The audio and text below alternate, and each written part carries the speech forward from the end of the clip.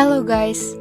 BES Association is the student association of business economics in Universitas Prasetya Mulia and was first established in 2017, intending to support the development of student soft skills, especially in analyzing economic conditions which can impact businesses.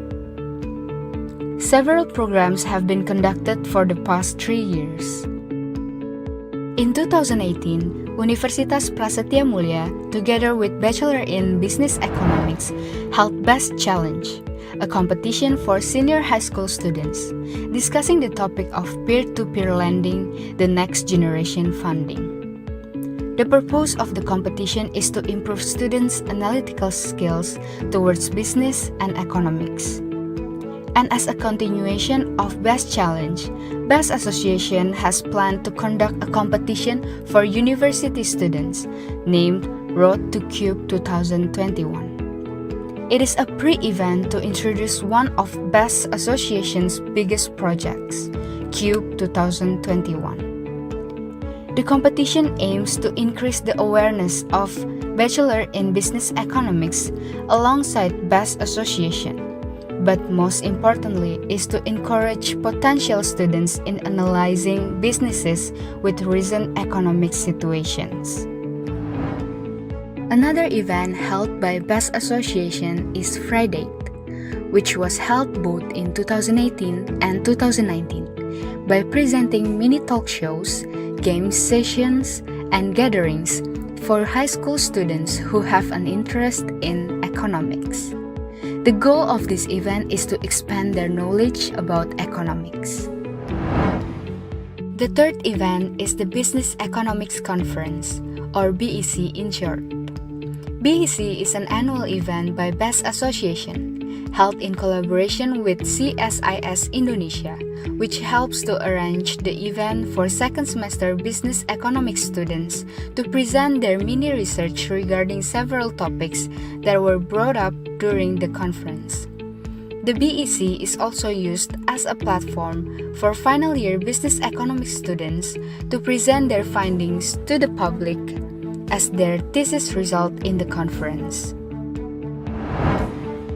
Apart from that, some of BES Association's new projects in 2020 are Podconomics and BES Talks.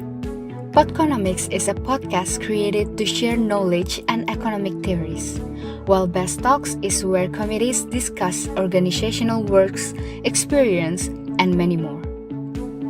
Both can be accessed on our social media, such as Instagram, YouTube, and Spotify.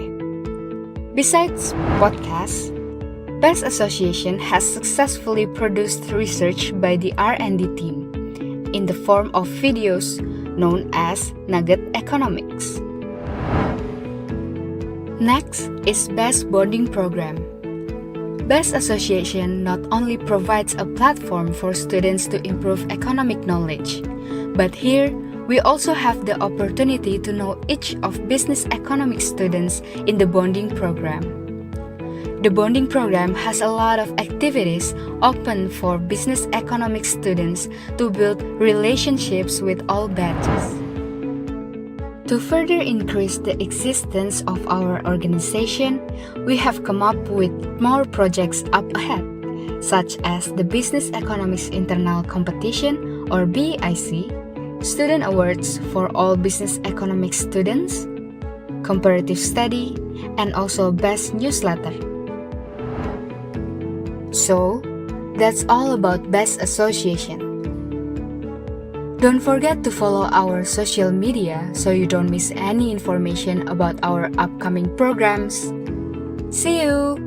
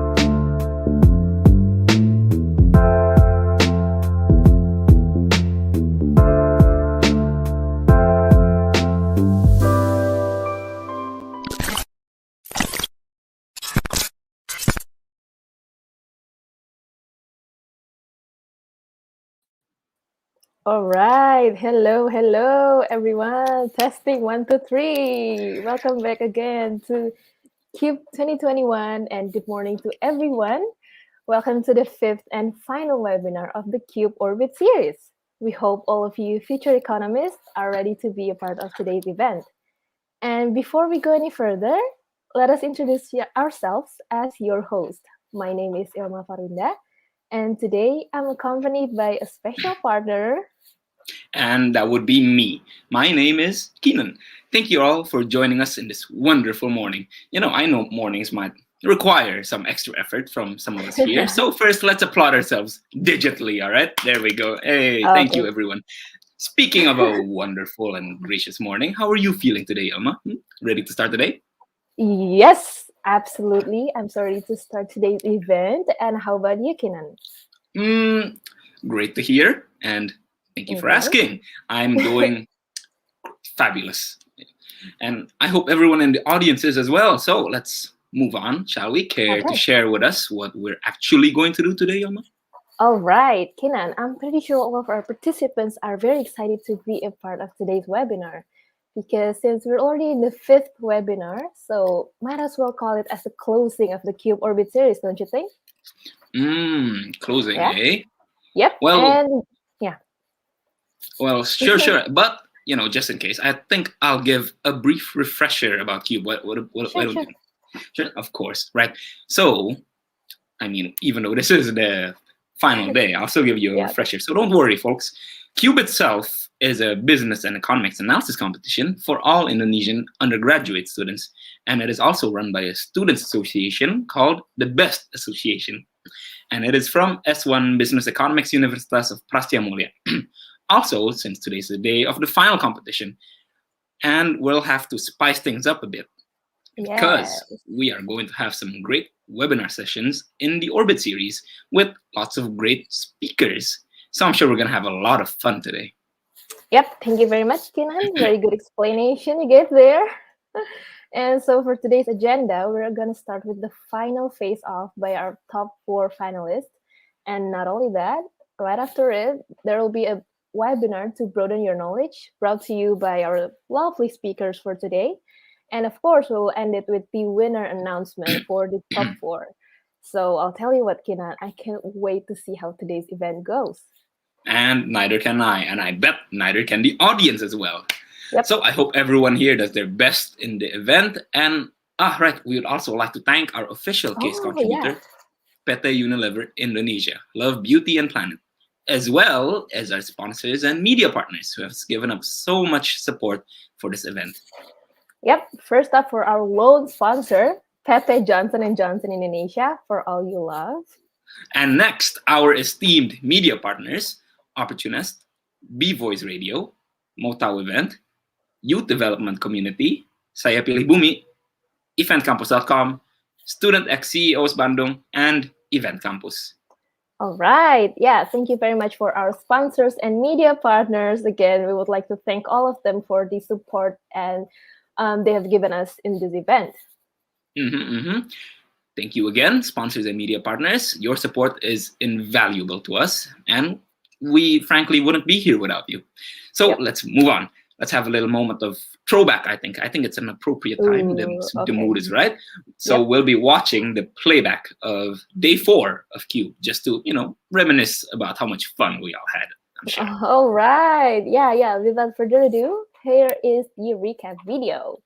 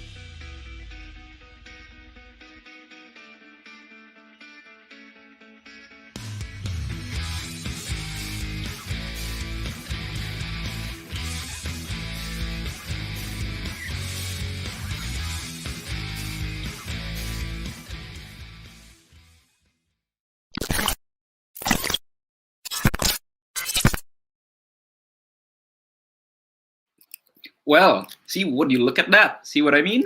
On a Yes. on a scale of 1 to 10, I'd give that a solid 11 for fun. It's that good. But I suppose we have to do a bit of sharing about that, right? To enlighten Yeah. those who are still in the dark about it, at least. So, in that case, could you care to share for a bit about Cube Orbit 4, Oh, Elma? It would mean the okay. world to us. All right. Okay. We had such a great time back in Cube's day 4. It was just so insightful, and we had the workshop, as you guys can see. And to give you guys a little throwback of the 4th day of Cube, we were also accompanied by two amazing speakers talking about the sustainability of the beauty industry, and it was so great to see all of the speakers. And on top of that, the finalists were also being narrowed down from the top 10 to the top 4. So yeah, they really gave it their all on that day, and I'm sure we will have so much fun today and also gain new insights from today's webinar, Kinan. Well, that was a pretty good explanation because congrats to you. You've succeeded in making me even more excited for this event. Surprise! Right? And because of that, Hey, I think it would just be best if we moved on, to the opening speeches. all right. So, first and foremost, I would like to welcome Miss Erica Nofianti Lucas, the head of the Business Economics undergraduate program, for her opening speech. So, Miss, the stage is yours. Good morning, everyone. I hope that you are safe and well wherever you are right now.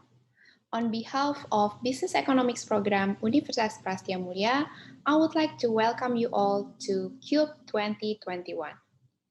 CUBE, or Competition for University in Business and Economics 2021, is a series of competition events managed by Business Economics Program Universitas Prastia Mulia for Indonesian undergraduate students worldwide. I still remember we had a pre-event called Road to Cube 2021 with the theme of sustainable energy business back in 2020, which has attracted so many participants from Java and outside Java. And this year, we present a broader view of sustainability from business and economics perspective in CUBE 2021. Just like in the business economics program learning process, CUBE aims to demonstrate our commitment to improve university students' ability in analyzing global economic conditions and relevant issues that affect businesses, as well as developing skills and mindsets based on holistic approach. This is actually the 4th time Business Economics Program Universitas Prastia Mulia has designed the annual business case competition. And the theme for this year is Donut Economics, Where to Start. It's basically a framework for sustainable development by Kate Raworth, shaped like a donut, which has social foundation and ecological ceiling. I don't think it's my place to explain about it further, but it's a very new and interesting topic. I believe all of you cannot wait to get to know it deeper. So, CUBE 2021 begins with a series of webinars starting from July, followed by an elimination process leading up to the main event in August. The main event comprises of several webinars, mentorship, case presentation, and quiz contests. It's going to be exciting, and I really appreciate the committee that prepares this event so well since months ago. In this opportunity, I would like to also thank our official case contributor, Unilever Love, Beauty, and Planet, as well as our honorable speakers. It's a huge pleasure and honor to have you here with us. And for all of the participants, I deeply hope that this series of events can be insightful and beneficial for all of you. Stay safe and enjoy CUBE 2021. Okay, thank you very much, Miss Erica Lucas, for opening today's session with such a wonderful speech. I mean, it's so great to see her again, not only in the Mhm. class. Not only in Well, class. I mean, it's been a okay, while. okay, COVID has taken a toll. right. Okay, next we would also like to welcome the chairman of the Best Association of 2020, Lewis Jervin, for his speech. All right.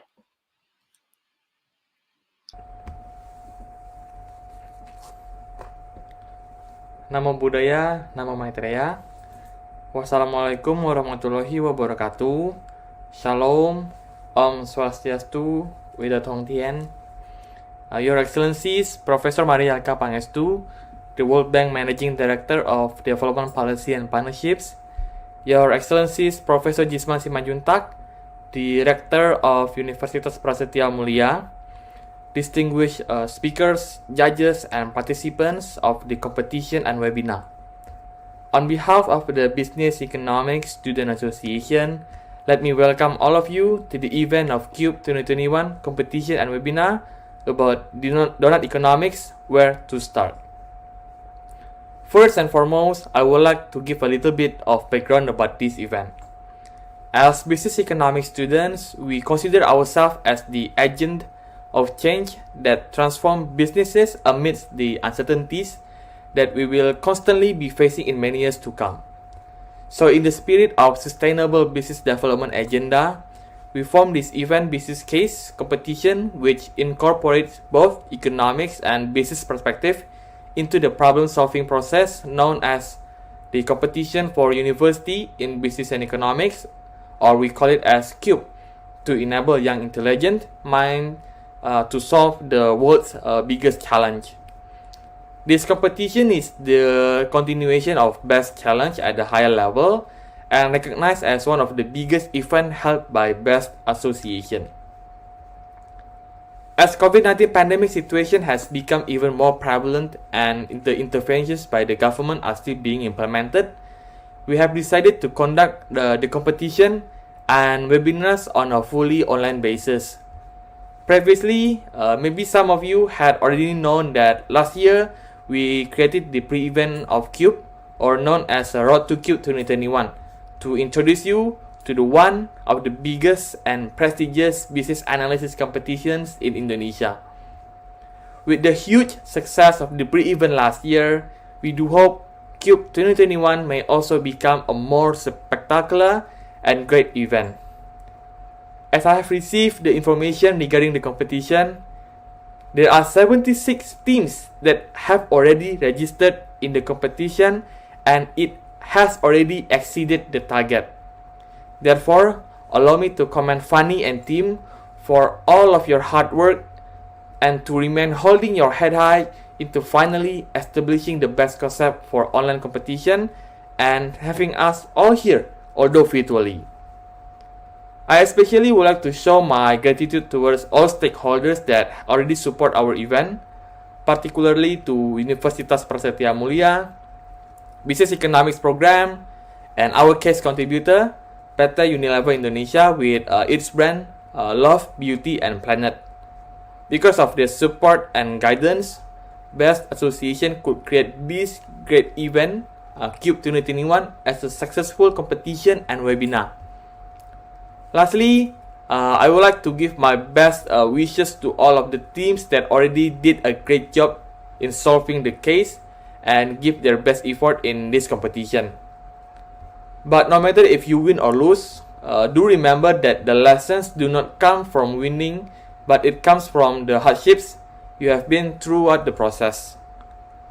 Also, don't forget to always obey the 5M health protocol by using your mask, keep your social distance one and another at least 1.5 meter, limit social gathering, wash your hand with soap and hand sanitizer, and get vaccinated as soon as possible. Don't be afraid to get vaccinated because the vaccines that are provided by the government are safe, halal, and together we achieve the target of herd immunity in our country, Indonesia, by August 2021. Thank you and best wishes to you all. Namo Ami Dasama Buddhasa.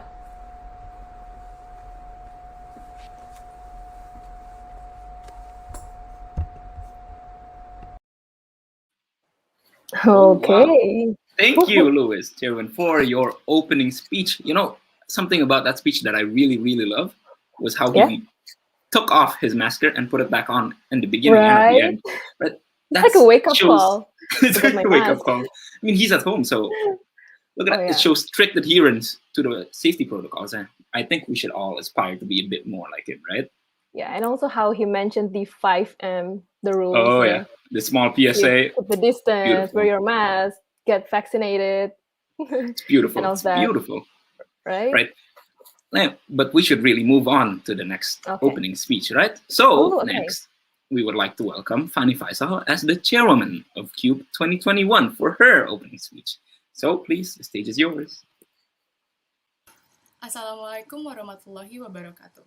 May peace be upon us all. Shalom, Om Swastiastu, Namo Buddhaya, Salam Kebajikan. Welcome, guests and participants, to CUBE 2021. My name is Fania Kaputri Faisal. I am greatly honored to have this opportunity to chair this competition. First of all, it is my privilege and pleasure, on behalf of CUBE 2021's committee, to welcome you here today. We are delighted to have you with us to participate in a meticulous event that we have tailored for you, our annual Business and Economics competition held by Student Association of S1 Business Economics Universitas Prasetya Mulia, CUBE. I would like to thank each and everyone who has attended this webinar on this beautiful day. I would like to specifically thank Universitas Prasetya Mulia and BEST Association for encouraging our event from the very start. PT Unilever Indonesia and Love, Beauty and Planet for becoming this year's official case contributors. To all sponsors, media partners, and community partners that have endlessly promoted our event, as well as my gratitude to all of the committee members that have been working hard in making this event happen. Without all of your support, CUBE 2021 could not have been run this well. On this very occasion, I would like to welcome you all to the series of event of CUBE 2021 with the theme of Donut Economics Where to Start, which is held online. As you all might be aware, the issues of waste management and environment have immensely encumbered Indonesia's effort for turning sustainable. The urgency to act for sustainability is now greater than ever. With the depleting health of Mother Nature, as well as the lack of response from world institutions, the call to action for sustainable development is imperative. This global emergency must be recognized and attended to in a swift and decisive manner. Leaders must acknowledge the crisis that we are currently in and work to build strategies towards a sustainable future. This task is not just a prerogative of global rulers, but each individual should recognize this responsibility as their own. In that sense, I am very happy to be with the distinguished participants, private sectors, and international organizations to learn from one another and take advantage of their vast expertise. In this competition, I would like to lead the stage to encourage discussion by providing solutions on the relationship of preserving social foundation while maintaining environmental sustainability. There is a need to maintain our social infrastructure and biological sustenance, but while still upholding and preserving the ecological ceiling. In this manner, our world can safely interact and operate within the space that is just for humanity. This predicament serves as the chief issue CUBE 2021 hopes to broach. And in order to catalyze the awareness of sustainability within the younger generation of Indonesia, CUBE strives to facilitate the creation of new solutions in light of this matter. We hope that this event may serve as a beacon and further hone all of our knowledge for the future in the hopes that the ideas we have nurtured may be the key to a more sustainable Indonesia.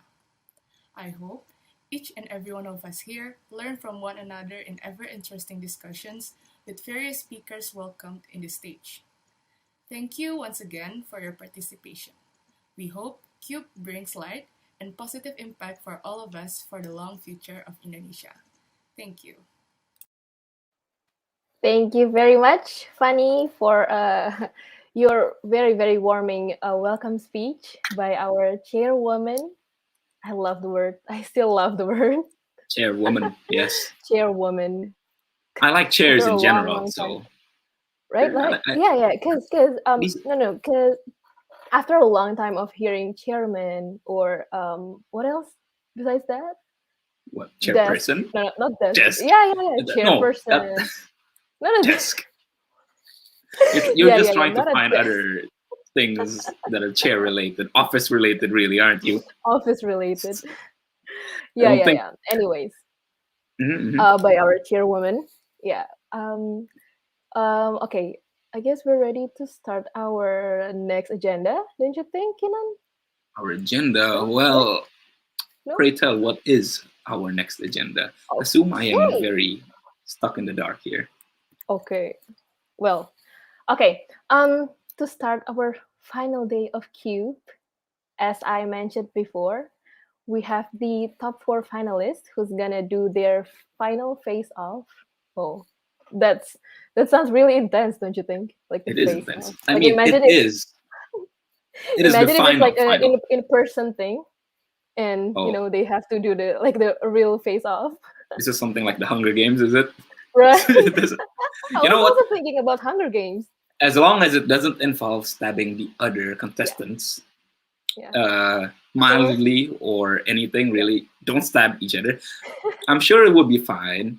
But since this well, is online, no, as long true. as no slurs come out, then I'm sure They're we'll gonna all stab be each fine. other with their own words, Yes, that's what you call a forked right? tongue.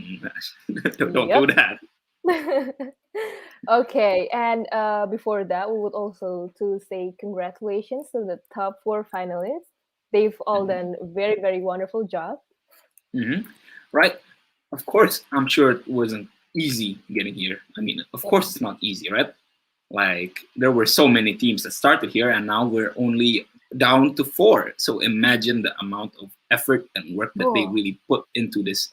there So was don't take that for around granted. like 70 groups There who were 70 registered to groups. the Yeah. Hot damn. It was a Jesus, man. lot. That's a lot of groups. See, so Yeah. that in itself, the way that they have carried themselves, and since we've seen how they presented, Oh they should yeah, all in the be top very, 10. Yeah. you're right, they should all be very, very proud of themselves, right? But even then, now is not the time to relax just yet, Okay. because today will be the day which will decisively determine the winner of this competition, right? And boy, oh boy, I I can't mean, they're wait to all see who that. winners, When right? we're all winners in the right? I mean, yes, they're all Yeah. winners, right? But there's going to be a ranking and such. So Yeah. I'm looking forward to that. I can't wait to see who's going to come out on top. So you know what? Without further ado, I think it is best that we would like to welcome Priyanka Mulia from the committee's competition division, to take the lead and explain a bit just about the final presentation. So, Priyanka, the stage is yours. Go.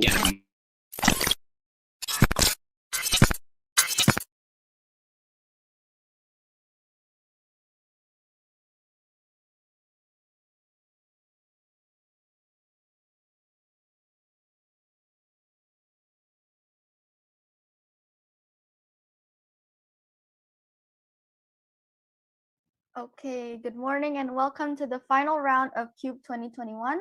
My name is Priyanka and I will be moderating this competition today.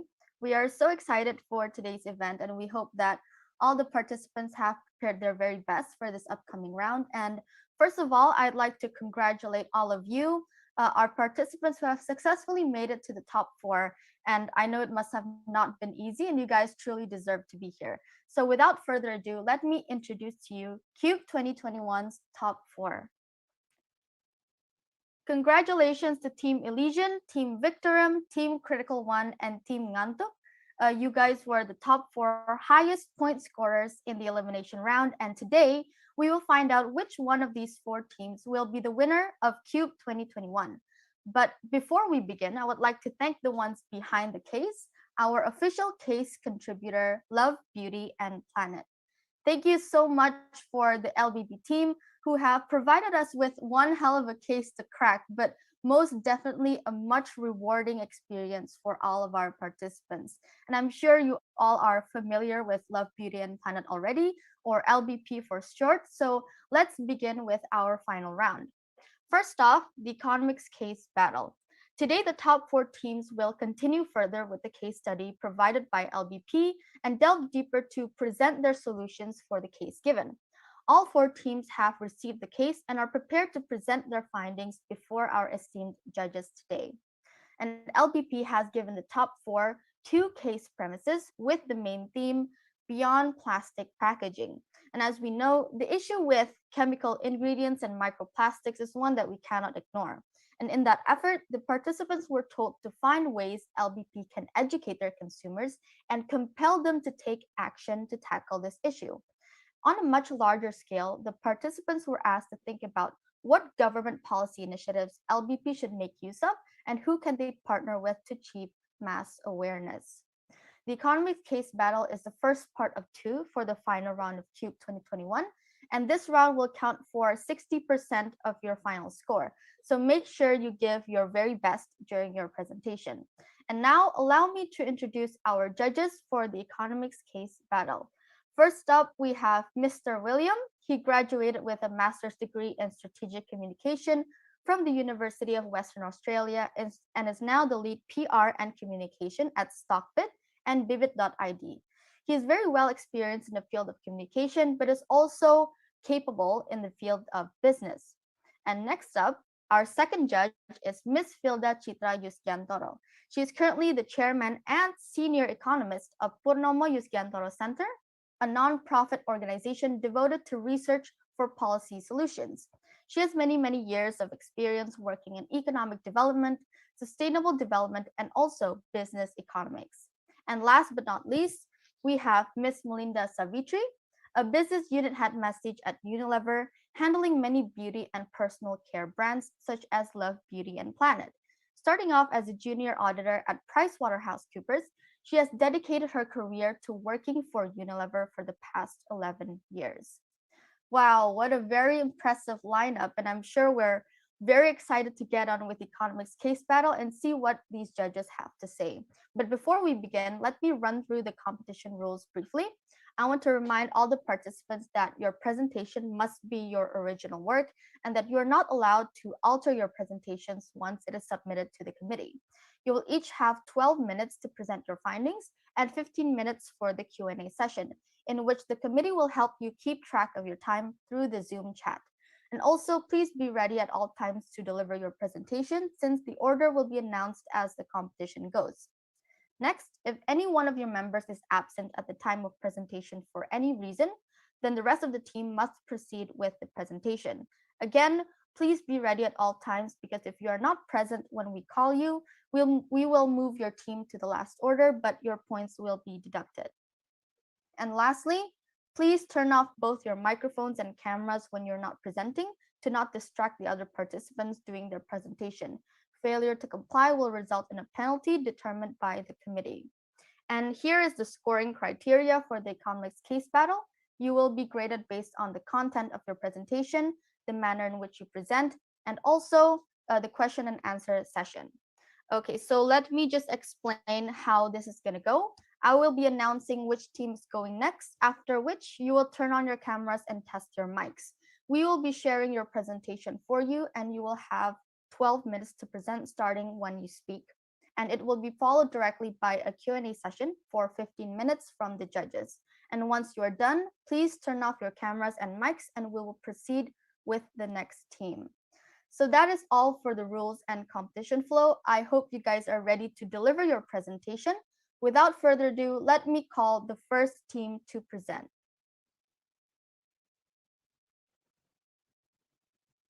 Please welcome Team Ngantok. So please get ready with your cameras on. Our committee will share your presentation and your time will start as you speak. You can start your presentation on my cue. So please pay attention to your time limit through the Zoom chat. Your time will be 12 minutes, followed by a 15-minute Q&A session. So please stay within the time allotted. Okay, I see that everyone is ready here. Okay, Team Ngantuk, you may start your presentation. Most of us has already know that superheroes in the movies use their superpowers to save the world. We may not have those superpowers in real life, but guess what? We don't need those superpowers to save the world, our world. All we need is one small, real, and doable action at a time, which brings us to our campaign, Love in Action. Next. So, how do we put our love into real, doable actions? We begin by analyzing what problems our planet is facing and Love, Beauty, and Planet's efforts in solving them. Next.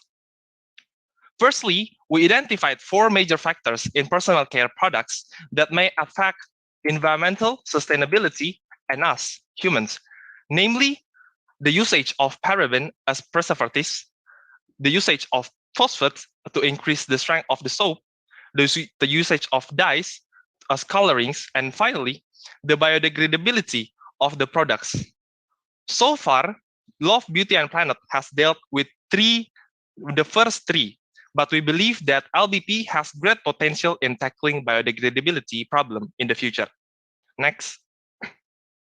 Secondly, we found that microplastic is another urgent problem that needs to be solved by every FMCG companies, including Unilever. So the question is, what are the main sources of microplastics? Next. Microplastics comes from 2 main sources, unmanaged final dumps and ocean-bound plastics. Unilever has already taken actions towards this issue by creating 288 waste banks in Indonesia. However, the current solutions may not prove to be effective if people don't actually know the importance to utilize it. Next. As such, how exactly do we make them understand? Next. Let's highlight that humans eat approximately 2.5 kilograms of plastic in a decade, meaning that every single one of us eats about 250 grams each year. Next. With this being hazardous in the long run, we believe that our team's goal is to help consumers and the community live a healthier life is in accordance to Unilever's vision. Next. To visualize the severity of this problem, let's imagine if the water you drink contains the chemicals you use from the soap you use, or the food you eat contains the microplastics from your previous coffee bags. Next. Therefore, we need more green conscious consumers to support our movement and alleviate the problems. To check on the readiness of our potential consumers, we conducted a mini survey consisting of women ranging from the age of 18 to 35. So our findings suggest that most of them are behavioral greens who are trying to live more ethically. They have good impressions on brands with green marketing, but they tend to have negative impressions toward the government programs. Next. And as a reference, we also included Unilever's internal survey. The numbers are different. We noticed that the numbers are different when we compare this to ours. But we believe that this disparity is caused by the difference in the respondents' demography, while our survey are more focused on Love, Beauty, and Planet's target market. So nevertheless, both of them still emphasize our core problem on the next slide. Next. As for the core problem itself, we notice that our country has low environmental awareness, possibly due to two main reasons. Minimal education about the current situation, and Indonesia is a developing country. Next. After some consideration, we agreed that these two are correlated with each other. Little information creates no urgency, no drive, and no feeling of indirect impacts, thus making people reluctant to take action. While some of the well-known traits of developing countries' people are low average income and low moral stage. Next, please. So what is our current situation? Indonesia total waste is approximately 67.8 billion kilograms each year, 42.51% of which coming from households and 10.58% being plastic waste. Next. 69% of those plastic waste goes to the landfill, while only 7% of them are recycled through the year of 2018. Next. The waste collection is dominated by the informal sector such as scavengers. It is estimated that by 2021, the number of plastic waste is being recycled will increase to 10%. Next. But of course, we would like to shift the scavengers from the informal sector to the formal ones. Next, please. Next, please. So, what if back again. Still in the previous slides. Previous one. Previous. Not the. Not the next. Yes. Yeah. Previous. Okay. Next. Okay. Thanks. So, what if every household contributes by sorting their waste themselves? Next. To answer that question, we propose our planet solution framework, which will focus on positioning love, beauty, and planet as the pillar of this Unilever sustainability plan. But first, there are two main problems that we need to address. Many people are not well informed about current environmental issues, while policymakers have no incentive in spending resources to create a sustainable environment. Next. So the solution is divided into 4 big phases: trigger, experience, exemplify, and beyond. But before that, let us take a look to our target market profile. Women at the age of 18 to 35 years old have 3 main occupations: college students, housewife, and workforce. We would like to note that these women, their age in general, are proportional to their income. Next, please. So, before proceeding to the trigger phase, it is vital that we apply for Halal, B-Lab, and ISO 14001 certification since they affect the consumer trust. Next. So, the first phase is trigger. We want to gather mass awareness. Thus, we have appointed 2 KOLs as our brand ambassadors for the whole campaign, each with their own reasonings. We aim to reach 1.6 million participants. Next. With YouTube activation of giving a brief advertisement about the plastic journey, a short interview, and what LBP has done, we hope that we can invite people to save the planet with us in our movement. Next. Another is through social media activation by using press events and also social media contents, which will intensively educate the consumer about the issues and how the movement will be implemented. So in the end, we are hoping that they are willing to become a part of our movement. Next. The second phase is experience. With the objective of promoting the reduction of plastic usage, we will create a miniature movement for the long run, and we expect to reach 300,000 participants to join the movement of Pilah Sampah, which will last for 1 month. Next. The movement will not only consist of a challenge, but also a donation system for those who want to participate but could not afford the time to join.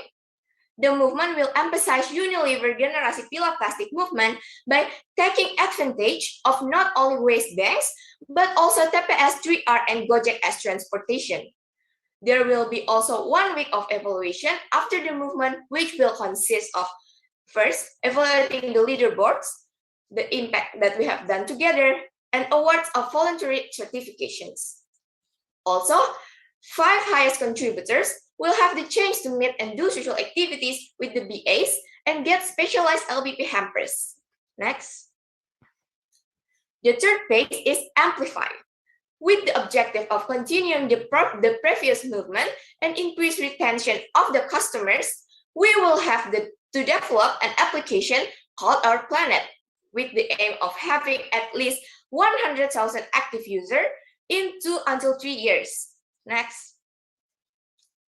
There will be several features that are currently available in our program, such as live update of LBP contribution and sales, our planet planting game, donation system, personalized contribution data, leaderboards, and monthly awards. While all they do within the app and the movement will contribute to the environment, we will also add up a point feature called Planet Points, which they can exchange with vouchers later on. Next. So we have talked about the trigger, experience, amplify, and beyond. So we're going beyond here. The final phase is going beyond what we have accomplished. In 2017, Unilever had tried to create a pilot plant regarding the plastic issue, but it faced a big problem. Therefore, we recommend that we have to create a movement. So next. So we have to create a movement in which each of Unilever's waste bank could turn single-use plastic into fuel using a pyrolysis machine. To do this, we have to collaborate with 3 main collaborators, namely Waste for Change to help us collect the waste, Get Plastic Foundation to operate the pyrolysis machine, and Pertamina to do quality control and sell the fuel. The pyrolysis machine can turn 1 kilogram of plastic into 1 liter of fuel consisting of 70% of diesel, 20% of gasoline, and 10% of kerosene. The project has been going over 2 years, and some of these machines has been already bought by WWF World Wide Fund in the past. Next, to help us visualize the impact. Next, please. Okay, to help us visualize the impact, we tried to do a simple when we tried to do a simple calculation in Jakarta's daily single-use plastic waste. 366.75 kilogram is a fantastic number. But what if we turn them into a diesel fuel? Wouldn't that be amazing? Next. Here is our timeline for the project. Next. Next, we have our financial projections, which includes and excludes the beyond phase. You can see. Next. Next. Okay, so this we have the return on investment. No, before back, please. Back.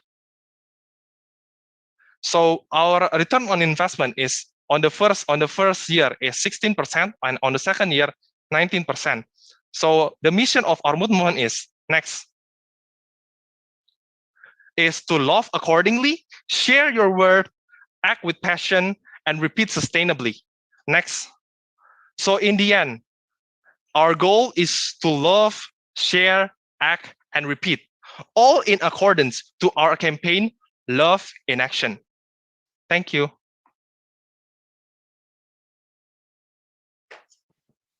Okay, thank you very much, Team Ngantuk, for your presentation. We will now proceed with the Q&A session. So judges, you may get ready to ask your questions.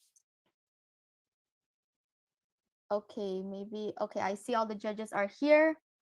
You may ask your questions now. You have 15 minutes and your time starts now.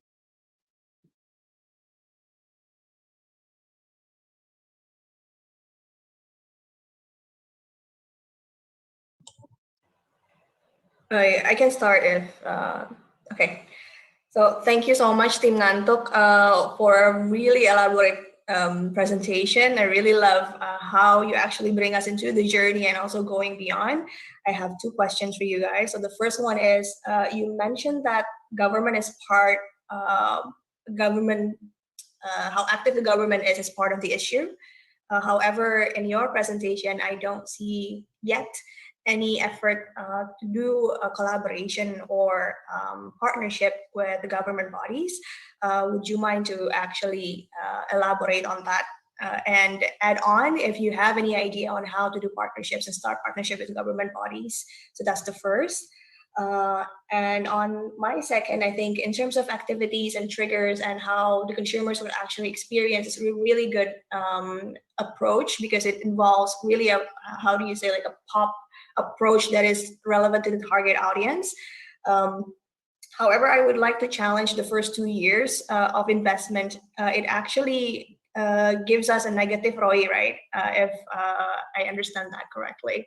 So during those 2 years, when we have a negative return on investment, it will be a very challenging business for us.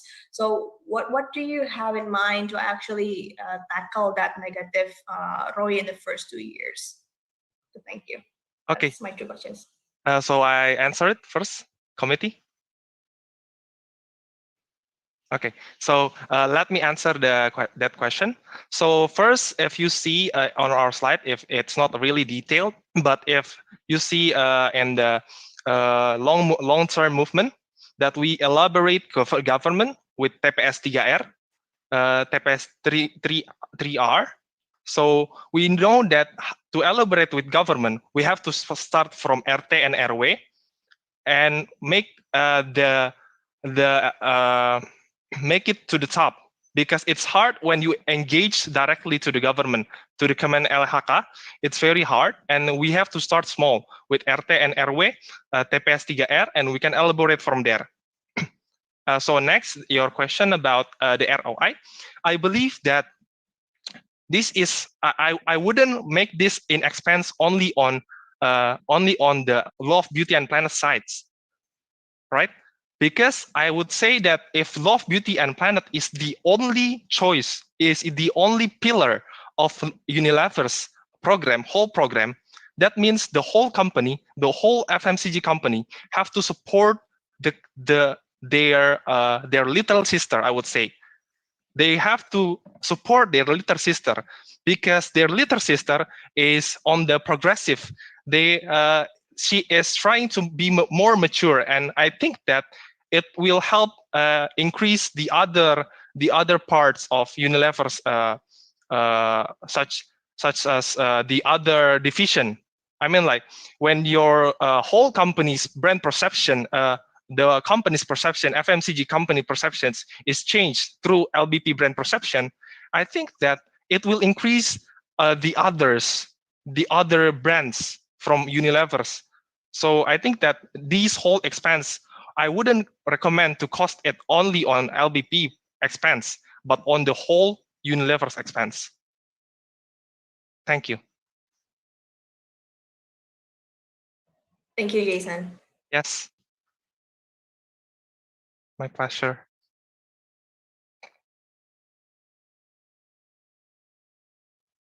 Ms. Fielder, do you have a question? You can go first. Okay, William.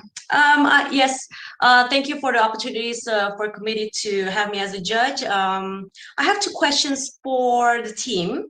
The first one is about, I'm really interested in how you recommend using a pyrolysis machine into diesel fuel. So I was thinking, because diesel fuel actually is not environmental friendly. So I just wondering, why did you choose to have diesel fuel instead of maybe like renewable energy? That's the first question. And then the second one is about the timeline that I've seen for your beta movement activation and evaluation of the movement. In here, you spend only a half quarter, meaning like only 1.5 months for your movement activation for experience.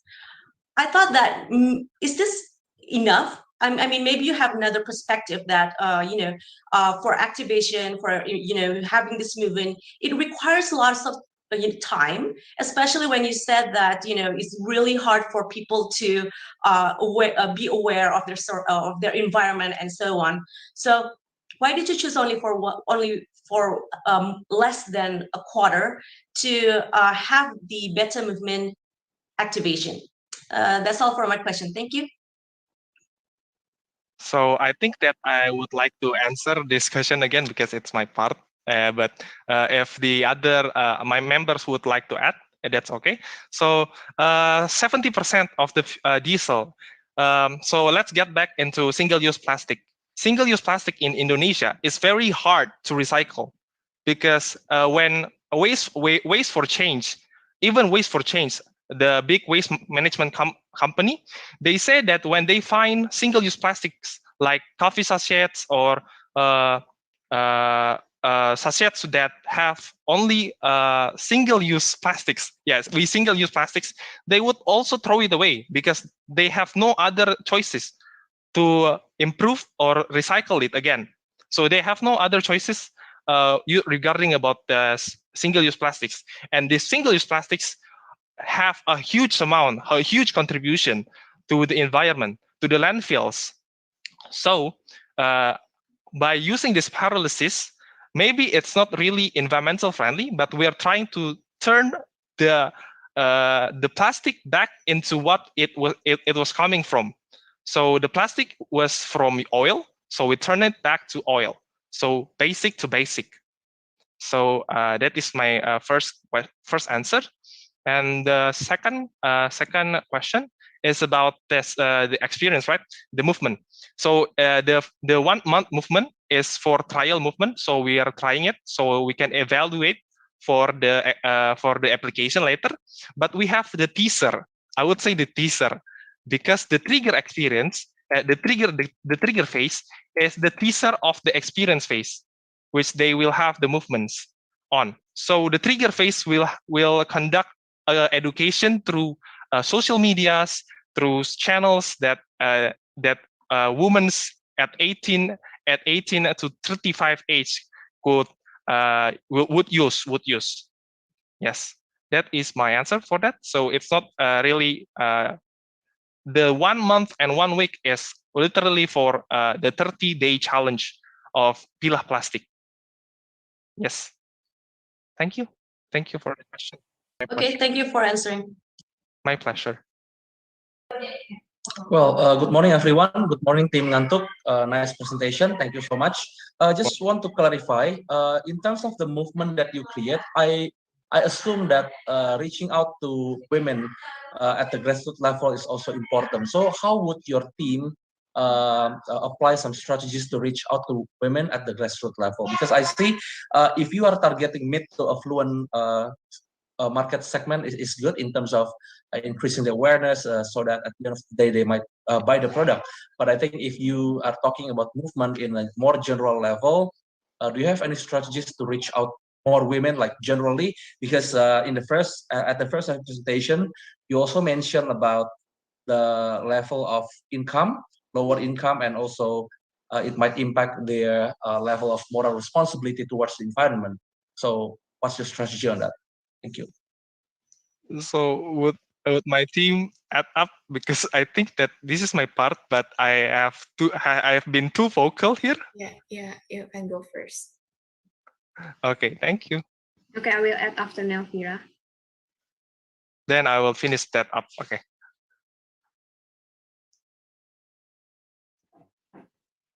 Wait. Okay, I will go first. Okay. Okay, so thank you for the questions. I think that we could reach the target women firstly through the social media, since we know that word of mouth, it will be really useful if we could spread the awareness of the challenge on the campaigns that we'll have. And also the second one is for reaching out to target women like up to 30 years old. I think that we could amplify it through the community, which is like usually a housewife has their own community through Arisan. And therefore, if one of their friends are interested to join of our campaign, the rest of them will be followed. That's for me. Maybe you can add, Nafra.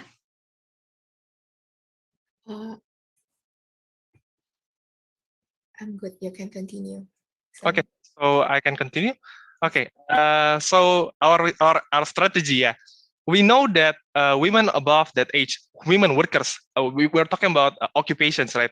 College women have more time. They have more time, but they are more price conscious. They're price conscious. But on the other side, workers have no time, but they are less price conscious than the women on the age of college women, right? So our strategy is to make a donation system and and the generasi plastik kila plastik movement. So the donation movement is for the workers and moms, housewives, because they have no time. They want to contribute. They want to join the movement, but they have no time. So we give them alternatives by giving them donation system.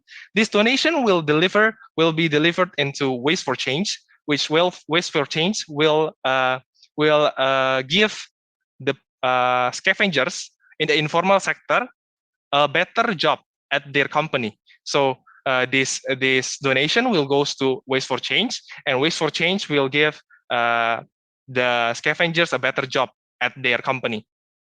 So that is our strategy. So yeah, hope that answers. Thank you.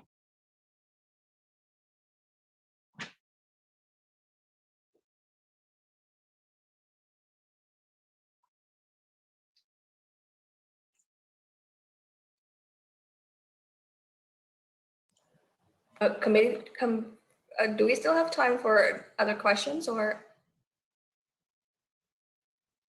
Yes, we still have a bit of time left. If you have any other questions, you may ask.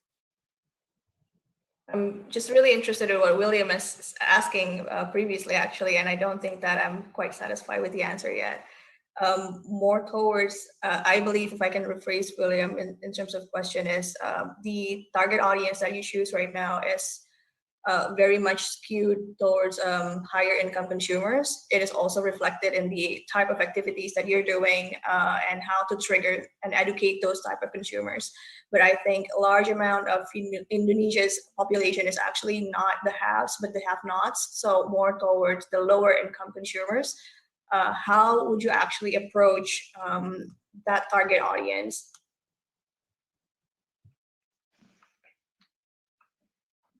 Okay, so I'm sorry for the misunderstanding of the question. So I think that that LBP has targeted the mid to affluent consumers. So we are hoping that the ones who are joining the huge movement is coming from LBP side, but we don't really have problems with Unilever having generasi pila plastic. Is a big movement, right? It's for everyone, right? It's not only for mid to affluent consumers, right?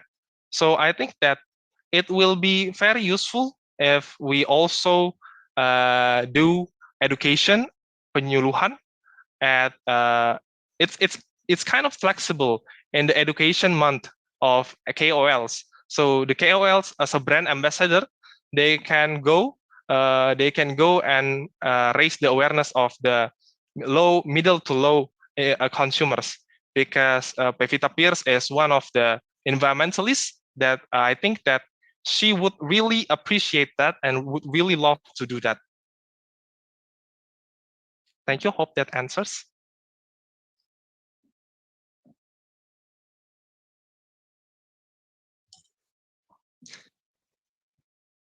Can I have one more question, committee?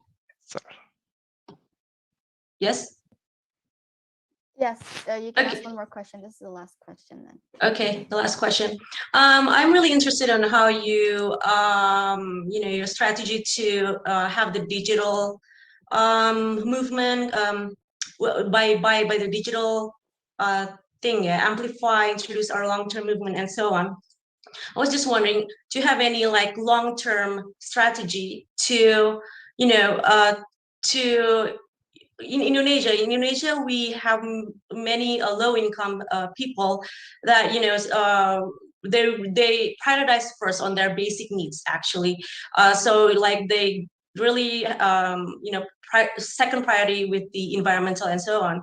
So with this digital thing that you recommend, how can you like make it effective to make them aware of the environmental that your goals for the products to to deliver it effectively, because the lower income people actually also for handphones is just for browsing, and then they use it only for like WhatsApp text and so on. So could you maybe explore a little bit more to convince us about how to make it more effectively?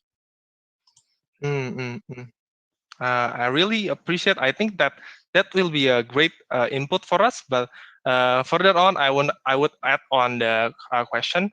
We think that we have to try. We have to best use this, because Indonesia have low income and low moral stages, meaning that we have to influence the policymakers first, from the top to bottom. Because we are low moral stage, we have low moral stage, we are tend to just comply with the policy that they're making. So we cannot go from bottom to top, but we have to go from top to bottom.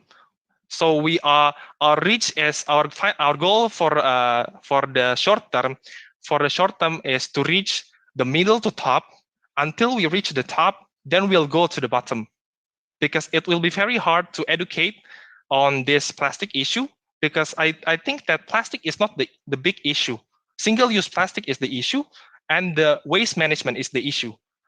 Plastic is sustainable because it's cheap, it's durable, and I think that they are recyclable. So it's not really the main problem we have, but single-use plastics and the waste management in Indonesia is a real problem. I think that Indonesia have to make a monopoly about the waste management system, because this monopoly is better. When you make a monopoly for such as PLN, PDAM, Pertamina, what else? What else do you have? PLN, Pertamina, PDAM. So they are more effective on the mass. So waste management cannot be competitive. I don't like competition in this waste management world. I think that it's all about collaboration.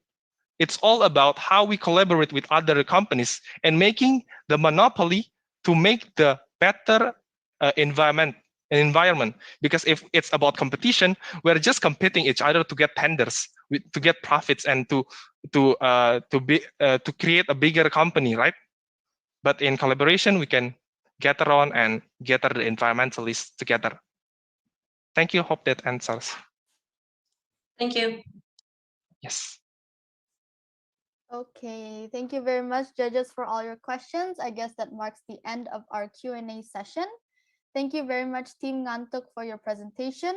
And I wish you the best of luck. You can now turn your cameras and mics off, because we will move on with the next team. Thank you, judges. My pleasure. Thank you. Okay, can I please have the committee to share the screen again?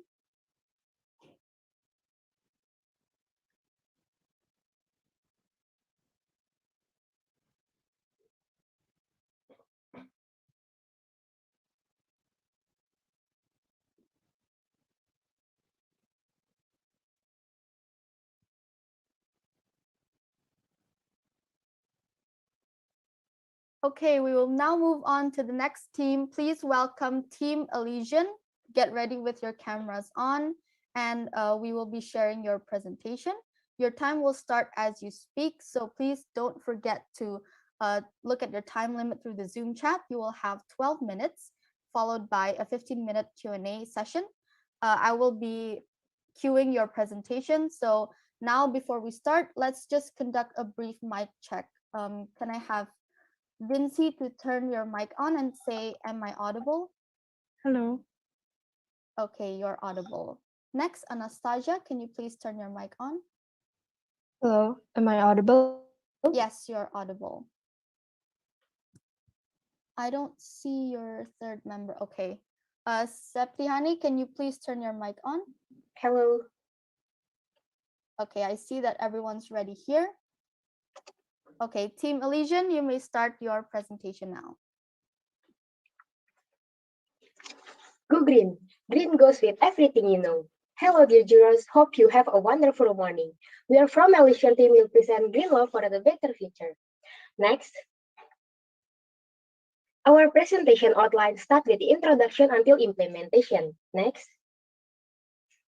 we have determined an issue 3 to make LBP into a top-of-mind sustainable brand and help the government aspiration to reduce 30% of plastic waste by 2025.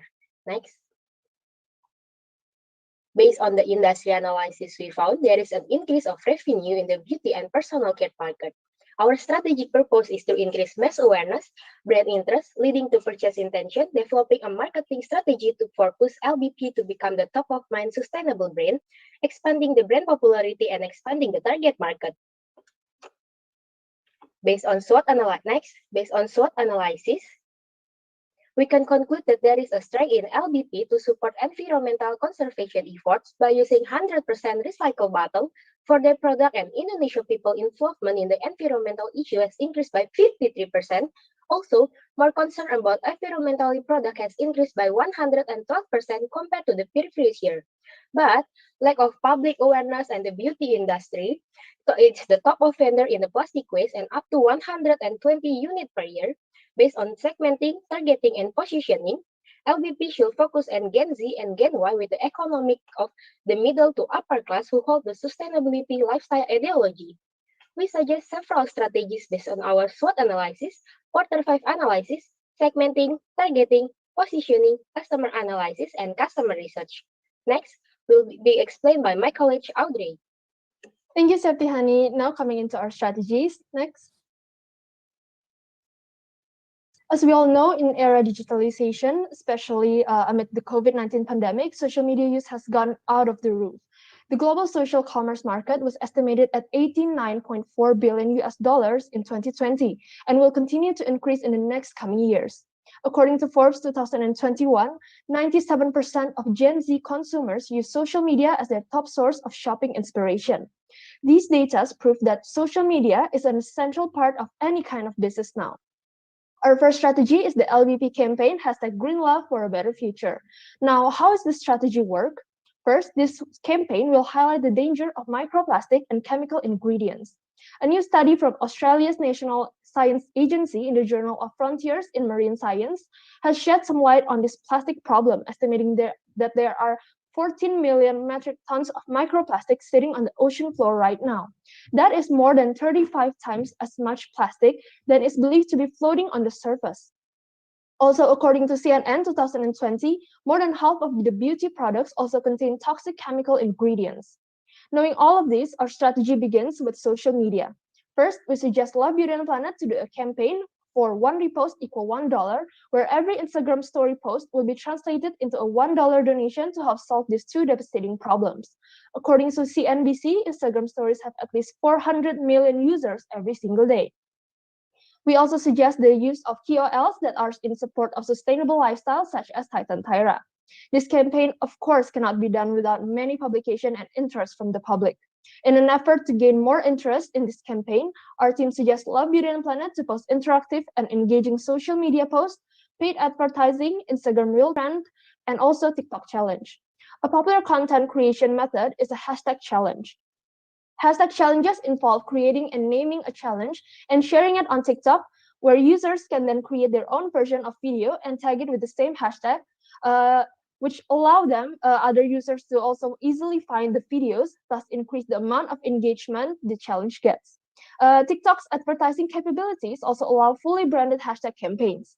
We suggest that the challenge will consist of consumers taking part in sustainability by posting a 21-day of free plastic life. Because according to a relevant theory of the 2190 theory by Maxwell Maltz, it takes 21 days for a person to form a new habit. By doing this challenge, this will also help many people to attune with a sustainable lifestyle. At the end of the challenge, of course, LBP will choose then later two winners to be given interesting prizes.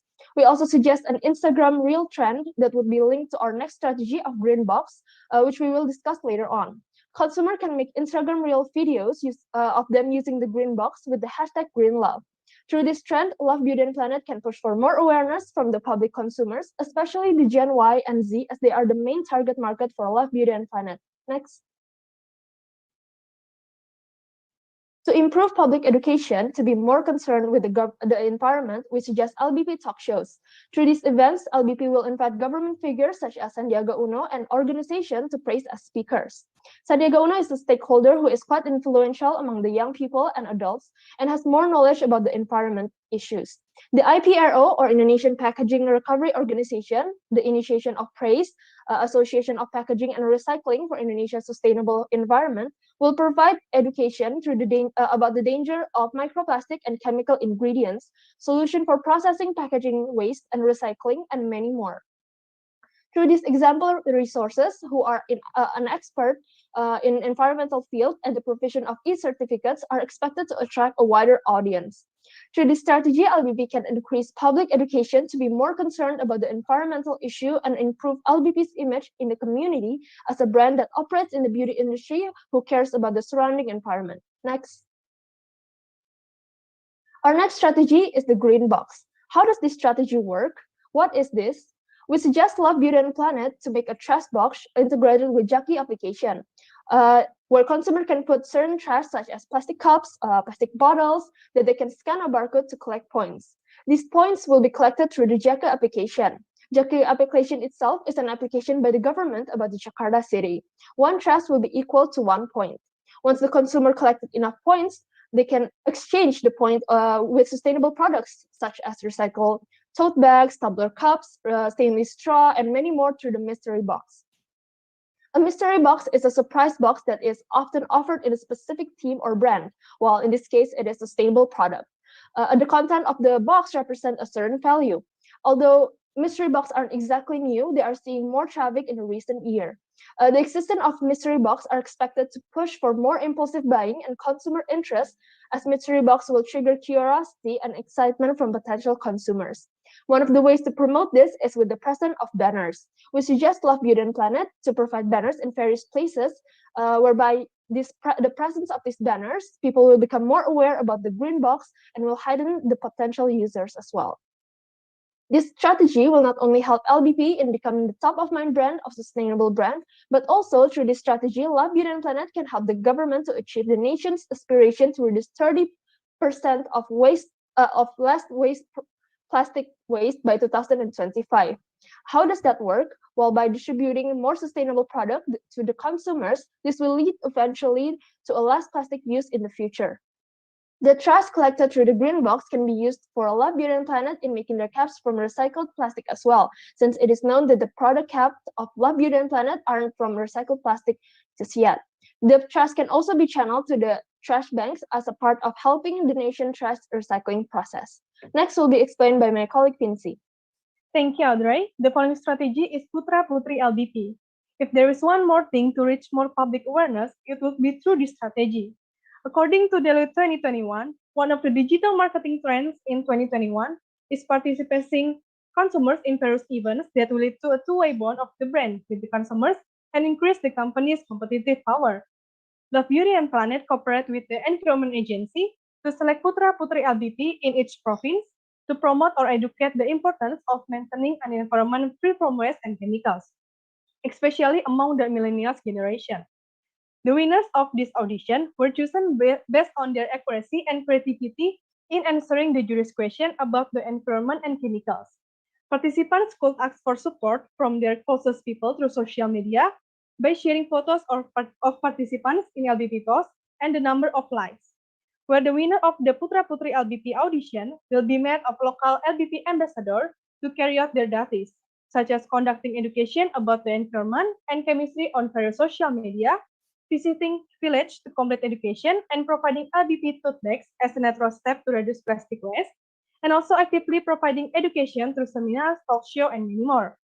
This strategy will further increase public awareness about LBP, which has an image of caring for the environment. Next. Our team had performed an informal research, and here are the results of our consumer research on 115 respondents of Gen Z and Y based in Indonesia. We have found that 99.1% of respondents believe that sustainability is important. 95.6% use social media to find out about current trends. Then 80.7% are interested with talk show about microplastic and chemical ingredients with provided certificates. 86.8% are interested in using a specific phrase if they can get points for sustainable products, and 94.7% believe it is important for the environmental services to hold events on the importance of sustainability. Next.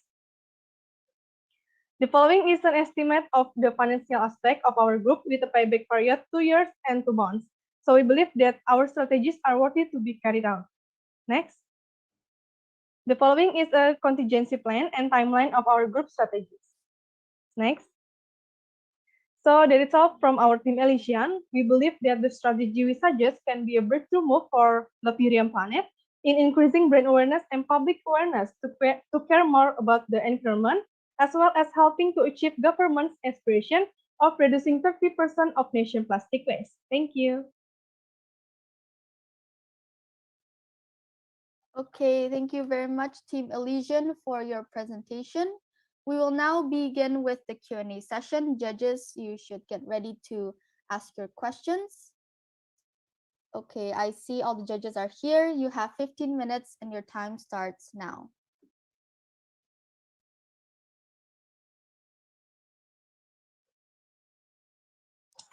Urutan lagi ya, berarti. Okay. I'll ask one question first, and I'll see if we can go through with other questions. So, my first question is, I really like your approach in doing the targeting for the activity itself. So you're using the target audience metrics, and you actually identify the primary and also secondary target audiences. Can I understand more on what are your train of thoughts behind choosing those primary and also secondary target audiences? And so more towards the reason why and how big the audience is. So that's the answer that I'm looking for. And why is it worth it to actually target those target audience? Okay, thank you, Judge, for the question. I would like to help to answer.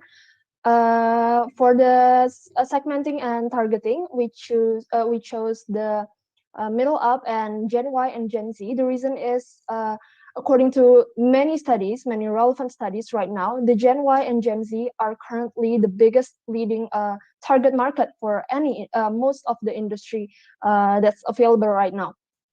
And also in trying to selling this product to, let's say, we would choose like middle up, because according to the Maslow hierarchy theory, the self-actualization is the least important needs out of 5 human needs. So by targeting those with the middle and middle upper class, we believe that those people are more aware, not more aware, but more capable of thinking about the sustainability, as more people who are in the lower class would care more about their daily life. Let's say the first basic need by the Maslow hierarchy, such as food security, clean water, etc. So that's one of the biggest reasons why we chose that target market.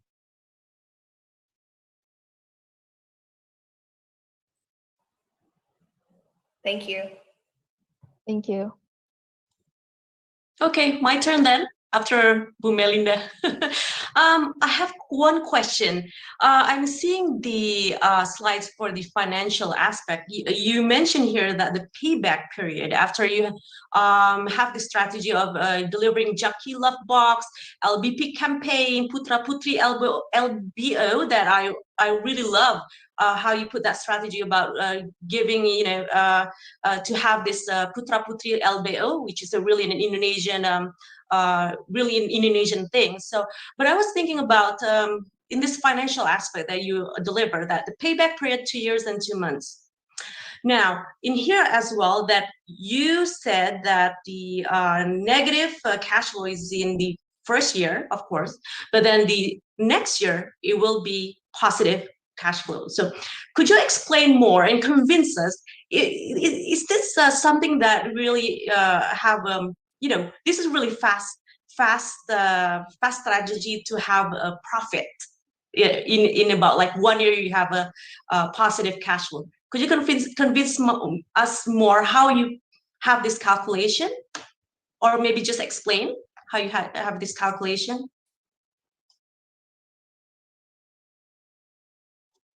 Okay, for this calculation, we base on our estimation, and of course, we also search for data such as an endorsement fee for like Titan Tira. And why I think this is 2 years and 2 months it's better for us because as the report in the entitled Digital 2021, the latest insight into the state of digital, it states that out of 274.9 million people in Indonesia and 170 million of them have used social media. So the penetration rate is around 61.8%. So that is why we said that our strategy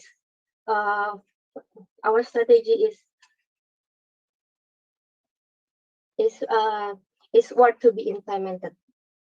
I also would like to add the reason is why we believe that in the next year the cash flow will be positive is because based on our consumer research that we have done, the respondents showed a very positive lights on all of our strategies. And so by implementing these strategies, we believe the public and the consumers will take a great interest in our strategies. Thank you. Thank you. One more question from me. Still regarding to the financial aspect that you have here in the slide presentation. You mentioned that you will place green box. In here, I said that 10 units. Could you explore more specifically in where will you put this green box? You have like supermarket, hypermarket, traditional market, or even maybe other places that you will going to put this green box as a pilot project maybe. So I would like to help to answer that. For the placement of the green box, we will choose the places that have potential of many crowds of such as malls and where the LBP products are sold, like Watson, Guardian, and similar places like that. Thank you.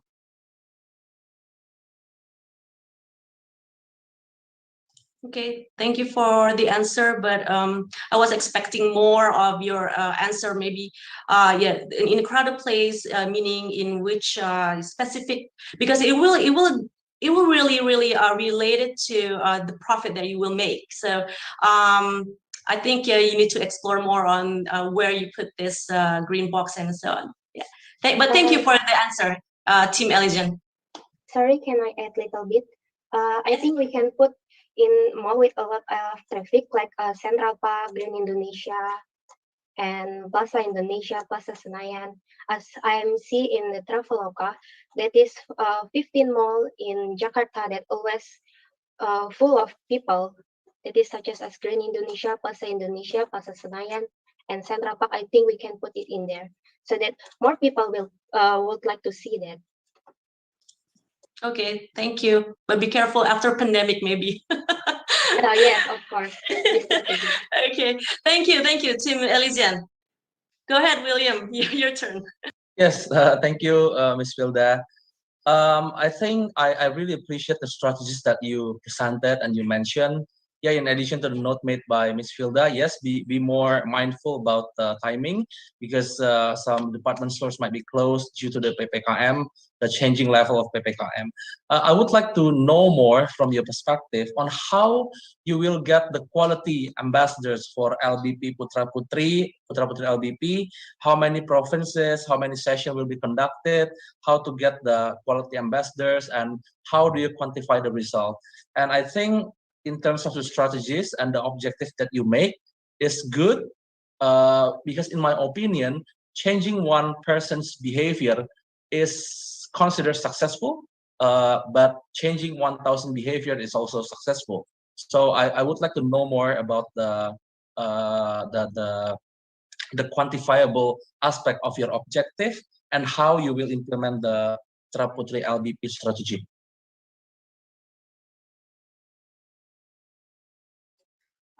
we quote this strategy from Abang None, who which I mean is Abang None is not only about how you modeling yourself, but it's also from your behavior, from your brain, and how you understand Indonesia and how you understand Jakarta. So we say that our strategy Putra Putri LBP is for not only how to walk in the catwalk, but you also know how to make Jakarta is more sustainable, and how to help Jakarta and with your marketing strategy.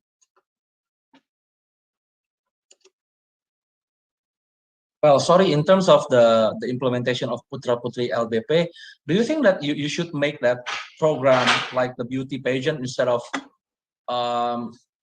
creating a breakthrough that to become Putra Putri LBP, you shouldn't have a good look, but just in terms of your behavior, maybe?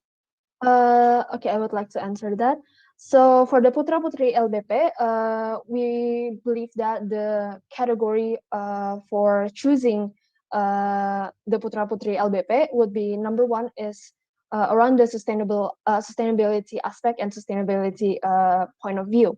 So we suggest that the LBP as a sponsor as well to then give them some sort of let's say a case study or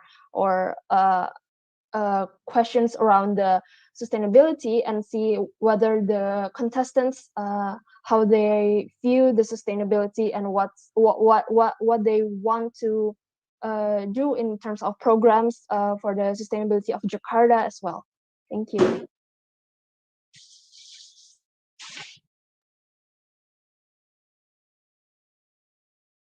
Thank you. Hello, me again. So I think I want to follow up what William is actually asking. So the question is, coming back to your marketing objective, the number one objective is actually to create mass awareness. However, in your plan, I haven't seen yet what is the target of awareness, and what is the KPI of what of awareness is of that awareness is considered successful or not successful. So currently the activities are somewhat tactical. So you have a couple of original activities, which I do like. However, how to correlate that into your marketing objective, which is of awareness, I haven't seen. So if you can elaborate more on that, for example, what's your target, firstly, in terms of awareness, and secondly, on how the activities that you've chosen will contribute to that awareness. Okay, so for the target market that we choose, it is we would choose like the biggest target market in Indonesia, which is Gen Y and Gen Z. And based on our research, we found that the behavior of this specific target market is very close and with social media users. Most of the people in this target market are very open to technology, to nowadays technology, and also the Putra Putri LBP. We also suggest that strategy, and how that create awareness is that through the environmental services. This can help by the government help of endorsing this event will create a more wider target audience as well. Thank you. And for KPI, actually we have it in the appendix. For Putra Putri LBP, the total conversion rate that we are estimated is 5% from the participant and the viewers and the public who will be educated by the environmental ambassador.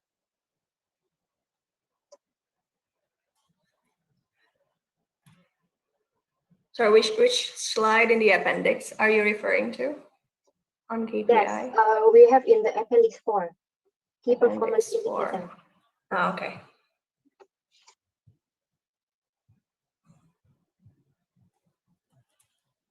Okay, thank you.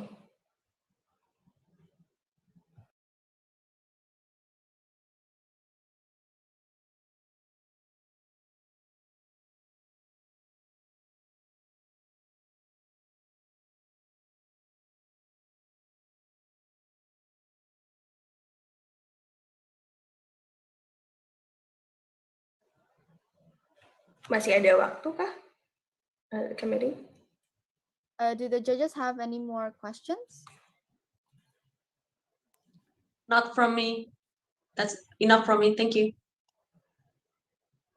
For Miss Melinda, is all the questions all good? If we still have time, I have one more actually. Okay, sure. We still have a bit Okay. So it's my last one. I think more towards drilling on the costing again. So coming back to the investment analysis, I would like to understand more on what are the assumptions that you use to actually come up with the costing analysis, and for each activities, what are the sources for the assumptions? So for the those estimated budgeting, or we use not only our assumption, not our personal assumption only, but also through research from articles, relevant articles, of course, and through the people we know, and through many articles and news and financial reports from companies as well. Thank you. And I would like to add, for example, in our webinar, we're looking how much Zoom costs for 1 year, and we added with the cost of the staff who will work with the webinar later on.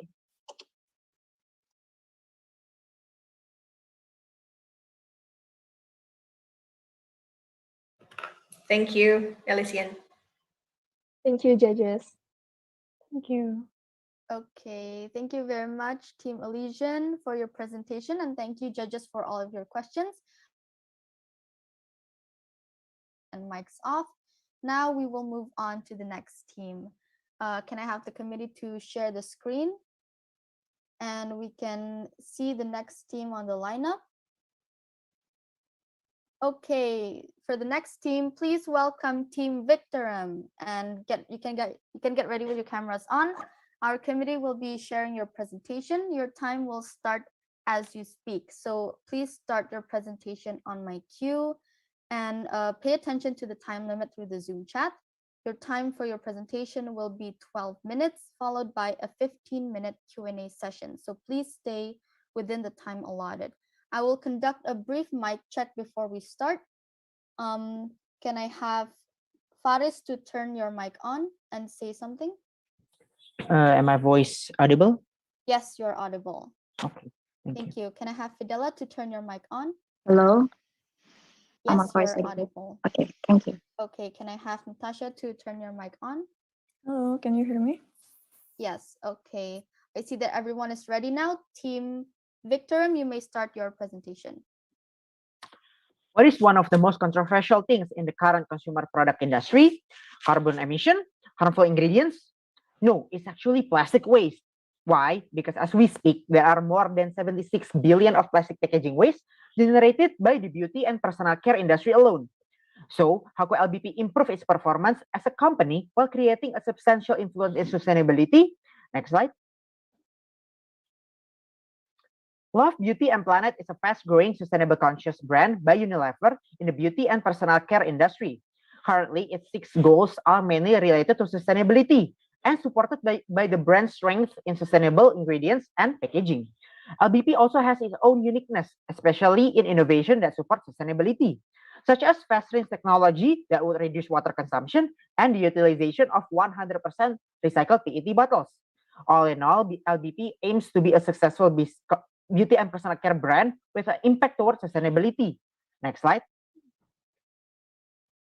To achieve its success, LBP needs to tackle 3 major challenges related to sustainable BPC industry. First, customers' awareness is actually low toward plastic and chemical ingredients impact on the environment. Why? This is due to only 12% of customers' main purchasing driver is actually being an eco-friendliness of a product. And also, the formation rate of microplastic is actually still high. This is because of microplastic is actually derived from plastic, and the current recycling rate is actually still low. Customers also use more than 168 different chemicals in their daily routine, which most of it will end up in the wastewater. Secondly, inefficient sustainable business programs in BPC industry, supported also by limited facilities, low incentives, and dependency on offline methods.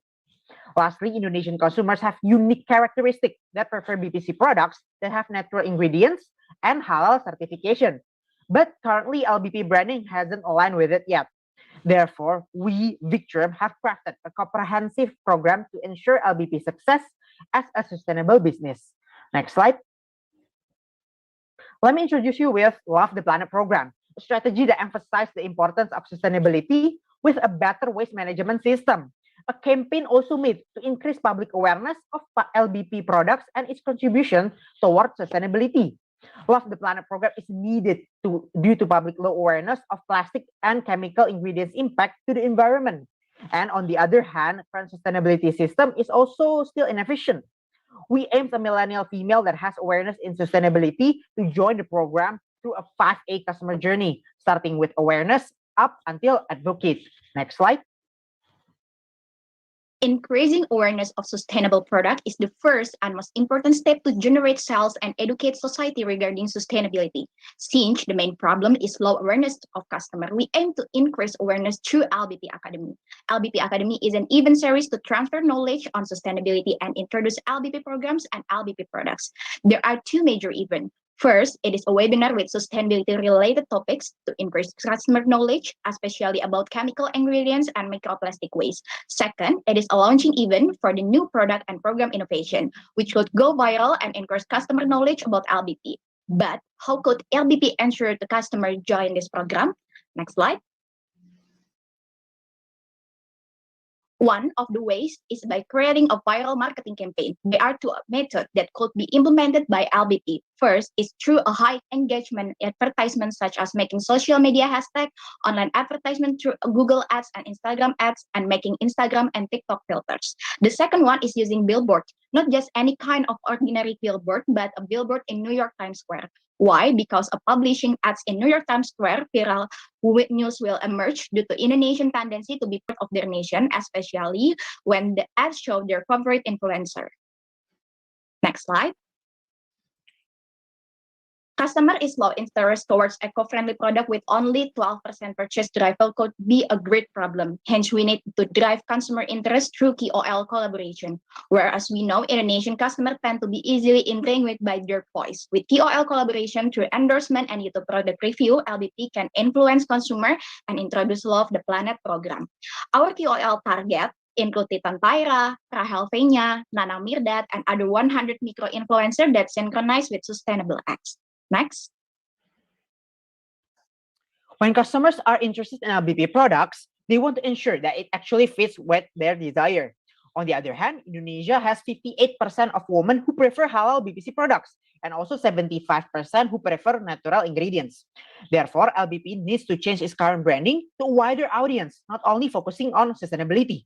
Hence, we designed some packaging changes to accentuate LBP characteristics that align with Indonesian market. These changes including a halal logo, challenges to contribute towards Love the Planet program, QR code, natural ingredients highlight, and last but not least, fast rinse technology highlights. By this comprehensive product information, we really hope that it could boost and trigger consumers' interest in LBP products and also programs. Next slide.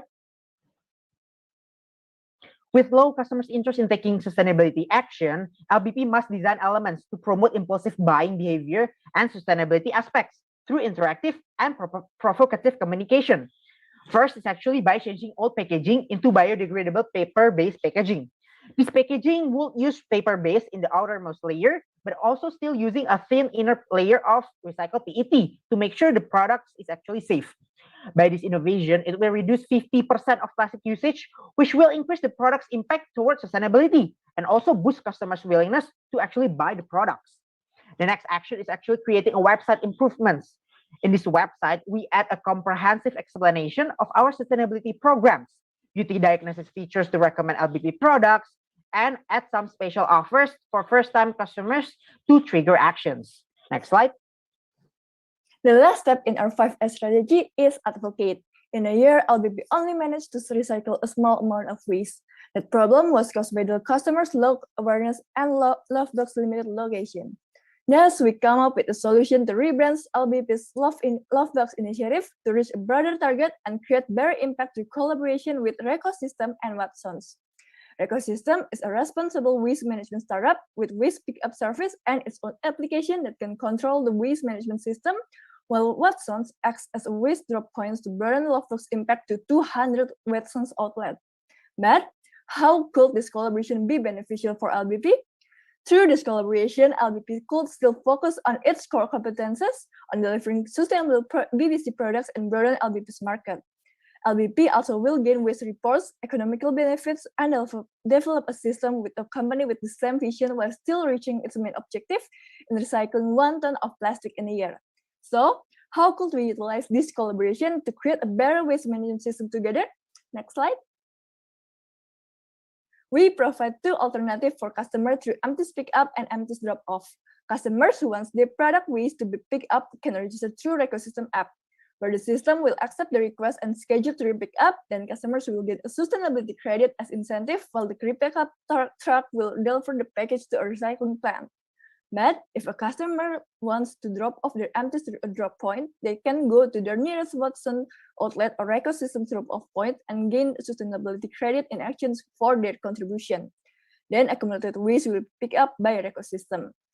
With this program, LBP could support Indonesian Clean from Waste 2025 goal to reduce 30% of waste and manage 70% of waste in Indonesia. Hence, reduce the probability of waste to being dumped into the ocean and becoming a microplastic. But how can we really trigger customers to contribute? Next.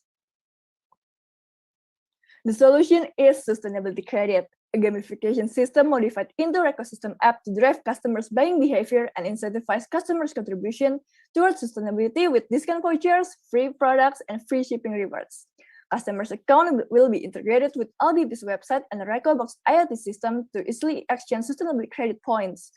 With our sustainability credit that drives customers' buying behavior and Lovebox 2.0 program, we believe that it can reach LBP's objective in recycling 1 ton of plastic and retain 175,000 of customers.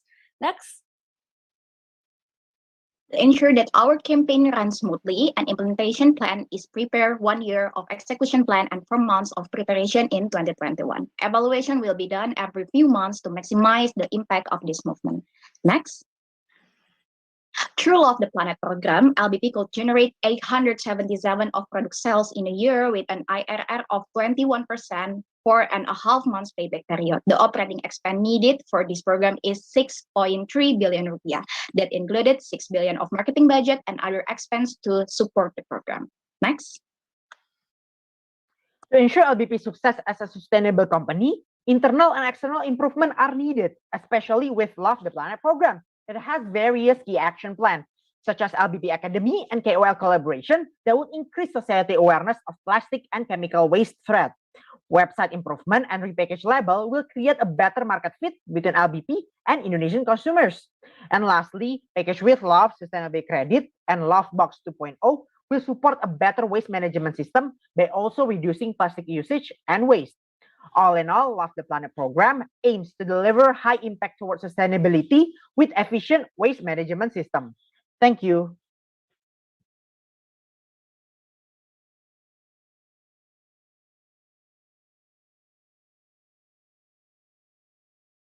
Okay, thank you very much, Team Victorum, for your presentation.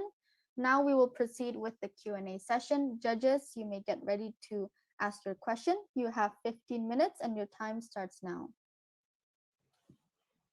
Hello, Team Victorum. Thank you so much for the presentation. I really like the approach that is really easy for me to follow, especially on the 5A journey together with you. I have one challenge actually for you guys. So in your last slide, you mentioned that one success metrics is actually to increase awareness, and your awareness target is about 526,000 people in a year. In your previous slide before that, the product sales target is actually about 800,000. So how will you actually convert the 500,000 awareness into an 800,000 sales per year? Okay, I will thank you for the question. Okay, I will answer about it. First, before we target that, we first analyze the target potential market by doing a chain ratio calculation based on our STP analysis before.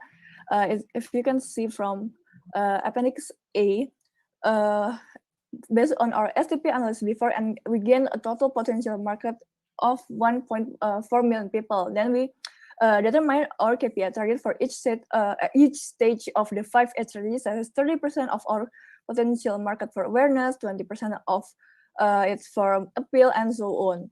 And then we multiply it with our potential market and get the exact number on the right column. We take in mind that from each stage, for example, awareness, there may be people who are appealed, curious, and buy and advocate for our program. So for our target, we get 351,000 of people, and the target for 175,000 of people, and it's the same for other stage. Now, and then according to our research from BPS, we get that retaining customers will use 4 BPC bottles in a year. So we will multiply the advocate target with 4 bottles, which results in a total of 877,000 of LB products added by our total egg targets. Like that. Thank you. Okay, probably I will add a little bit and sums up what Natasha already said.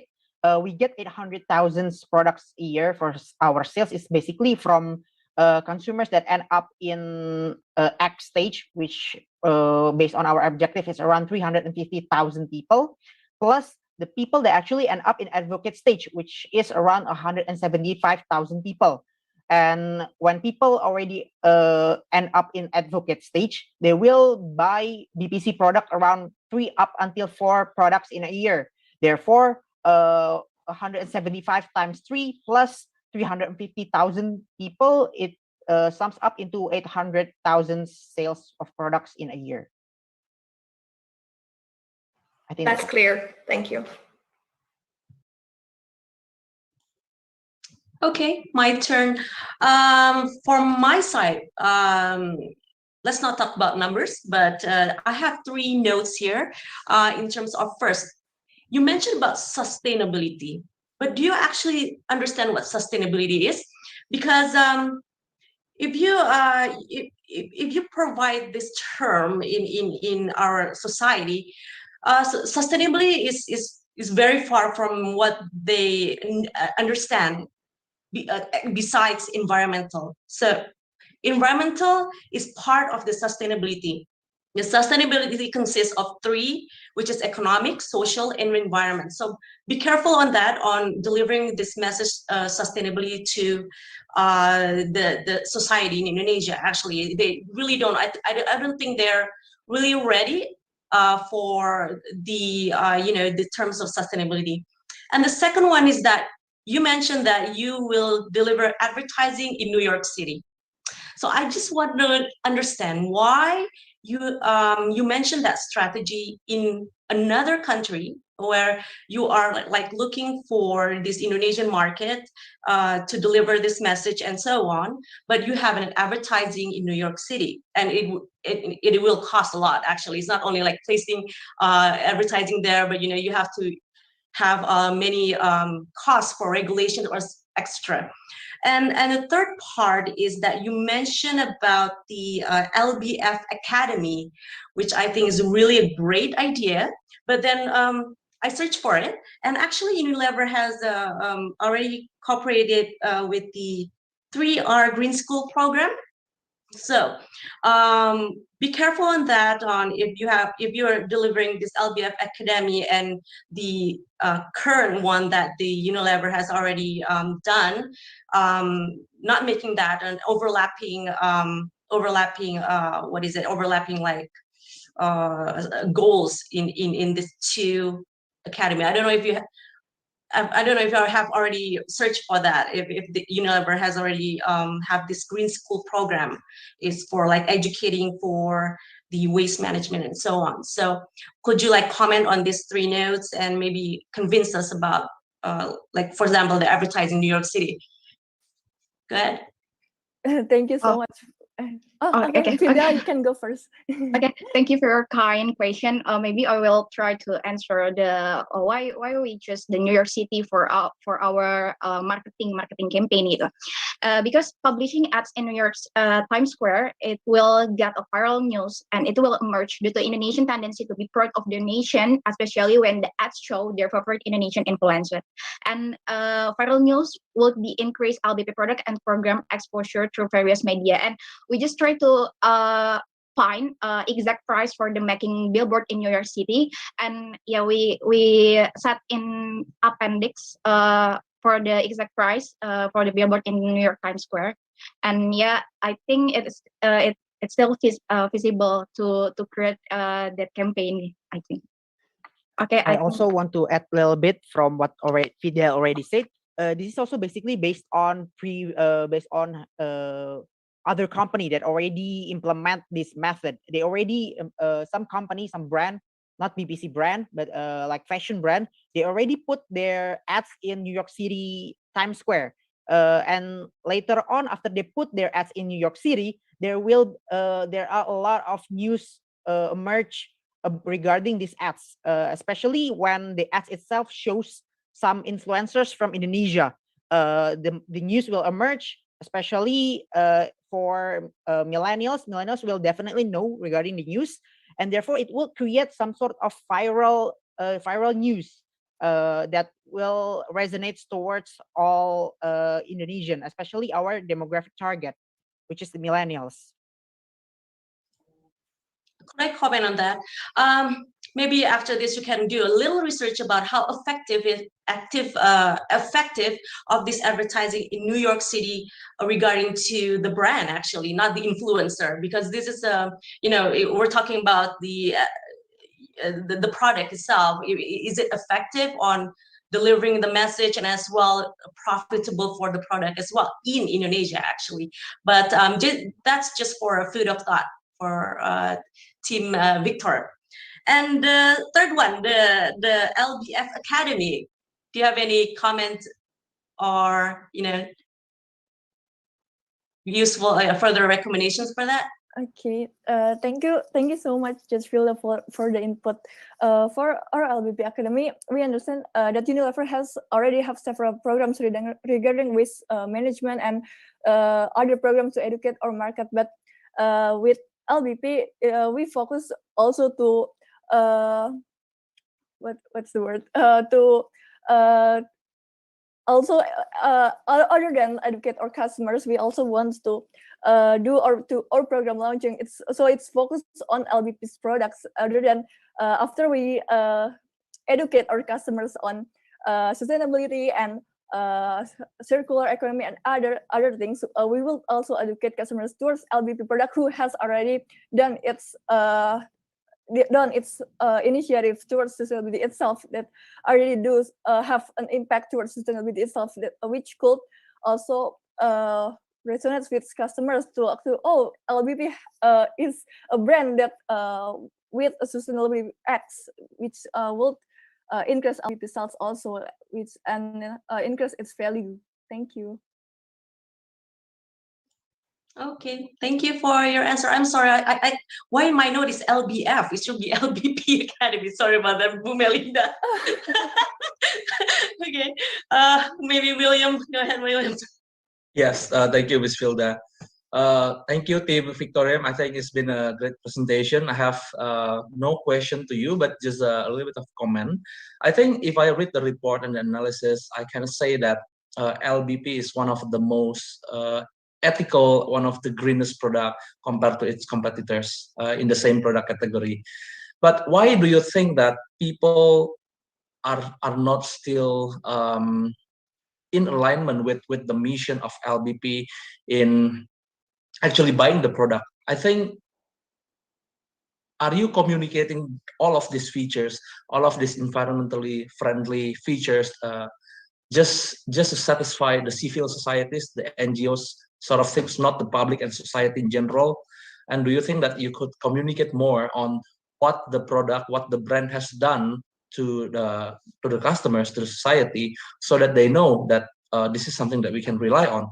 Because if if we use our logic in seeing the figures, seeing the level of like the percentage of the ingredients, something like that, I think it's not for further argument that LBP is one of the best in the market. But why? Why is the big question in the market? Why they are not acting the way we want them to act? You have any thoughts on that? Probably. Oh, Natasha. Okay, probably I will try to answer that, and maybe Natasha will add on after that. If we see LBP branding position compared to its competitors, especially, is LBP, I would say, is in the middle of a two kind of different BPC industry. First is your typical retail BPC industry that has actually has lower price compared to LBPs, and the other one is actually a sustainable BPC industry, which mainly having a higher price compared to LBPs. So LBP is actually in the middle, in my opinion. And what our suggestion is actually LBP resonates more towards the normal consumers, but also strengthen its position in the sustainable BPC industry. How we do it basically by reducing the price using several incentives, as we already mentioned earlier, such as sustainability credit. Not only it reduces the price for the consumers, but also creating more sales for us. So at the end of the day, we will gain more profit too and strengthen our position as a company. Regarding the impact of LBP toward the environment, I would say we actually have it in our solution, especially in the sustainability credit in the slides number 12. We not only we have a gamification system for vouchers, I would say, such as the credit itself, but we also mentioned the impact of each users have toward the environment. So they actually know how much carbon emission they already reduce, and what it translates directly to environment. Such as example, as we shown is actually like example is each individual maybe saving 1 kilogram of ice in the North Pole. Therefore, the consumer itself will actually later on know how much impact they actually do to the environment. And later on, also LBP could sums up this impact into sort of an advertisement, or maybe in LBP Academy, so people actually know that LBP actually doing something toward the environment. It's not just some sort of a branding, I would say. I think that's from me. Okay, maybe I will talk add more about the awareness. Maybe LBP's awareness maybe is still considered low towards if compared with other retail BBC products. So with this partnership with Ecosystem, Guardian, and with this could also could help Indonesia goals in reaching clean from waste 2025 and help their action. So with this program, it could really help the government in reaching those goals and will influence the government to actually agree and support our program. So we think that we can ask the government to encourage the society to contribute to our program through news publication and statement from maybe the head of Ministry of Environment, which can actually trigger our customers and create awareness to not only our target market but also the Indonesian society, and can help LBP to reach more sales. Thank you.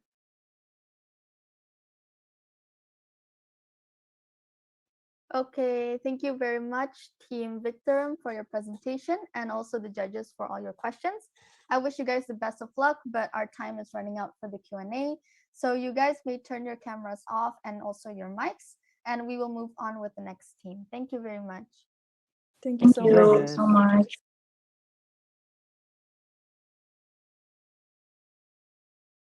Okay, for the next team, please welcome Team Critical One. You can get ready with your cameras on. Our committee will be sharing your presentation. Your time will start as speak. So please wait for my cue to start their presentation. Also, you can look at your time limit through the Zoom chat, and your time for your presentation will be 12 minutes, followed by a 15-minute Q&A session. So please stay within the time allotted. I will conduct a brief mic check before we begin. Can I have Shalka to turn your mic on and say something? Hello, am I audible? Yes, you're audible. Thank you. Can I have Matthew to turn your mic on? Hello, am I audible? Yes, you are. And last but not least, Alexander? Hello, am I audible? Yes, you're audible. Okay, I see everyone is ready. Team Critical One, you may start your presentation.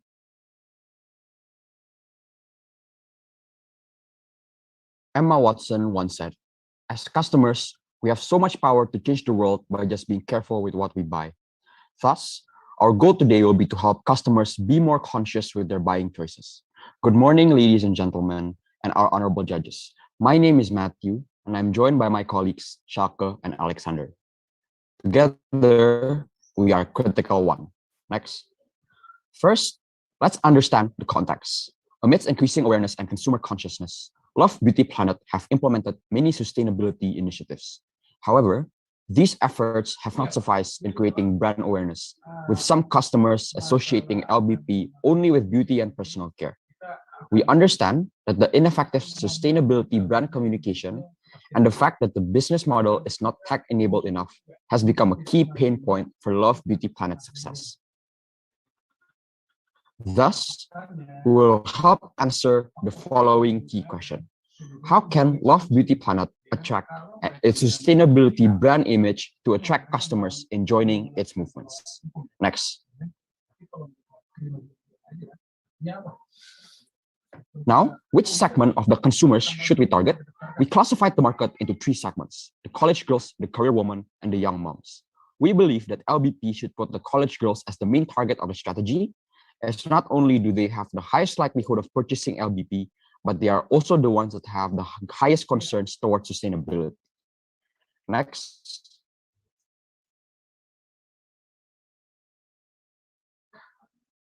Over the past years, your company has put a lot of focus on environmental concerns, with commitments on 5 different elements: ingredients, waste, carbon footprints, and water.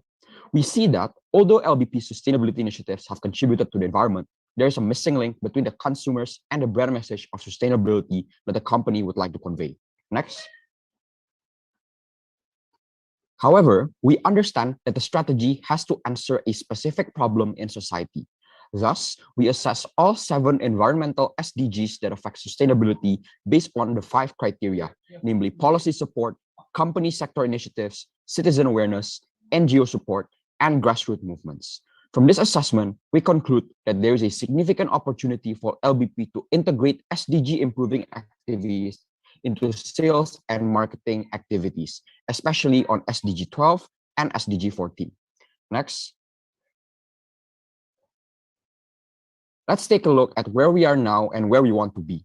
While having the current estimated SOM from our market sizing, LBP pursues a key objective of expanding scalability in terms of market and impact, and at the same time, driving tangible actions and impact, especially in the issues of microplastics and toxic ingredients in beauty and personal care products. To close this gap, we propose the We Love the Planet movement, a seamless sustainability movement comprising Rethink campaign, We Love Reuse Recycle, digital initiative, and partnerships with important stakeholders, including engaging in a public-private partnership with NPAP, all in all having the same message and objective of amplifying LBP's role as an essential contributor in climate issues resolution. Next. Now, we'll take you through a journey of becoming a climate warrior with Love Beauty and Planet. We begin with a guerrilla marketing titled Rethink campaign, which is a campaign in partnership with WWF that aims to drive customers to rethink their buying behaviors and choose LBP instead as a brand that consistently supports sustainable initiatives. The Rethink campaign can be found in both online and offline channels through Instagram and at public transportation such as MRT stations and bus stops to increase the reach of the campaign. Next, allow Shaka to explain. Thank you, Matthew. So how would the Rethink campaign help LBP acquire new customers? At every part of the marketing material, we will provide direct access to LBP products. For instance, if you encounter our Rethink campaign at a bus station in Jakarta, you will find a QR code attached, and after scanning, the QR code directs you to LBP's webpage that provides all the benefits of the products and how it would be a counteraction to the issues that you find in the campaign. At the same page, you can also find where you can purchase LBP products nearby or online. This provides a seamless experience for customers to be a part of LBP through strong engagements. Next. Now that we have acquired our customers, the question is, how can we compel customers to act on the microplastics and toxic chemical ingredient issues? In addressing this, LBP needs to establish a Relove, Reuse, Recycle digital initiative, which incorporates incentives and digitization in order to increase the awareness and motivation of our target market, such as Indah, your local college girl that uses LBP on a daily basis. With Relove, Reuse, Recycle, Indah will have two options after finishing her LBP products, either to refill her empty bottles at the nearest refilling station or to drop it off in the nearest love box. Next. The first option, which is refilling the emptied LBP bottles, aims to address the toxic chemical ingredient issues. So how does this work? After Indah refills her bottle, she will want to scan the barcode on the receipt with her LBP application, which collects data on the refilling amount. Afterwards, she will receive an impact report on her contribution to minimizing the amount of toxic ingredient usage. Plus, she will also be able to learn the details and effects of these chemical ingredients on the page, and gaining eco points as an incentive. This initiative will require a partnership with Unilever corporate refill stations to scale up the scope and reach of the stations to be more accessible. Next. Now, what if Indah does not want to refill? Then she has the second option, which is to recycle in love boxes near her, thus aiming to allow other customers and her to reduce their microplastic emission by encouraging the recycling of BPC products from all brands and not only LBP products. This initiative begins with a partnership with Bye Bye Plastic Bags and expanding the scope and reach of Lovebox nearest to our target market's homes. Thus, Indah is able to locate the one nearest to her. When she arrives, she would scan the barcode on her LBP bottle and other BPC products as well. Then she would receive an environment impact report as well as eco points as an incentive. Both options would give her a sense of contribution towards sustainability and improves overall customer and community engagement. Next. Of course, the journey does not stop here. To complete the digital initiative, we also incorporate a gamified program feature and a sense of advocacy. This consists of petition signing to influence policymakers, leaderboard to see the rankings and equal point accumulation, referral invitation to friends, community championship, which will all reward our customers with extra equal points. To further incentivize them, they can redeem their rewards at the nearest POS. Thus, customers would have a sustainable role in their communities. Next. To top it off, we must not forget the key partners in enabling our programs to succeed. This includes WWF as our partner in our Rethink campaign, Unilever as our corporation to help expand the refill station, Bye Bye Plastic Bags and Waste for Change to help our love box expansion and amplification. And to increase the influence and impact of our movement, we involve Change.org and Indonesian National Plastic Action Partnership as a public-private partnership platform in contribution towards the plastic action agenda. Now let's look at the impact of our strategy. Next. Now, honorable judges, let's take a look at what we can expect for the outcome of this strategy. With our strategy, Relove the Planet, we are expecting to generate total sales of 14.7 billion rupiah within just 5 years. As seen on the top left side of the slide, revenue mainly comes from 3 channels, so Rethink campaigns, the Love Box, and the refill station. So while generating a significant amount of revenue, our strategy would also capture more than 190,000 new users of LBP products, meaning LBP would grow its user base, acquiring the relevant target market. Aside, with an assumption of 7% discount rate, we are also looking at a projected NPV of 1.97 billion rupiah within this project, thus further emphasizing that this is a must-do strategy. And what's next? As our strategy is holistically implemented, we are also looking at the huge potential of forming future benefits, which are basically of twofold. LBP being able to build a stronger user base as more people are educated on these issues, And second, the public sector supporting the whole movement. Next. At this point, you might ask, what is the cost of implementing this strategy? So, as for the cost of implementing the solution, Real of the Planet would require a projected total cost of 12 billion rupiah to be realized, in which costs are broken down into marketing costs, as well as the love box and refill stations costs. Marketing costs comprises of ads placement, pay-per-click ads, and partnerships, while love box and refill station would include primarily setting up and maintenance costs.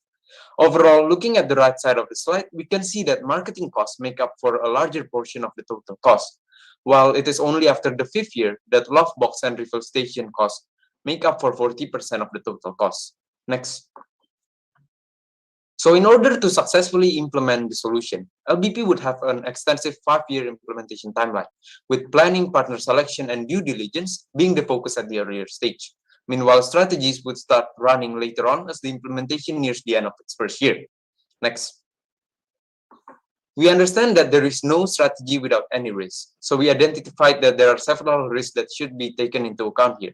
First being that there is low expected growth of consumers doing deposits or refill products, in which LBP could easily mitigate this by partnering with more KOLs to drive society's opinion towards these initiatives. And second, marketing KPI might not be obtainable, in which the next step would be to periodically assess the performance while also proceeding with the A/B testing. Next. Lastly, ladies and gentlemen and honorable judges, we believe that our strategy, Real of the Planet, could increase the participation of consumers and the public sectors in tackling the issue of microplastic, bringing LBP and its stakeholders closer towards its vision of sustainability with relove, reuse, and recycle. Thank you. We are now open for questions and answers.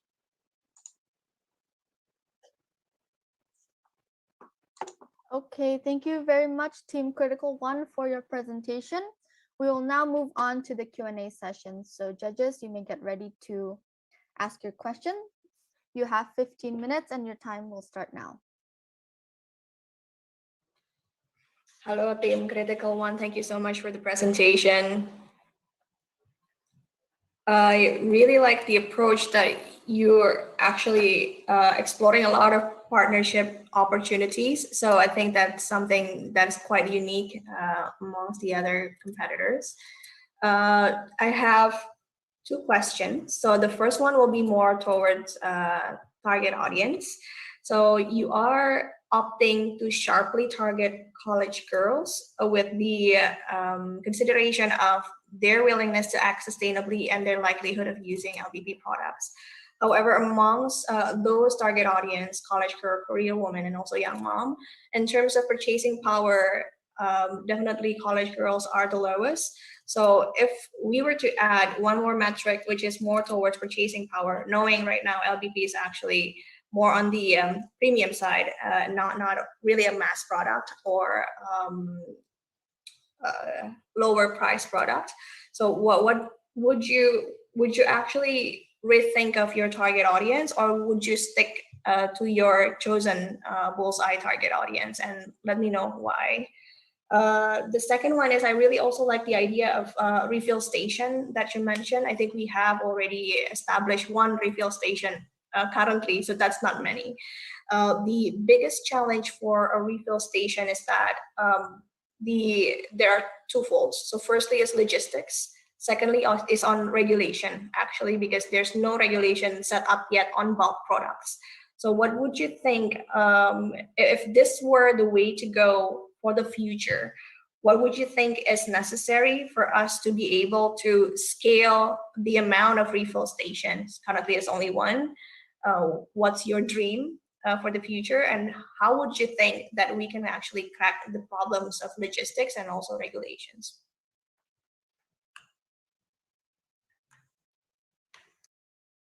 Okay. Thank you so much, Bu Melinda, for the question. I think I'll try to answer the first, then my colleague will answer the second question. So in regards to the question regarding segmentation, it's true that we only consider based on likelihood of using LBP products and likelihood to act sustainably. We did not really take into account price sensitivity, exactly because of our solution that kind of solves the price sensitivity problem. So because our solution is creating a refill station, we believe that on a per milliliter basis, on the long run, the price of the products will actually decrease.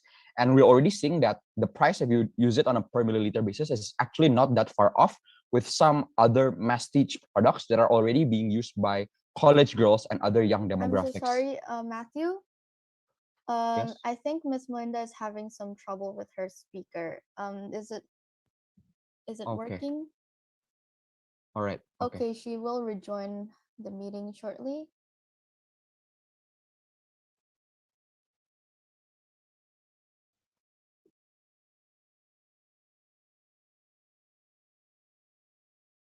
Okay, so let's just wait for Miss Melinda to rejoin the meeting and we can proceed with the Q&A.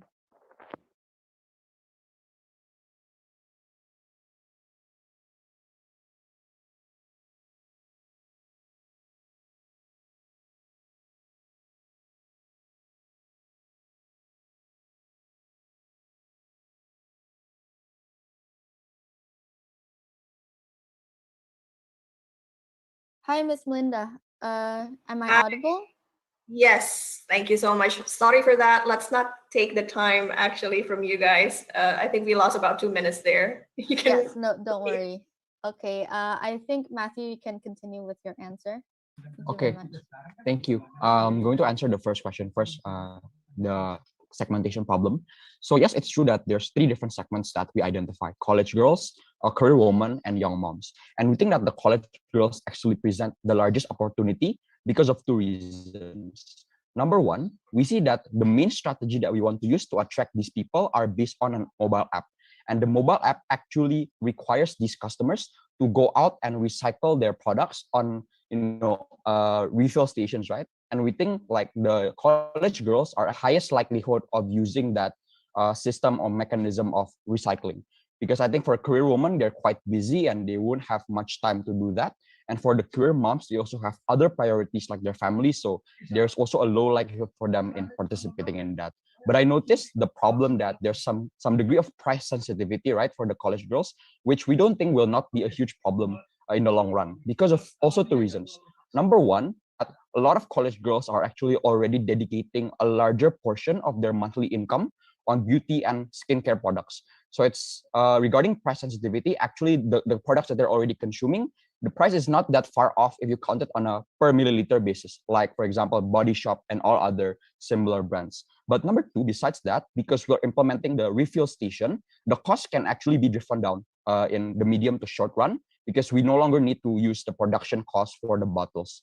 So I guess that is our justification, and I hope that answers the question. Maybe Shaka. Okay, thank you so much for the question, Ibu Melinda.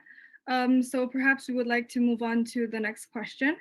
And regarding our scaling of refill stations, we do understand that it is, for now, it seems like a challenge due to especially the current condition of pandemic and the everlasting difficult regulations to scale something like a refill station. However, we believe that there are different steps to this. So number one, we would like to partner up with different stakeholders, such as startups that provide services similar services, such as Cyclus or the other ones. And we could also partner up with retail chains so that it would allow us to be more credible when it comes to permission and also license. And the next step would be to cluster our refill stations according to location. So the way that we select the locations for our refill stations later on will be solely based on, and mainly based on, how much of that area is consisting of our customers. So that would really influence the way that we decide on which locations do we would like to expand to. And I guess that would be a brief overview. Does my teammate Alex would like to add? Okay, so just to briefly add on my colleague's answer. So previously, thank you, Bu Melinda, as well, for asking the question about our dream for the future related to refill, right? So we believe that refill is one of the I would say the most effective way in terms of achieving the goal of sustainability. However, we know that it is also somewhat the hardest, as you mentioned, particularly on the challenges related to logistics and regulations. But through what we have thought of so far, through partnerships and also making sure that we are placing the refill stations at the right locations, we would like to make sure that this is actually accessible for everyone, especially for our target market. So hope that answers the question.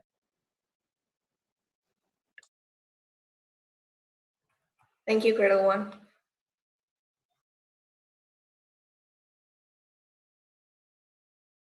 Okay, my turn. Critical one, I have four points here.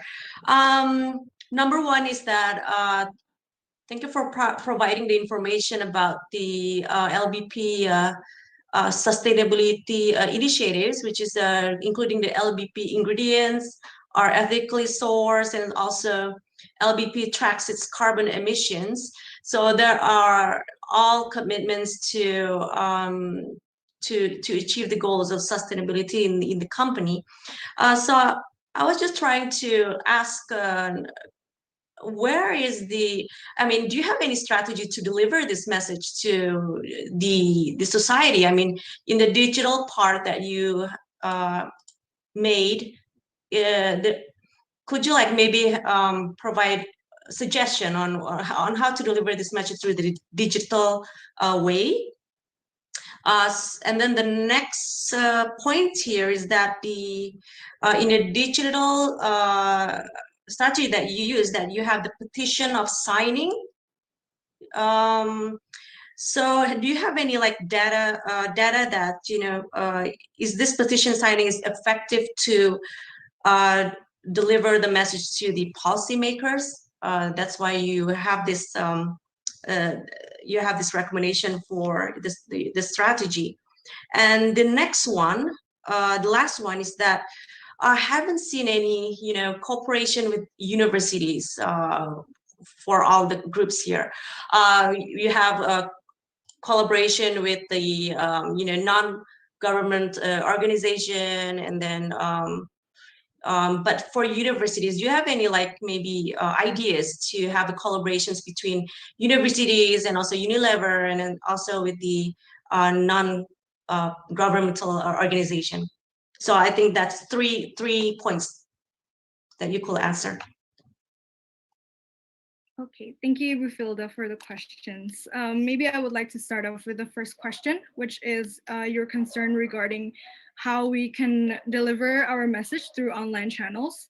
So maybe looking back at our strategy again, our campaign, which was in the awareness stage, which we call as the Rethink campaign, it is a guerrilla marketing in which we would deliver in both online and offline platforms. So perhaps we elaborated in a way that it seemed like it was fully offline, that we put it in bus stops or MRT stations, but actually we also provided an option and a very, not an option, maybe a complement to those offline channels, which includes posting online posters on both the Instagram accounts of Love, Beauty, and Planet, as well as the Instagram account of WWF, which we believe both altogether would really increase the reach of the audience. And at the same time, we also would incorporate this with digital marketing, such as Instagram ads and Facebook ads, so that it would amplify the message even more. And aside from that, because we already mentioned that in our guerrilla marketing, it would directly lead to the LBP products, right? So if it's online, the way that this would work is that, for example, if you see our marketing campaign on your ads, and then you are able to swipe up, and when you swipe up, it would directly lead to our LBP webpage, and it would give you all the information regarding the products and also the way you can buy LBP products and how it really helps the climate in this situation.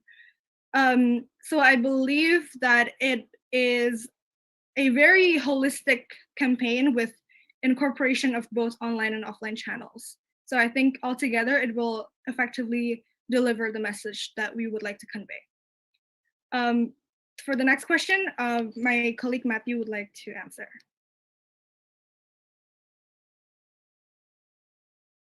Yep. Okay. Thank you, Shaka. So in regards to the petitions, first I'd like to explain the justification actually why we'd like to integrate petitions into our program. We see that the problem with many beauty brands is that they create sustainability initiatives, but it's often perceived to only have a commercial basis with the end of mind, right? When you create a sustainability initiative, many beauty brands only do this with the goal of increasing their bottom line, which of course is a very important thing in business. But we realize that we must go one step further if we want to create actual impact, which is why I think the lowest hanging fruit that we can do in actually bringing this impact into larger scale is by connecting petition platforms into our program. We've seen that in recent years, the youth have becoming more advocative, right, in regards to spreading petitions and answering petitions. And there actually has been several successful petitions that have been implemented as of recent years.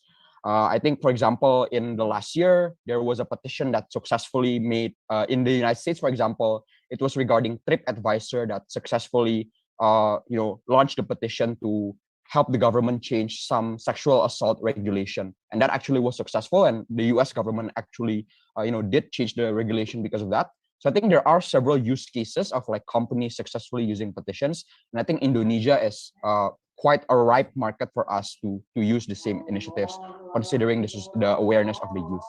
I guess that's it for this question. I think Alex will answer the next one.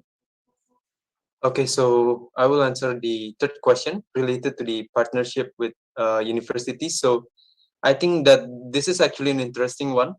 So actually during our discussion within the group, we have considered the opportunity of partnering with universities. So we are looking at two different things in which universities could actually contribute on LBP's movement. First is I see that university could contribute in terms of the research. So it could make the process in LBP to be more effective and efficient.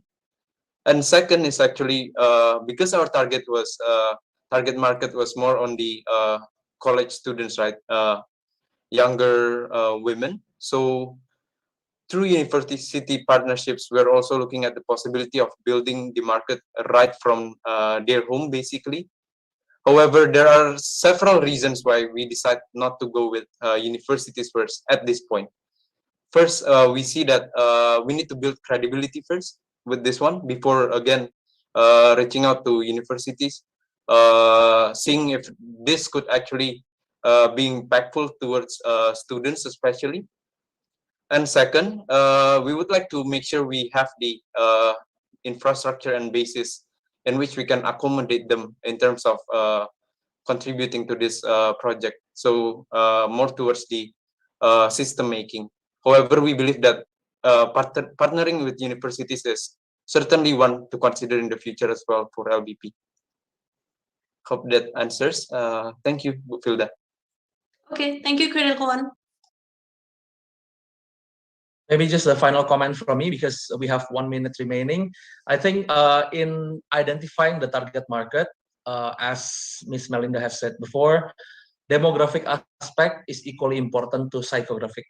I think you are not only talking about women at Prasetya Mulia University, but we are talking about Indonesian women in general who are identified based on so many categories, so many aspects, both economical, social, and their psychological aspects. So I think that's it from me. Thank you. Okay, thank you very much, Team Critical One, for your presentation, and thank you to all the judges for your questions. I wish you guys the best of luck, and you may turn your cameras and mics off. And as you were the last group, that marks the end of the economics case battle. Thank you very much for your participation, and thank you to all the judges. Let me give the stage back to Keenan and Ilma on YouTube.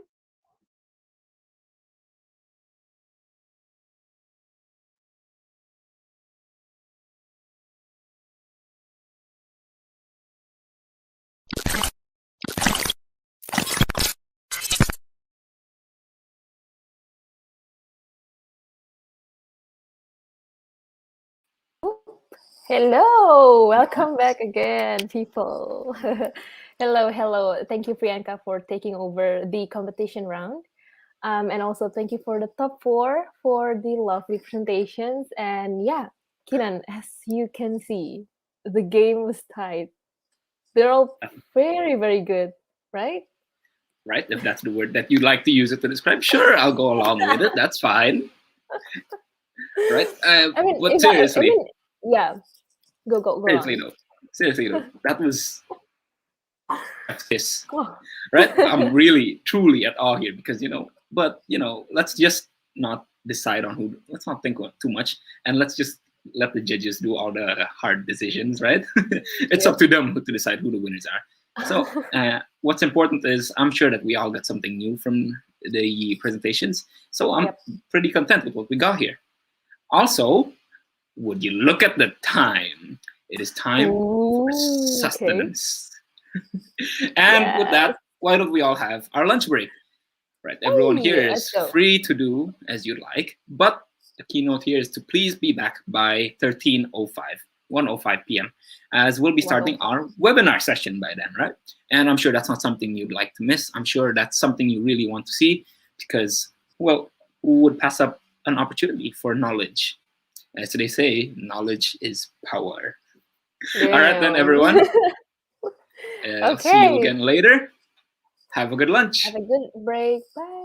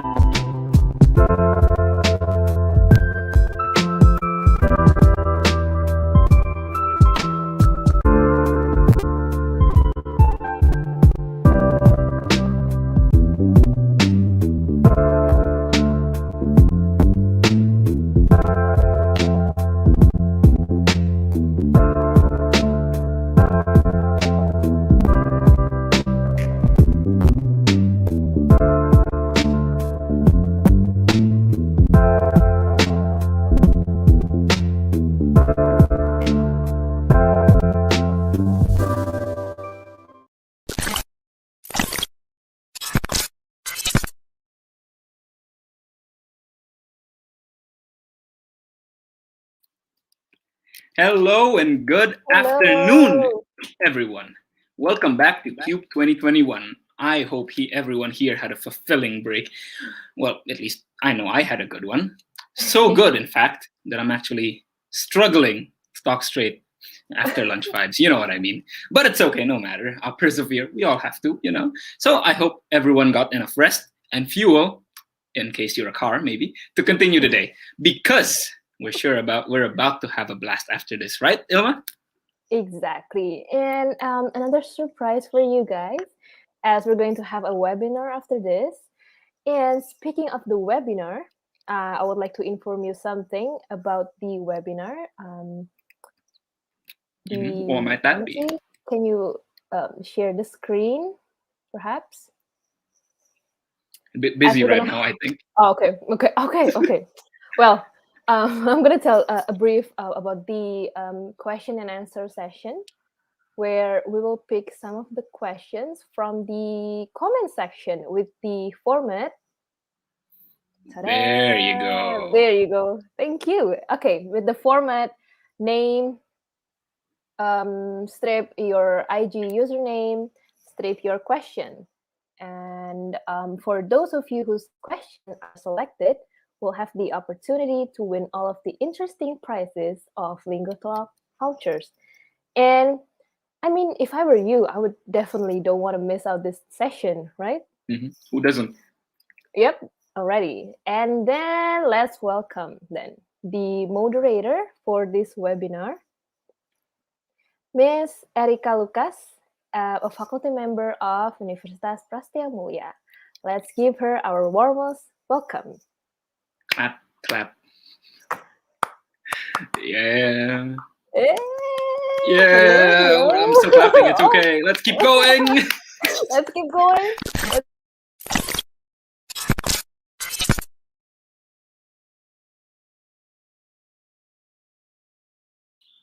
Oh, there you go. Hello, Miss. Hello, Miss Erika. Hello. You're looking good.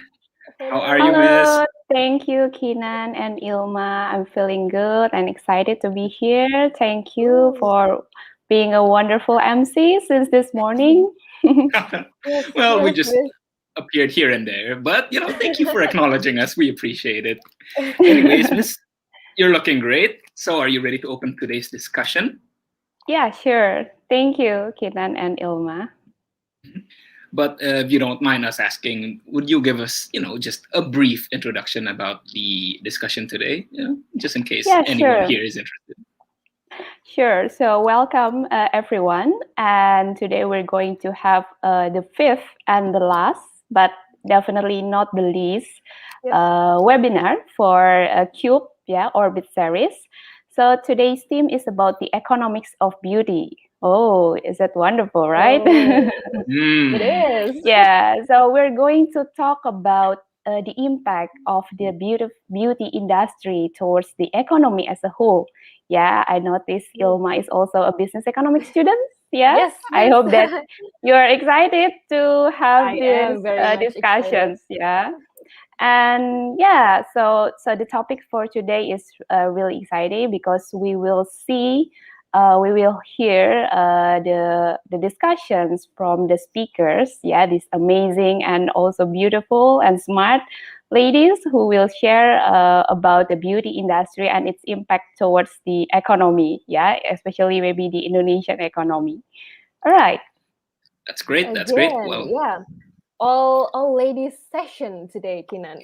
Well, that's great. That's great. It is a beauty industry. Well, as you can see from my face, I'm not exactly the best advocate for the beauty industry, but I'm sure everyone else here can. It'll be better for them, right? Yeah. And speaking of the topic, I think we really need to pay attention to the speakers then to better understand this topic.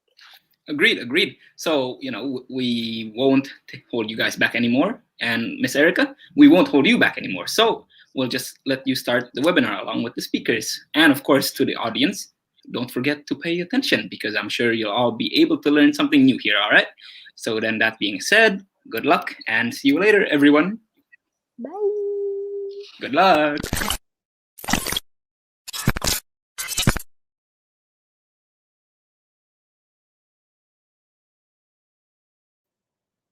All right, so thank you and welcome back, yeah, everyone. I hope that you guys are in the safe and healthy condition wherever you are right now.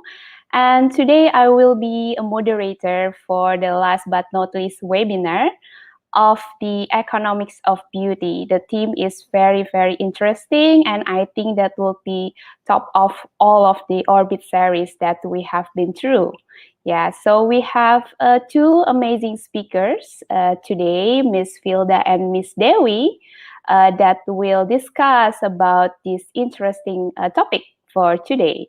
And our first speaker is Miss Filda Chitra Yusgiantoro. She is a chairwoman and also the senior economist of the Purnomo Yusgiantoro Centers. I believe she will share more about the impacts of the beauty industry towards the economies because she has a background in the business and also economics. She earns a PhD from Monash University in business and economics area, also an MBA from the National University of Singapore. So it's I think without further ado, I will give the stage to Miss Filda, yeah, to begin her presentation.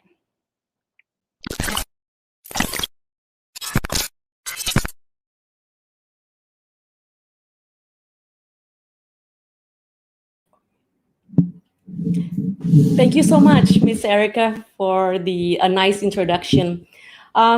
Greetings to everyone. Good afternoon from Jakarta.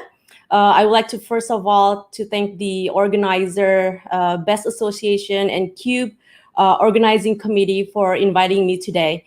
It's an honor to have the opportunity to address the topic of the effects of beauty industry on Indonesian economy for such a distinguished audience, the future economists, as you have already mentioned in your in the Cube Instagram. So my goals for today is for you to understand more about this topic, delving deep into our understanding what is actually a sustainable business is and how to maximize sustainability to generate a nation's economy.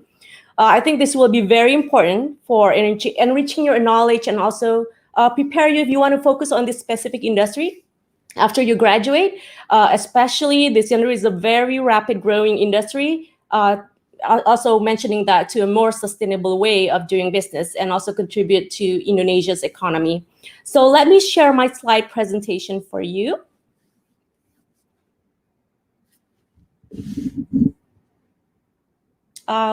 Next, please. Okay, let me introduce you about the Purnomo Yusgiantoro Center. This is a nonprofit organization devoted to independent, in-depth research that leads to providing policy solutions and recommendations in research economic fields, specifically to the energy and the natural resources at the local, national, and global level. Particularly in energy security, new and renewable energy. That is our sector for our research, and also our goal to achieve a sustainable energy for the country.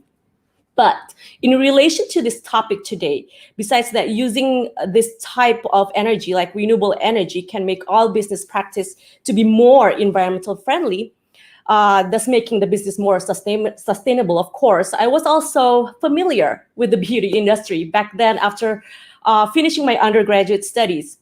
I work in that industry for a few years, and I also work close with several local communities, local farmers, to optimize their local natural resources, specifically on making an essential oil from the plants of kenanga. The kananga is a typical flower from Indonesia. You cannot find it elsewhere. This can be used for cosmetic and then perfumery or food purposes. So I even made my own eco shampoo body wash with a small glass packaging back then as a souvenir for the guests who came to my wedding. And funny at that time that I was already conscious about environmental, and then I call also my invention of that body wash the name with the vert. In French, it means the green, the vert. So when the committee asked me to be the speaker in this beautiful event, I said yes, and it reminded me the good old times involving in the beauty industry. So please, the next slide. I will tell you briefly about the Indonesia's economy. Yeah. So already know that we already have a positive economic growth during this quarter, 2021 second quarter. It reached 3.31%. Well, compared to the last year, in the same quarter, we had 4.19%. Although the pandemic still exists, the positive number in the second quarter today gives hopes on an economic recovery, boosting businesses to profit once more. And not only profit, but also the economic growth stems from people productivity. Yeah, you already learned about productivity, which will increase as well, an increase in production and consumption, supporting the economy of the country. But the next question will be, how big is the beauty industry in supporting the economy in Indonesia? Unfortunately, answering this question is not easy. By looking at this graphic in the screen, you can see in the box that this is the only contribution from the chemical, pharmaceutical, and traditional medicine industries. In this industry also includes the beauty industry. So this fact is actually difficult to know how much the beauty industry contributes specifically compared to the other industry. But yeah, we can assume that the beauty industry is not as big as the other industries in chemical and pharmaceutical. However, the beauty industry has caught most of our attention, especially the government, because of its rapid growth and resilience during the pandemic. If you see the news lately, there are many statements from cosmetics owners, beauty industry owners, indicating that there is a positive growth in their businesses during the pandemic. As also stated by the Ministry of Industry, there was a significant increase in online transactions for cosmetic products by 80% during pandemic. So this led me to further research about how could this be, the beauty industry and pandemic during the the economic crisis. And then if we trace back in 2001, back to we go further to United States. We just experienced in 2001 the economic downturn after the attack of 11th September. Yeah, there is a statement from one of the famous cosmetic brand owners saying that the sales of its lipsticks have significantly increased, and that was in an economic downturn, which he called a lipstick effect. Now, this effect is not defined, in a formally notion in academic area, but the lipstick effect means that there's a theory that states that during periods of recession, consumers will purchase of big-ticket luxury items and seek material solace in smaller indulgence, such as lipstick. So this means that when economic hardships occur, people look to inexpensive ways to pamper themselves, to keep appearance as well as their self-confidence. This behavior within the, in general, the global population means that big businesses for those in the beauty industry. Well, we don't know if lipstick effect is sustained. I mean, there are also other theory of like masker effect, and then also the shampoo effect. But in a way, this is all beauty industry. So this is really a positive thing for the beauty and industry to grow. In year 2019, the Ministry of Industry in Indonesia recorded 797 cosmetic industry, small, medium, and big ones in Indonesia.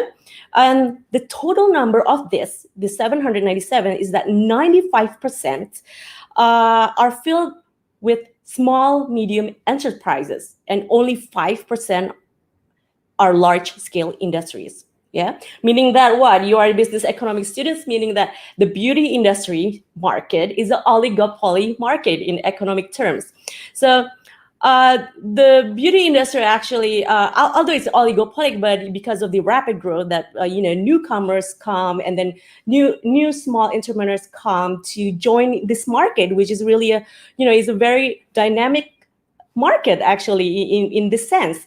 Now, see Indonesia now with the population of around 270.6 million in 2019, I believe. Indonesia expected to become the 5th largest cosmetic market in the world in the next 10 until 15 years. Besides Indonesia, there are United States, China, Japan, and Europe. So also according to the research that the cosmetic industry contribute about 45% of the retail industries, meaning that if you have one store, almost half of it is sales from cosmetics.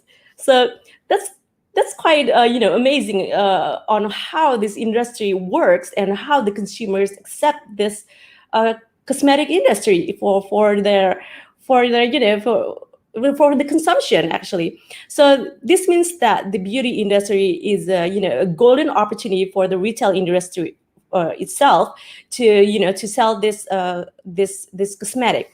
But without a good strategy, building a beauty industry can also boomerang for you, especially now that there are more and more competitors that offer unique and creative marketing concepts and strategies. Could you please next slide? Now, I also mentioned about the sustainability concept. The concept, it refers to these 3 pillars of sustainability. We need to grasp the concept, because if you see again on the sustainability goals from the United Nations, you can see 17 goals, which is expansion of the Millennium Development Goals, which before was 8 goals and now 17 goals. Unlike the MDGs, because MDGs focus more on developed countries, the SDGs also grab the rich, middle, and poor countries. That's why they expand to the 17 goals. There are numerous interlinkage between this one goal to the other goals. For example, look at goal number 3. Many diseases dealt with this number 3 SDGs goals are caused by SDGs number 6, which is water contamination, and then SDG 12, which is caused by waste mismanagement, and then SDG 11, pollution, which is also associated with energy production in SDG 7, and also industrial process in SDG 9. So by the same token, climate change effects can decrease livelihood opportunities, and so on and so on. So everything is interlinked in this goals, the 17 goals in the SDGs. So the universality of the SDGs requires that every country has to achieve the SDGs both at home and internationally. So the sustainability is based from these 3 pillars, which is economy, social, and environmental. So if one pillar broken, then there will be concern with the other pillars, as it can easily be broken as well, because this is the foundation of the sustainability. So pillars between social and economic means that they create a fully attained and equal and fair share of the country's resource to its people, thus having, for example, like equitable distribution. We could have to eradicate poverty if the goals achieved, social inequality, and to raise the standards of living of the society. And then the pillars between environmental and social, this creates a society that works together about lifestyle adjustments, in that we can, contribute towards a healthier environment and well-being. And in between economic and environment pillar, this creates where nations strive to meet economic growth and development, but pursued environmental protection in mind. So therefore, this creates all sustainability. But now companies are considered to be under siege to immediately adopt these principles of sustainability into their operational activities and also business decision-making process. Maybe perhaps if I go back time 15 years ago or 20 years ago, the adoption of this sustainability by companies was still considered to have like a nice to have. But nowadays, it is a must to have. It's not nice anymore, but it's a must to have. In Indonesia itself, the adoption of implementation of sustainability by companies in Indonesia is not really limited anymore. It's growing, and they have really concerns about the sustainability of their companies based on these principles. So if we look at the regulations applying to these SDGs, for example, I noted here the presidential regulation number 59 of 2017 issued regarding the implementation of these SDGs is participatory and involve all parties. So we have that regulation already, and there's also another regulation from the Financial Service Authority, or in Indonesia we say it OJK, issued an OJK regulation saying that, hey, all financial institutions and issuers in Indonesia have to provide a sustainable financial action. I mean, they only accept of sustainable financial proposal from the companies and so on. So this sustainability is everywhere. It's not only about social activities, donations. It's also about includes company profitability, innovation, and so on, and also customer protection as well. The next slide, please. Now, the implementation of a sustainable beauty industry. This is the ultimate question that we have. How can we implement it in a good practice of a sustainable beauty industries? So I classified this into three practices, which is the first one is optimizing potential local resources. Yeah. The key ingredients present in most beauty industries, including the cosmetics, include water, emulsifiers, preservatives, thickeners, moisturizers, colors, and fragrance, right? So currently, nowadays, actually, the chemistry industry made it possible to develop synthetic ingredients used in the modern beauty industry. We have, lots of chemical actually that used to make this cosmetic. Now, right now, because of these environmental issues and also sustainability issues, people want to use cosmetics that are safe as possible, which means that there is a high demand for natural ingredients, and many small companies or producers have created their own lines of handmade cosmetics using all natural ingredients. Now, for the Indonesia's economy, this is a great opportunity if we can optimize the local resources. Indonesia has the potential of medicinal plants that grow in various regions. We have approximately around like 30,000 species and medicinal plants in the world. And I would like to talk more about the essential oils that I have already experienced before. If we see in Indonesia is the one of the essential oil producing countries, which is quite important in the world by occupying in the 6th position. Yeah, if people say that essential oils is so expensive, well, back to the basic economic theory: price and quantity, P and Q, right? So the downside until now, why is it expensive? Because the utilization, the optimization of these local resources, the essentially is not really, in a rapid growing, and it needs to have, it needs to have a clear path view on how to utilize the natural resources in local areas. For example, when I had experience with the Kenanga plants to extract the essential oils from these plants, because there is no incentives for the farmers to produce this, so they actually said, "Oh, I don't want to produce this because I don't get any profit from this."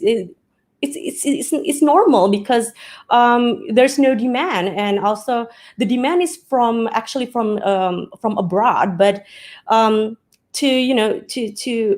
have the government to have provided incentives to the farmers and so on, it will create a multiplier effect as well for the local economic in the region. So this is back to the basic concept of P and Q, price and quantity itself. Besides Kenanga, we also have like patchouli oil from plants as well, clove oil, citronella, and then also nutmeg that can be used as well for cosmetics. So this is one thing that you can think about, utilize the local resources. Okay, so the second one is the sustainable value chain. We do not only talk about replacing plastic packaging, but we need to see more in depth on that. We already learned about vertical value chain, right? The vertical value chain means that we care about who, what, where, and how the ingredients are supplied. We care about the transportation the company use. So anyway, talking about the raw materials that we are widely used in beauty products, we need to know that one issue is that the palm oil, palm oil, which is the main ingredients in many beauty products, 70% of the cosmetic products use palm oil. As you already know, that Indonesia has succeeded in meeting the world's demand for crude palm oil by up to 85%, along with Malaysia. So now consumers need to know whether the palm oil in the cosmetic is already past the ISPO. ISPO certification is the Indonesia Sustainable Palm Oil. It's a policy that has taken by the Indonesian government, in this regard, the Ministry of Agriculture, to be able to improve the competitiveness of Indonesian palm oil in world markets and participating in order to meet the commitment for the greenhouse gases and environmental problems. So that is one of the sustainability way that the consumers can have and educated further. So the last one is the technology investment. Here I mentioned. Okay, we're talking about the natural ingredients, but we cannot deny that there's technology is growing. In the concept in economic that if the technology introduced, the economic growth will also increase, right? So in here, the technologies, what I mentioned is about like biotechnology for natural formulation, which are really rising right now. And it's raising the bar on its sustainable beauty. Biotechnology may also, be the substitute of these natural ingredients and can be accepted by the people who are concerned about the environmental. So this is some of the things that you already know about, like sunk costs and everything. But actually, if we invest in this technology, this biotechnology, it will create a really create a really profitable, sustainable product actually. But in a way, this is still in an initial stage, and people are still skeptical about that. But I think for the future, biotechnology is the future in the cosmetic business. Now, the next slide. I think I have 1 minute left. Now, the challenges to come. This is the last slide. So I would like to take you to the Maslow's hierarchy needs. We are in Indonesia. We are in a developing country where the majority of people prioritize their basic needs first in food, house, and clothes. Now, the beauty position is more to the stage of the love belonging. This means that if people need to fulfill their two lower stages, which is safety and theological, and then after they can focus on the love belonging. So this is challenge for the beauty industry, how to grab the market, because we have lots of low income people that are still prioritizing these basic needs. And the last one is sustainable is expensive, but only for now. This is where the theory of, again, P and Q in economics come. If there is an increased demand for sustainability, for example, increasing local farmers' productivity, local economies, society is more aware on environment, then the price for sustainability can be lower. So I think that is my last slide. In conclusion to my presentation, sustainability is very important, not only the good side for environment, but also for the economy, especially for the local economy. I hope that you have gained an insight in depth on how huge the effect of this sustainable beauty industry to Indonesia's economy. I also hope that most of the participants today, the future economists, will make this world a better place with more sustainable businesses for more years to come. So thank you again. I will give back to Ms. Erica, and I'm open for more discussion.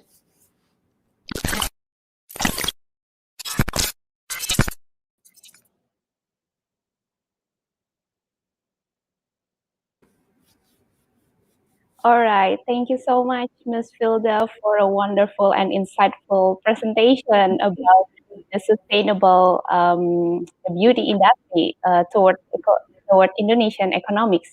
As an economics lecturer, I really enjoyed your presentation. I hope the audience, the economic students, and also the others also can enjoy it.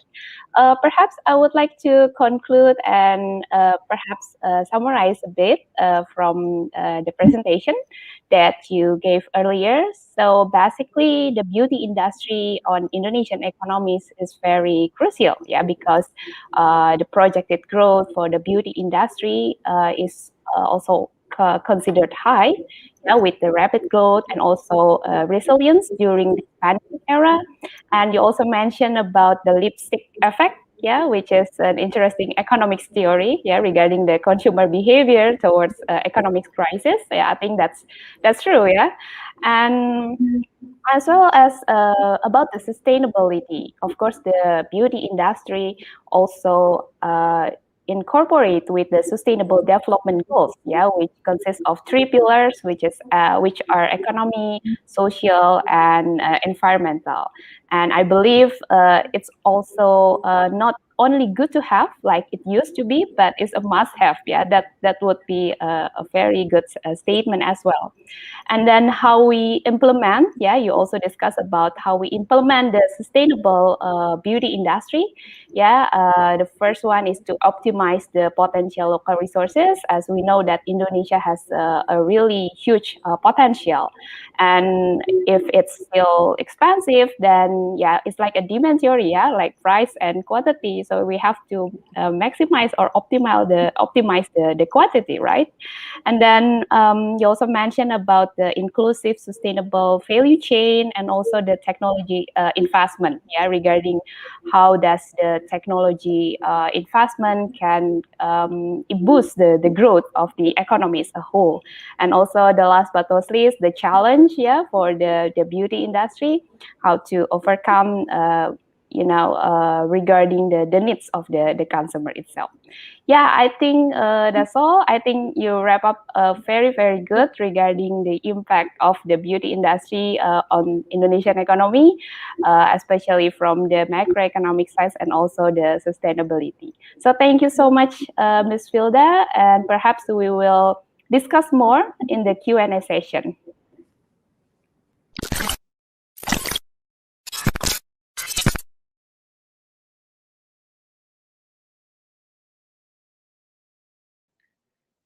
All right, so there will be another speaker, yeah, our second speaker who will be joining us shortly, who are Miss Dewi, yeah. I would like to introduce a bit, yeah, Miss Dewi Kau, as our second speaker is the founder of Skin Dewi. So without further ado, perhaps she can later on share about the impact of the beauty industry on the economy, yeah, from the perspective of the practitioners of the beauty industry itself. And I think it would be very interesting, yeah. So I think now I will give the time, yeah, for Miss Dewi to come up on stage. Yeah, we can have a little talk show about the impact of the beauty industry.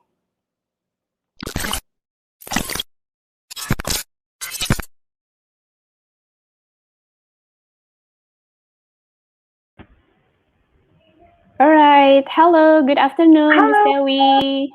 Good afternoon, Miss Erica. How are you? I'm doing great. How are you?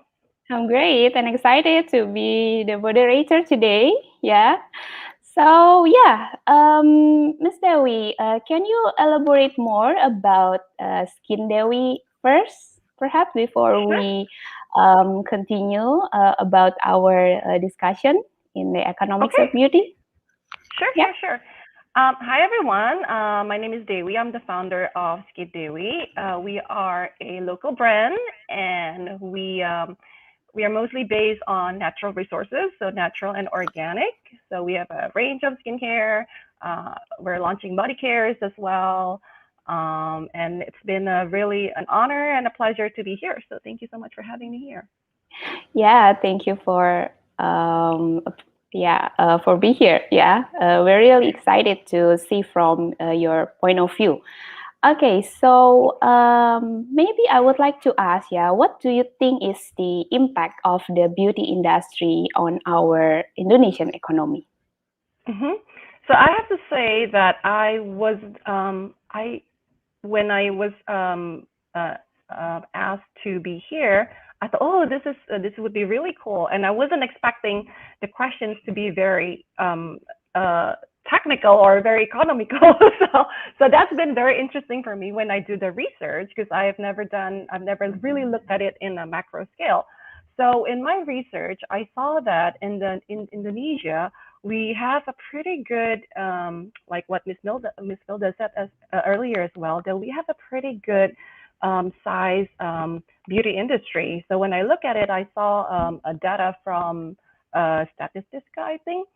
So we're about 7.5 billion that is projected by 2021. And then when I thought about it, okay, well, so what does that mean?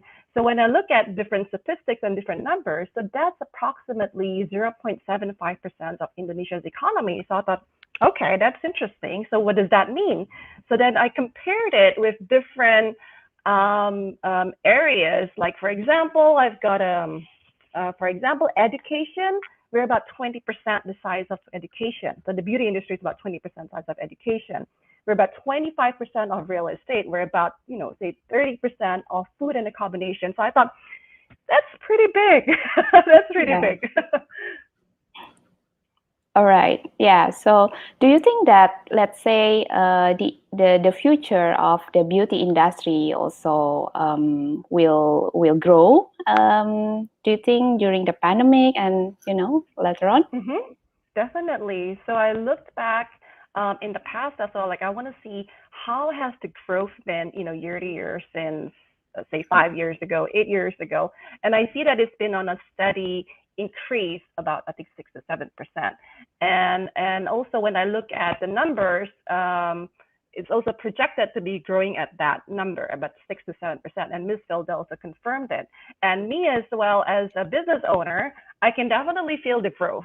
For example, during the pandemic, when all the malls are closed and there are lockdowns, at first, it was very scary because we were thinking like, okay, how is it going to impact us? Yeah. But as Ms. Vilda said as well, that this industry is very resilient. Like, you would be surprised how people are very open to buying cosmetics and skincare through online. I mean, in the past, you would think that, buying a lipstick, you want to try it on first, or you want Right. to smell the texture. I mean, smell the fragrance, or feel the texture, of the cream or the serum that you're buying. But apparently, people are very open to it now. And as a business owner myself, I could feel the growth. Like, we have grown steadily, actually tremendously throughout the pandemic. I see. It's interesting that from the business owner in the beauty industry also confirm about that, about the data and also the statistics there. All right, okay, We felt and it. all right. And as we know, the beauty industry also moved towards the sustainable business practices. As mentioned with Bufilda earlier. Do you think that using the sustainable business practice in the beauty industry can create the positive impact to the future? Definitely. When you talk about sustainability, as everyone knows, that it's a big range of topics that you need to think about. So as a business owner, I look at it as maybe from one point of view, how am I sourcing my ingredients? Is it ethically sourced? Is it ethically processed, etc., etc.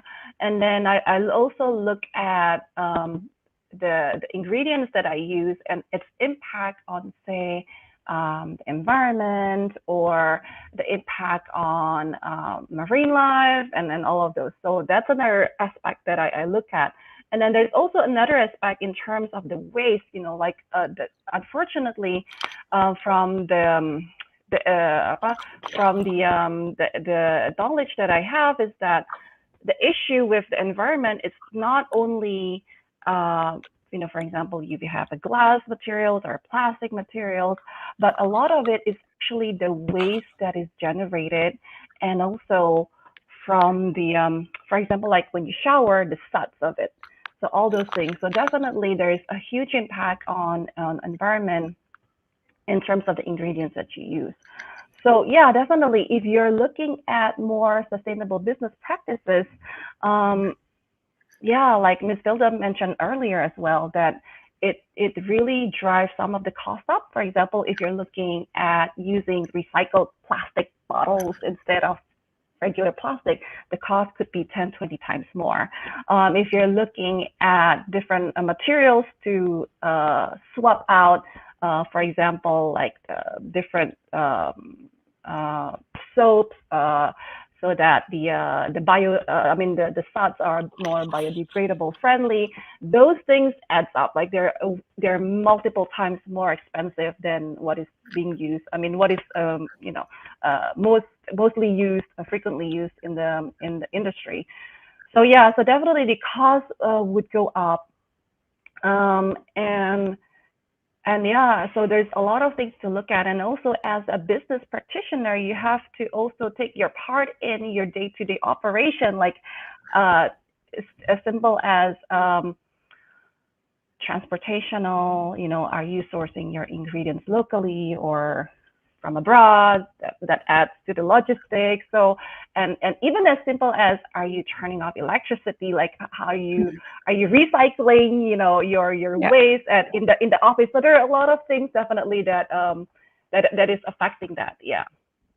Yeah, that's good. Yeah, that's really true. Yeah, and you also mentioned Skin Dewi is also comes from local products, and perhaps you can share with us regarding perhaps the practices that you have in your company.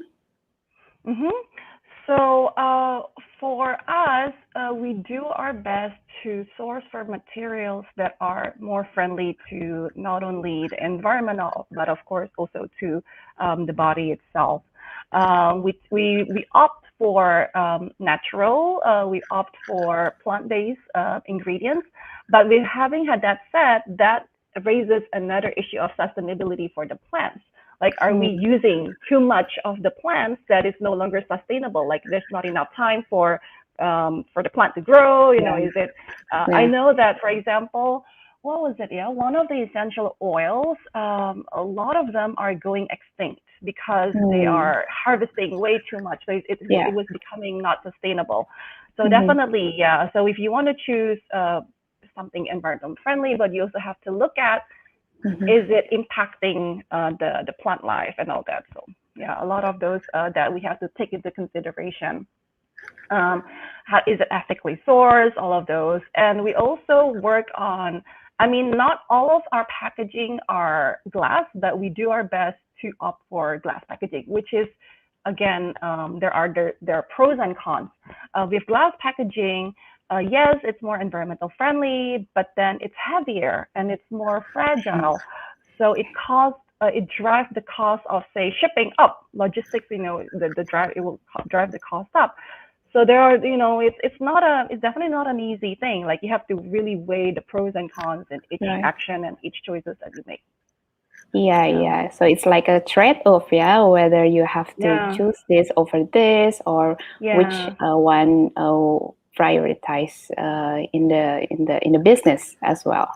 I see. Yeah. And in terms of plastic packaging, like, for example, some of the packaging that we use, we don't have a choice, but we have to use plastic packaging for there are different reasons why.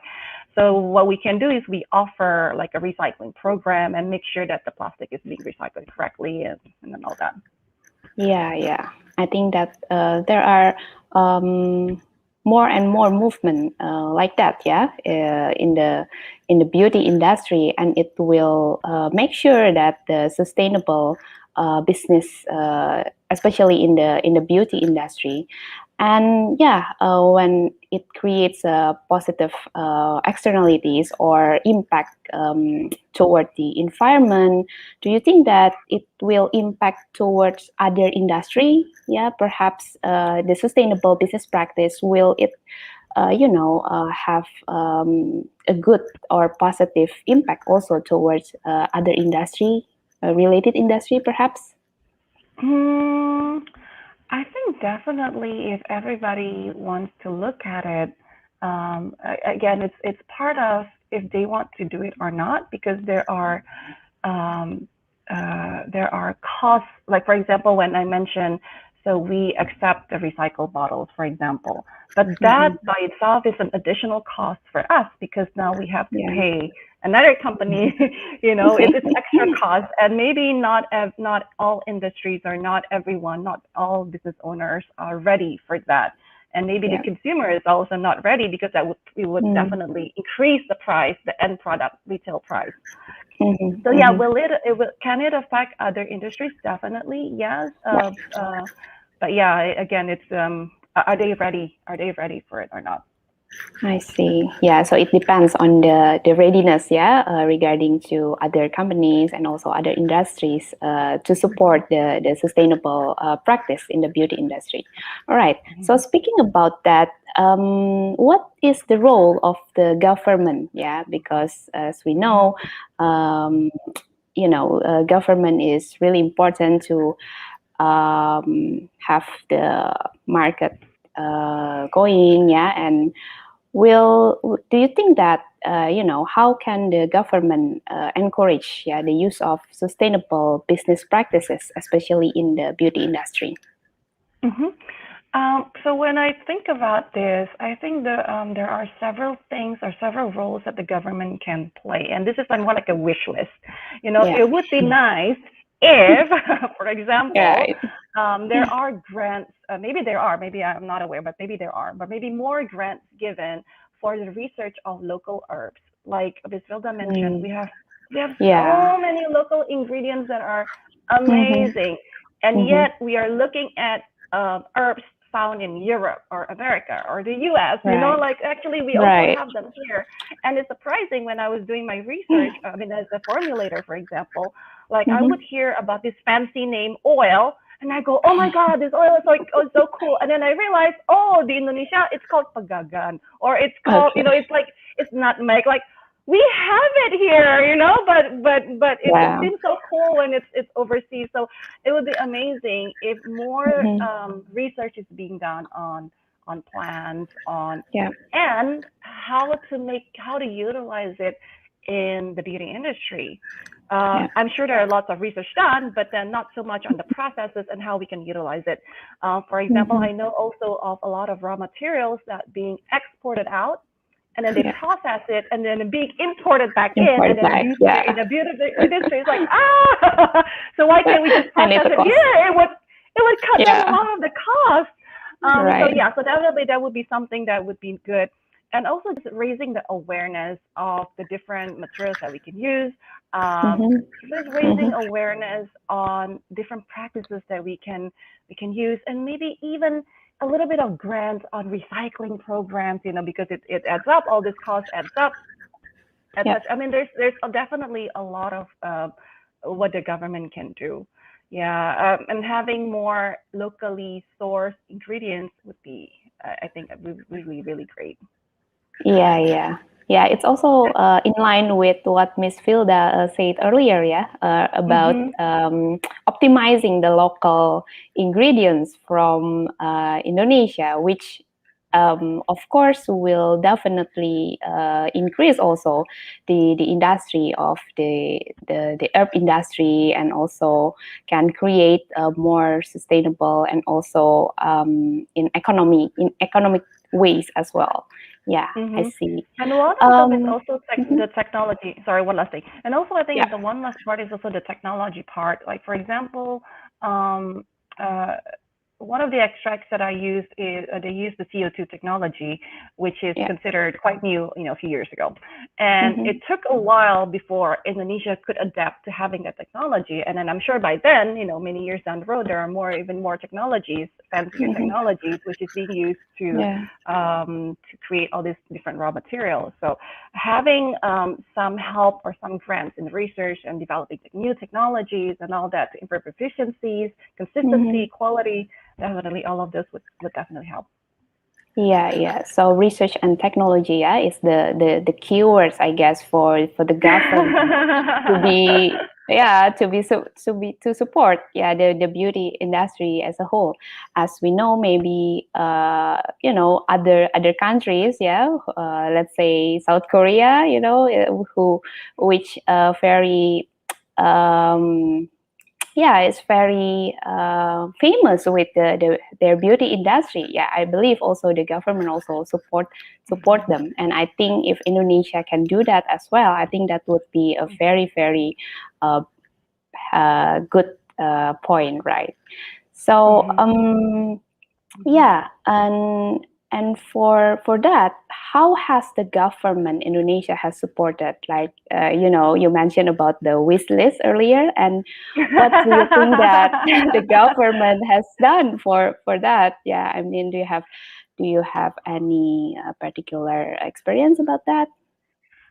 Actually, I don't have an extensive experience, but I know that they are doing something. So, for example, a while ago, somebody approached us to use one of the butters that they locally source and locally manufacture. It is similar to like shea butter or cocoa butter, but it's a local plant. So I know that they want to promote the butter, like they want to teach people how to use the butter and just bring awareness to this whole thing, because they want to increase the production and all of that. So I know that they are doing something, but in terms of how much or how extensive, maybe I don't know the extent of that, but I know that they're doing something about it. All right. Okay. Let's hope that the government can support more for the beauty industry in Indonesia.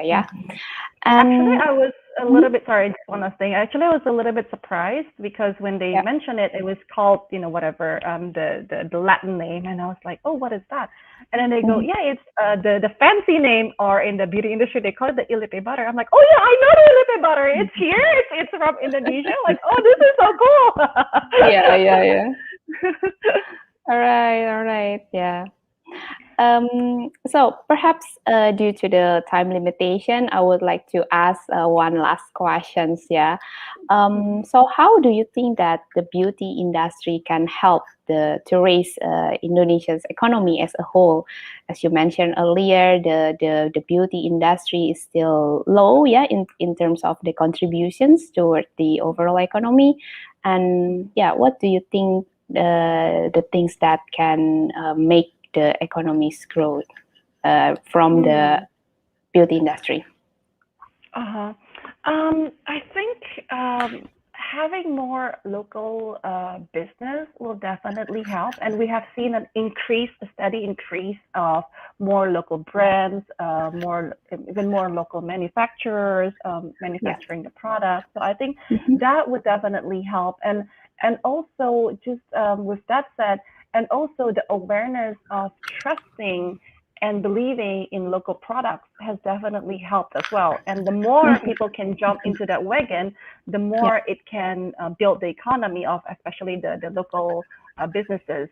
And maybe also another part is, this is a touchy subject, but having the regulation be easier, in a quotation mark, be easier, because one of the largest or one of the biggest problem for local for any players actually, especially the local SMEs, is getting through the BPOM regulation, which is actually quite tough. In compared to, for example, in Europe or in America, it's a lot easier, definitely, for small SMEs to launch their products this year. So yeah, so definitely there's still a lot of things to be done, a lot of growth, but I'm pretty proud. I heard that in, for example, the most e-commerce like Tokopedia or e-commerce like beauty products is always the top three of the sales gross revenue. So definitely more room to grow, but we are really doing a good job. Yeah, Orse. Sure. Thank you for mentioning that as well. Yeah, because the local brand of the beauty industry definitely is one of the key, yeah, to make the industry, I mean, the whole industry to grow. Yeah, if we only just depend on the other, yeah, like you mentioned that we export the raw materials and then they produce it elsewhere and then we import it back with the high price. I don't think it will contribute to the like overall economy because the value added is so low. Yeah, because when we talk about the contribution to the economy, I guess we have to calculate about the value added. And yeah, I think that's a great insight. Yeah, from you, yeah, regarding the local brand of Indonesia for the beauty industry, and also the regulations, yeah, to be less stricter for the BPOM and so on, yeah, because compared to the other countries. Perhaps I would like to give you time, perhaps for closing statement regarding our discussion about the beauty industry and the impact of the economy. Yeah, Miss Dewi, please. Yeah, so maybe one last statement from me is that aside from having more local brands, locally manufactured, and also the ideal part is again my wish list that we could use local source ingredients. Unfortunately, even though we have more local brands, more local manufacturing, most of the ingredients we still have to import the ingredients. So if we can finish the cycle there, I think that would be awesome. All right, awesome. Thank you so much, Miss Dewi, for giving us a very insightful talk, yeah, this afternoon regarding the beauty industry and the economies from the business practitioners' point of view. It's really good to have you here. So maybe we can continue our discussion in the Q&A sessions, yeah, Miss Dewi. Thank you so much. Thank you so much.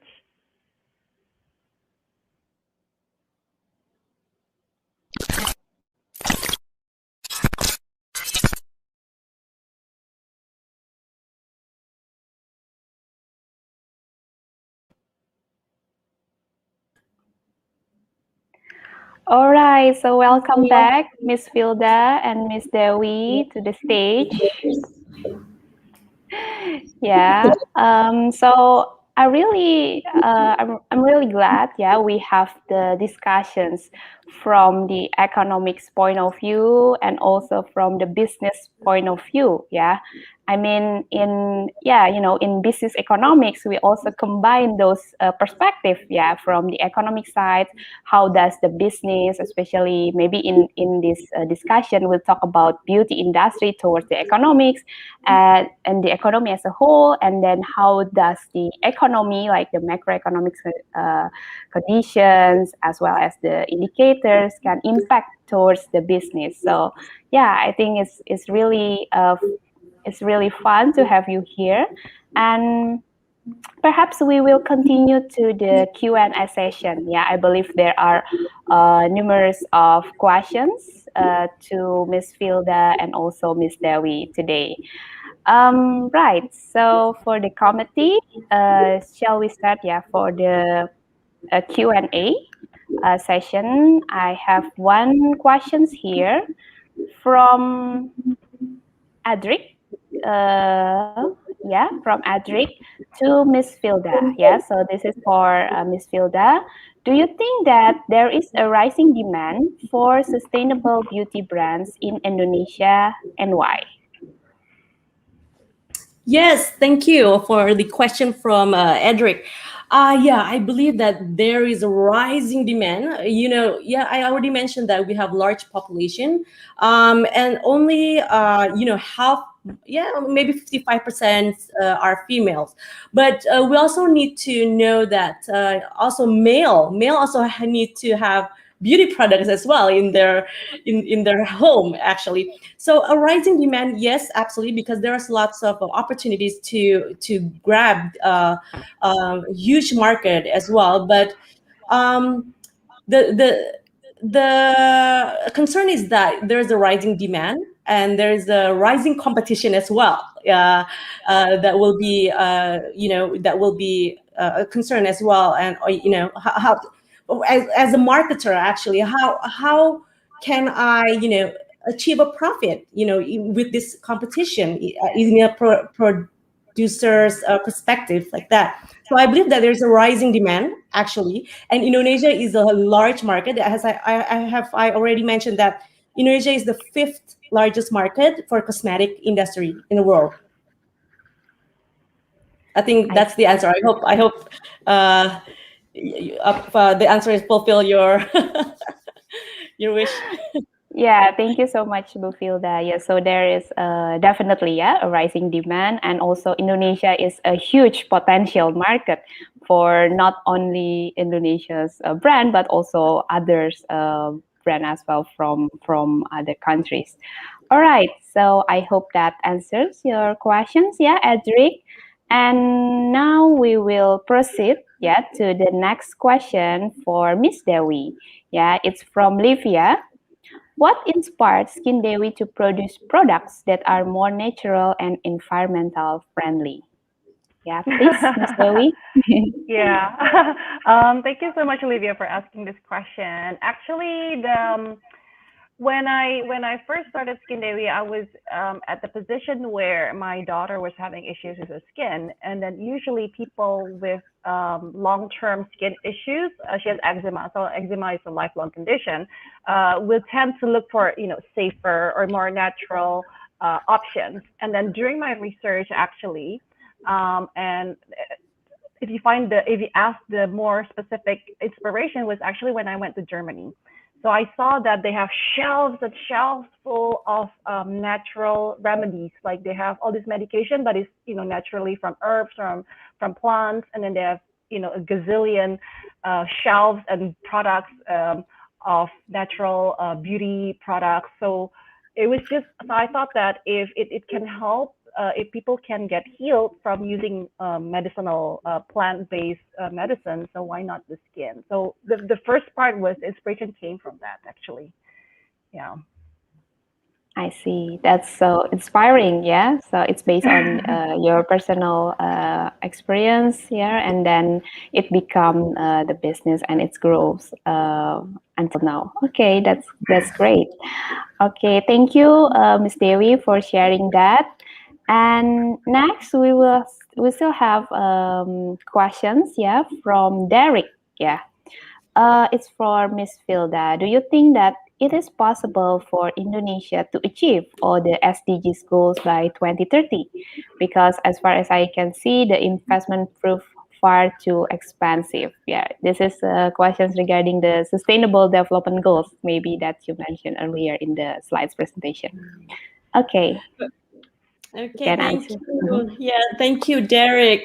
This is really, really an interesting questions because sometimes we are, burdened with these targets, but actually in reality, we are still far away from this target. But yeah, for SDGs in current situation, which I have also read in the report from the Bapenas, from the Bapenas.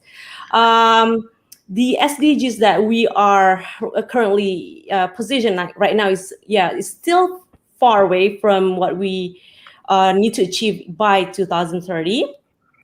That's why this is a concern for many stakeholders. I mean, not only for the government, but also for the private sectors and also for everyone that you need to step up to take the action to achieve these goals actually, because SDGs that has been implemented by the United Nations is really, really good, right? It's so ideal. It's like we are living in an ideal world if we can achieve these goals. But I think there need to be an action for all stakeholders that could be initiated by the government itself to speed up the process. We have many regulations regarding to the SDGs. President Jokowi also mentioned that we need to achieve these goals since 2017.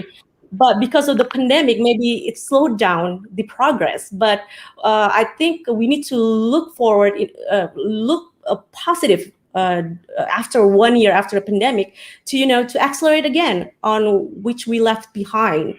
So yes, we're still quite far, but I'm still optimistic to for several of these SDGs goals to achieve.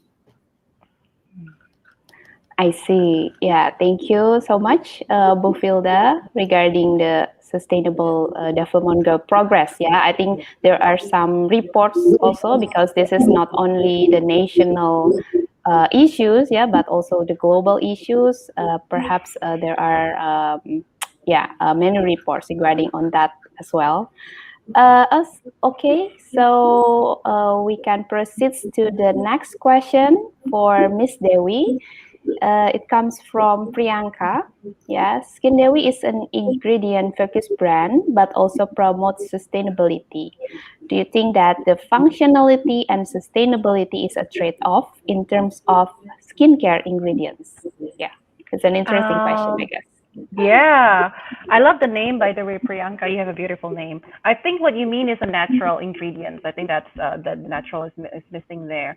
So yes, this is a very good question. If you asked me this, say 5-6 years ago, maybe I would say yes, because at that time there were not a lot of, globally anyway, not as much as demand and research done on different natural or organic ingredients.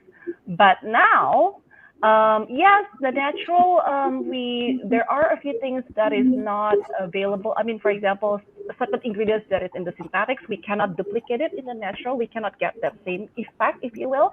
But there are so many options now, and there are so many research done that we can still utilize other things. And being natural also has its own perks. Like they have their own strengths that we need to cater to instead of trying to mimic the synthetic portion of it. So definitely, I don't see that as a trade-off in terms of the functionality, but there is a little bit of trade-off in terms of the cost. Unfortunately, yeah. it's driving costs up like way higher. Right. Yeah, as it's actually good to hear, yeah, about the functionality and the sustainability. It's not a trade-off, yeah. Even though, yeah, you mentioned about the cost trade-off. Yeah, it's good to hear that. Yeah. Okay. Yeah, also we also have the next questions, yeah, for Miss Filda. It comes from Talia. Should companies invest more in technology that can help them to produce products that are more sustainable, or should they use that money instead for marketing? Yeah. Okay, so meaning that technology invests in sunk costs or in marketing? Well, Talia, I think it depends. It depends, actually. But maybe you can also ask Miss Dewi here.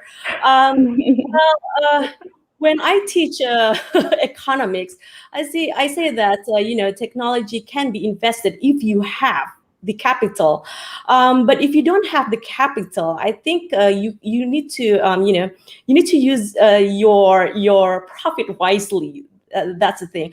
But we cannot neglect the technology itself. We can actually maybe to have, what is it called, outsourcing with the the company, the technology company. That's one of the solutions. I mean, collaborations, partnerships, everything can be done, just to reduce the cost of technology itself.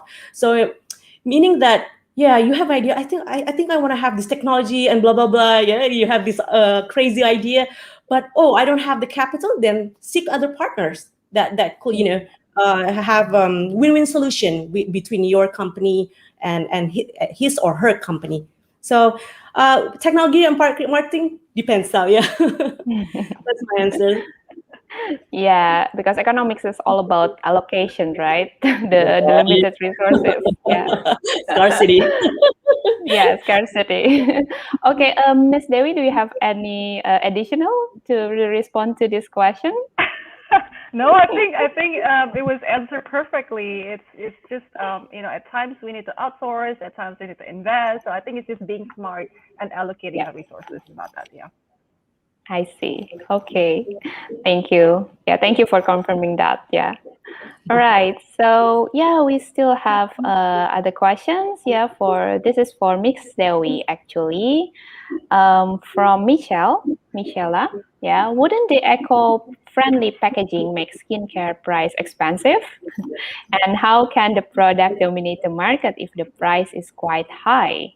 Yeah, what would be your strategy then? This is a very good question. So yes, definitely, Michelle. Having an eco-friendlier packaging and ingredients and all of those makes the prices more expensive. That is very true.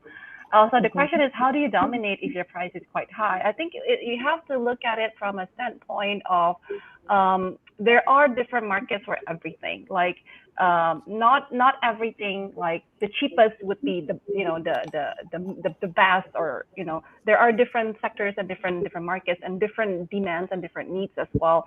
And I see that globally there are more people being aware of the global issues, of the environmental issues, of the sustainability issues, so they don't mind putting in more or forking up more, paying more for the greater good.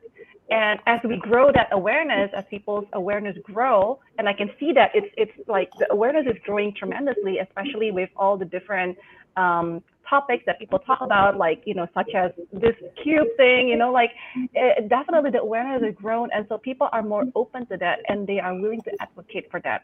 So can you dominate even the market price is quite high? I think so, but maybe in a different way. Not you won't be competing with the cheaper products, but definitely there is your own. You have your own market.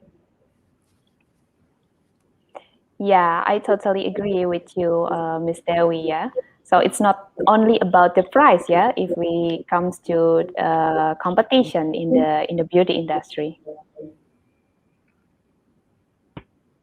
Yeah. All right. So perhaps I think due to the time limitation, I think this would be the last questions. Yeah, this is the question for both of you. From Dina, yeah, can the beauty industry address its big sustainability problem? Yeah, perhaps Ms. Filda, you would like to go first to answer the questions? Yes, I would like to stress on how the beauty industry right now in Indonesia. I think most of the beauty industry right now is really aware on this sustainability and environmental problem. We can see the big guy of the beauty industry. There, for example, right now in Unilever, they also initiated this beautiful campaign about environmental consciously friendly consciously, and then I think it's I think in the next future, in the near future, actually, that the beauty industry can address this big sustainability problem.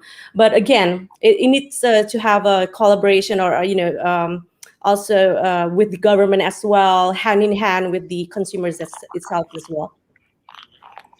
I see. Okay.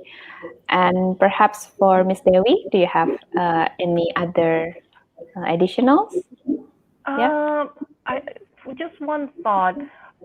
Seeing how the beauty industry is just a small fraction of the whole global economy in Indonesia, so I think if we want to make a bigger impact, I think we need to tag along in other industries as well. But having that said, can the beauty industry address its big sustainability problem? I think we still have some ways to work on, but definitely with more awareness and more discussions. All of us are slowly doing our part, or we're learning to take part in it. Okay, that's great.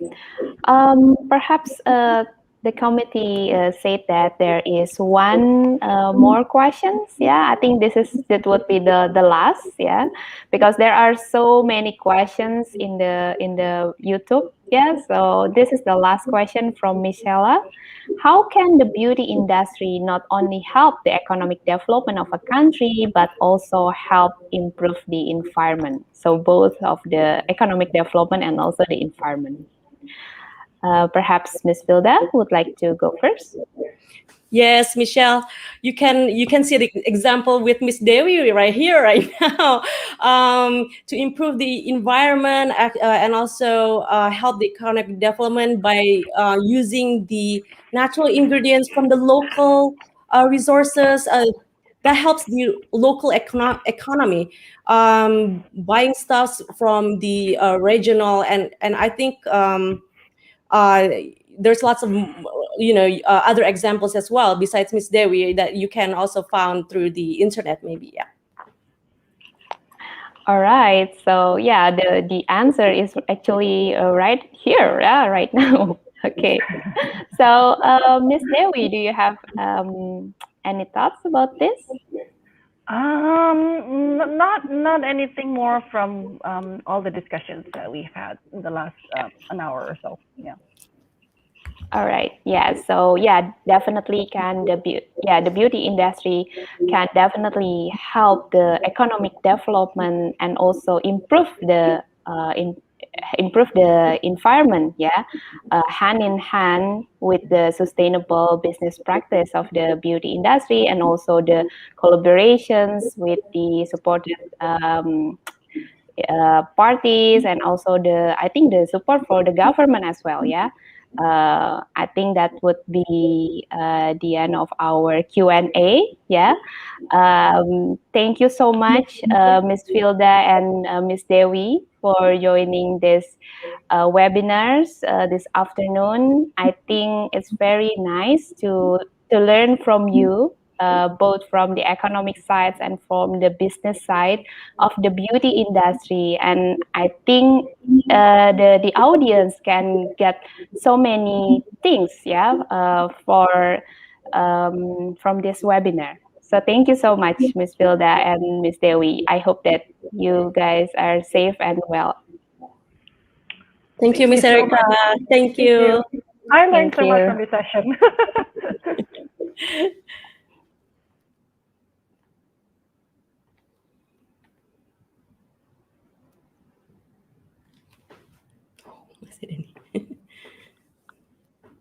All right. So now, as the appreciation, I would like to give a token of appreciation for our beloved speaker. The first is with Miss Filda Citra Yusgiantoro as our speaker, and then we can have taken photo sessions. Yeah, Miss Filda together. Yeah. So perhaps the committee can take our pictures together here with the certificate. Okay, 1, 2, and 3. All right, so thank you so much, Ms. Filda. Thank you, Ms. For joining us today. Okay, and now we also have Miss Dewi, yeah, on stage here again. Thank you so much, Miss Dewi, for sharing your experience and your knowledge and your insights regarding the economics of beauty in this afternoon. So as the token of appreciation on behalf of the committee and also the program, we would like to thank you. And this is the e-certificate. And yeah, perhaps we can take the picture together, yeah, as a documentation. All right, so please, the committee can let me count down. Yeah, 1, 2, 3. Okay, thank you so much, Miss Dewi. Thank you so much, Miss Erica. All right, so okay.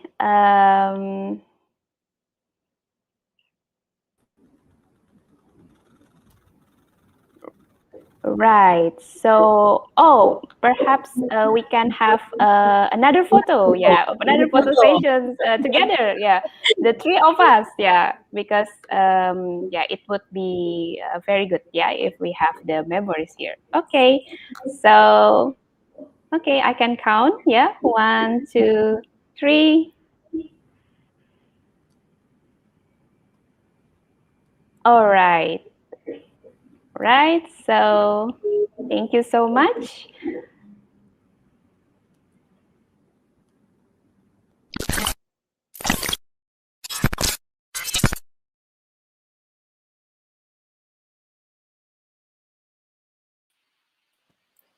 Hello, Miss. Welcome back again. What a Hello, great Kinan and session. Ilma. Thank Hello, hello. you. Yeah, I Miss. hope that you guys enjoy, yeah, the Yeah. session.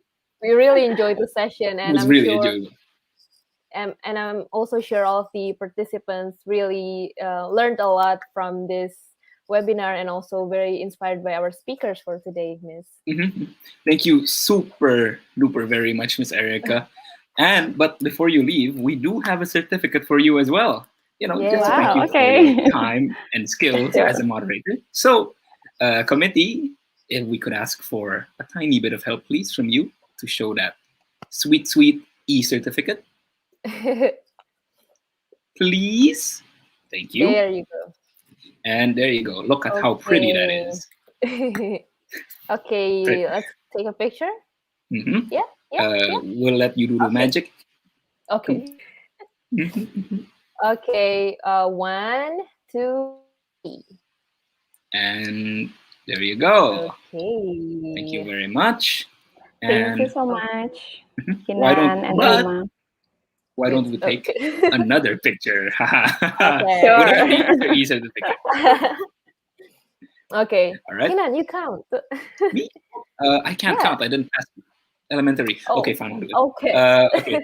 1, 2, 3. Thank you. That's it, right? Okay. Thank you very much. Okay. Thank you Well, very Okay. much, Miss. mhm. You're And welcome. thank you very much, Miss Erica. And you are free Well, to leave. Yeah, sure. Good luck with the rest of the event, yeah? Thank you, thank you very Miss. much, Miss. Okay, bye-bye. Take care. Bye.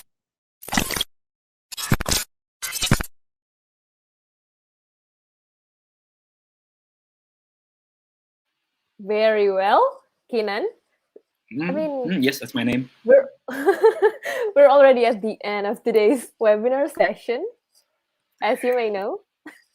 Oh, of course, of And course.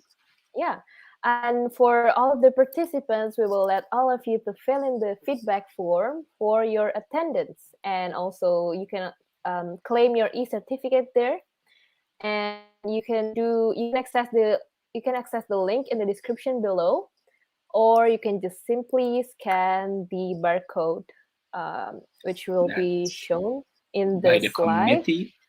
Hello, Soon hello, enough, hello. it'll be shown in the slide. Oh, there it is. There you go. Right, Oh, right on cue. this side. Yeah. Mhm. Okay, you can just scan this barcode. And don't forget, you only have 30 minutes to fill in the form. So remember to do it immediately.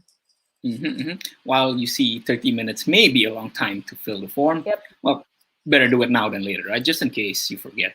Anyways, going back to the webinar, I loved it. It was really full with knowledge, huh? Also, Yeah. the audience gave some really good questions. Did you notice?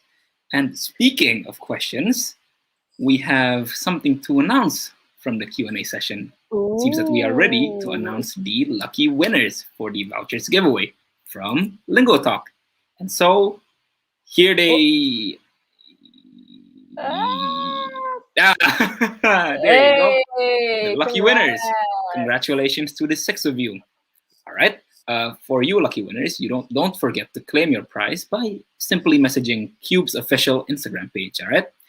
For those of you who don't know what it is at cube.prasmo. So get to it. Your prizes are waiting for you. All right. And on to the next one. Let's wrap up this session first, as we're still going to have another session for the finalists. But first, I would like to say thank you to our media partners, B-Voice Radio, Motau Event, Initiative UE, Internet Indonesia, Students X CEOs Bandung, Opportunist, ISEC, Youth Development Community, Sustainable Indonesia, Campus Update, Kompeten Co, Saya Pilih Bumi, Event Campus, Acara Kampus, Radiomu, Green Generation Foundation, and last but not least, Demi Bumi. A lot. And of course, we can't forget about our lovely sponsors as well. So first up, Indomaret, mudah dan hemat. PT Johnson & Johnson Indonesia, for all you love. Lingotalk, your best pal in language learning. Causa Indonesia, fashion with a cause.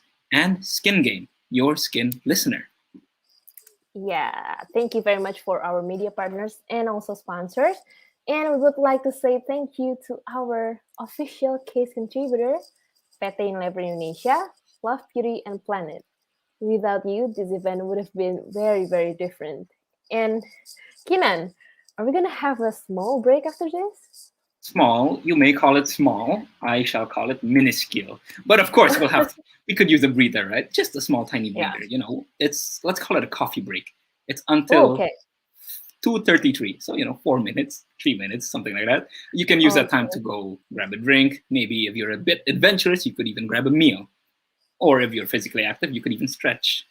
But just please come back here on time, as the final face-off of the competition will begin then. And I'm sure that's something that you all want to see. So see you all very, very soon. Goodbye.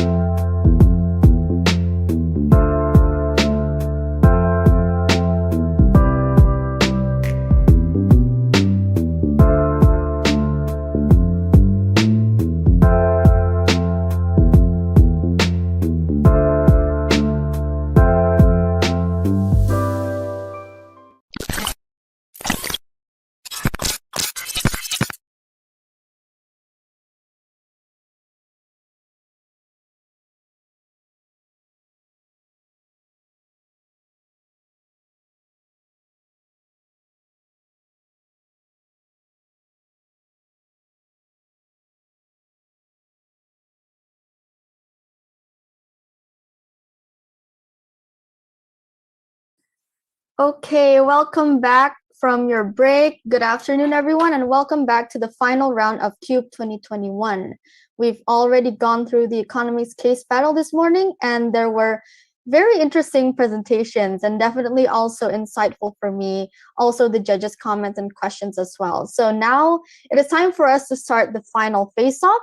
In the final face-off, the top 4 teams will compete with one another to answer a series of questions we have prepared.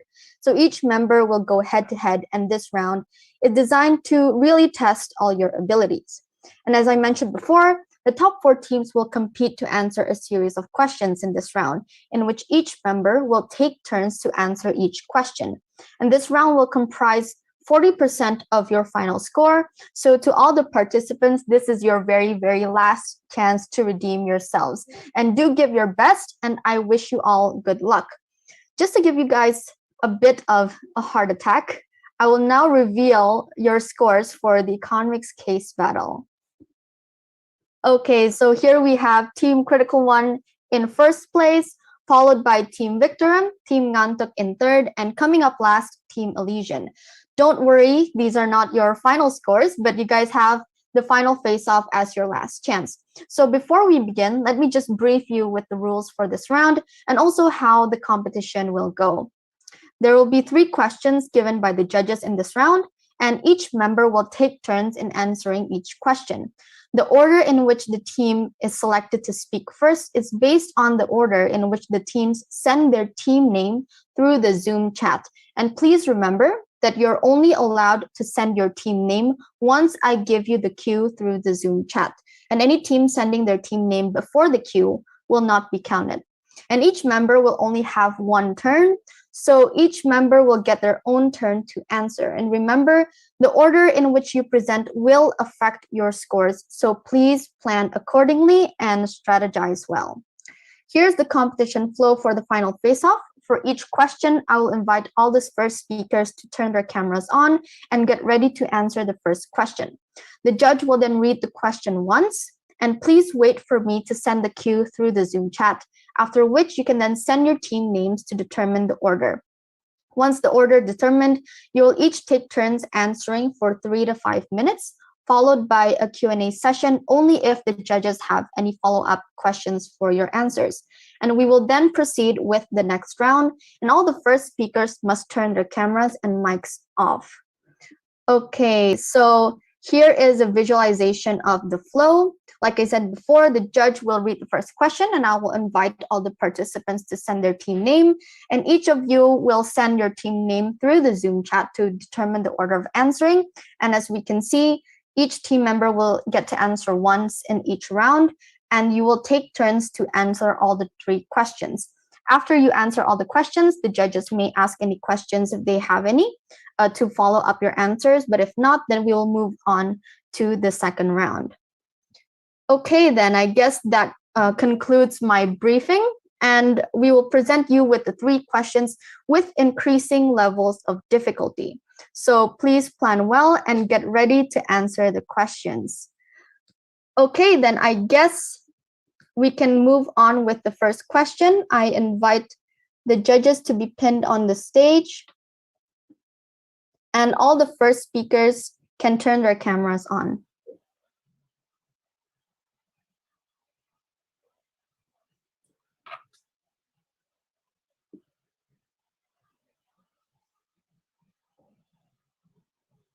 Okay, from Team Ngantuk, we have Cindy. And let's wait for Elysian. We have Anastasia. Fidela from Victorum. And lastly, we have Matthew from Critical One. Okay. Are you guys ready to answer the question? All right, then.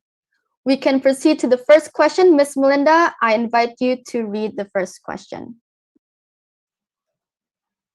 Okay, so I hope you guys have a good break. The first question is, to mitigate further damages to the environment, businesses use messages that convey how severe the issue is and the efficacy of the actions that they've taken.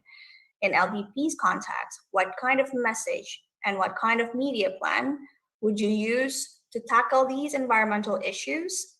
that you can send over to the target audience of 18 to 35 years old women that would prompt behavioral changes in saving the environment?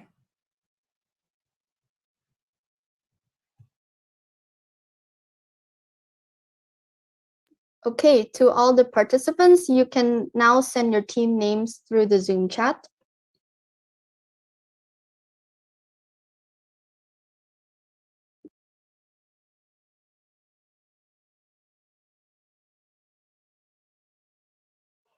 So what kind of message and what kind of media plan that you think would be effective to the target audience of 18 to 35-year-old women that would prompt their behavioral change towards saving the environment?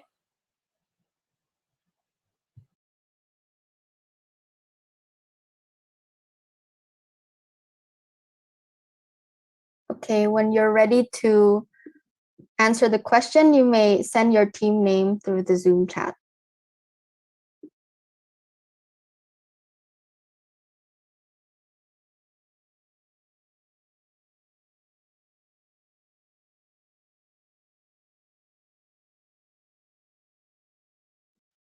Please send your team name to everyone so we can all see the order of the teams.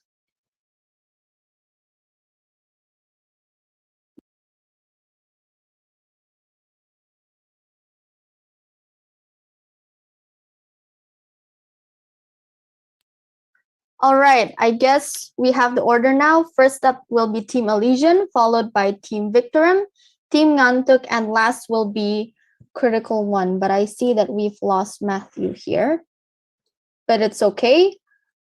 All right, Team Elysian, Anastasia, your 3 to 5 minutes starts now. So, in order to convey the message, which we believe that is in the LBP context would be sustainability, especially about microplastic and chemical issues in beauty products. The media plan would be social media would be the first media outlet that we would choose. To further reduce environmental damage, businesses use the message to convey how serious the problem is and the efficacy of the action they are taking in the context of LBP. In order to convey this message through social media, we believe that for the target market of 18 to 35-year-old women, to prompt behavioral changes in saving the environment, it would be through trend, actually. From recent studies and many relevant data, it is proven that the generation of 18 to 35 years old women, which would conclude the Gen Z and Gen Y, the number one motivation for taking action in part of doing something such as gaining sustainability lifestyle ideology would be a trendsetter. Once LBP can make the sustainable lifestyle a trendsetter, we believe that the target market would then follow up what LBP wants to convey in their message itself. But how do we do this?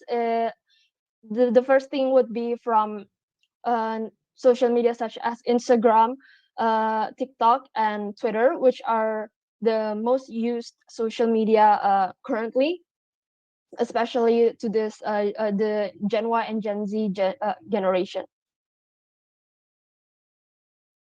We can do the challenges through making the hashtag challenge, for example, because as we know, for example, this hashtag challenge is proven to be very effective in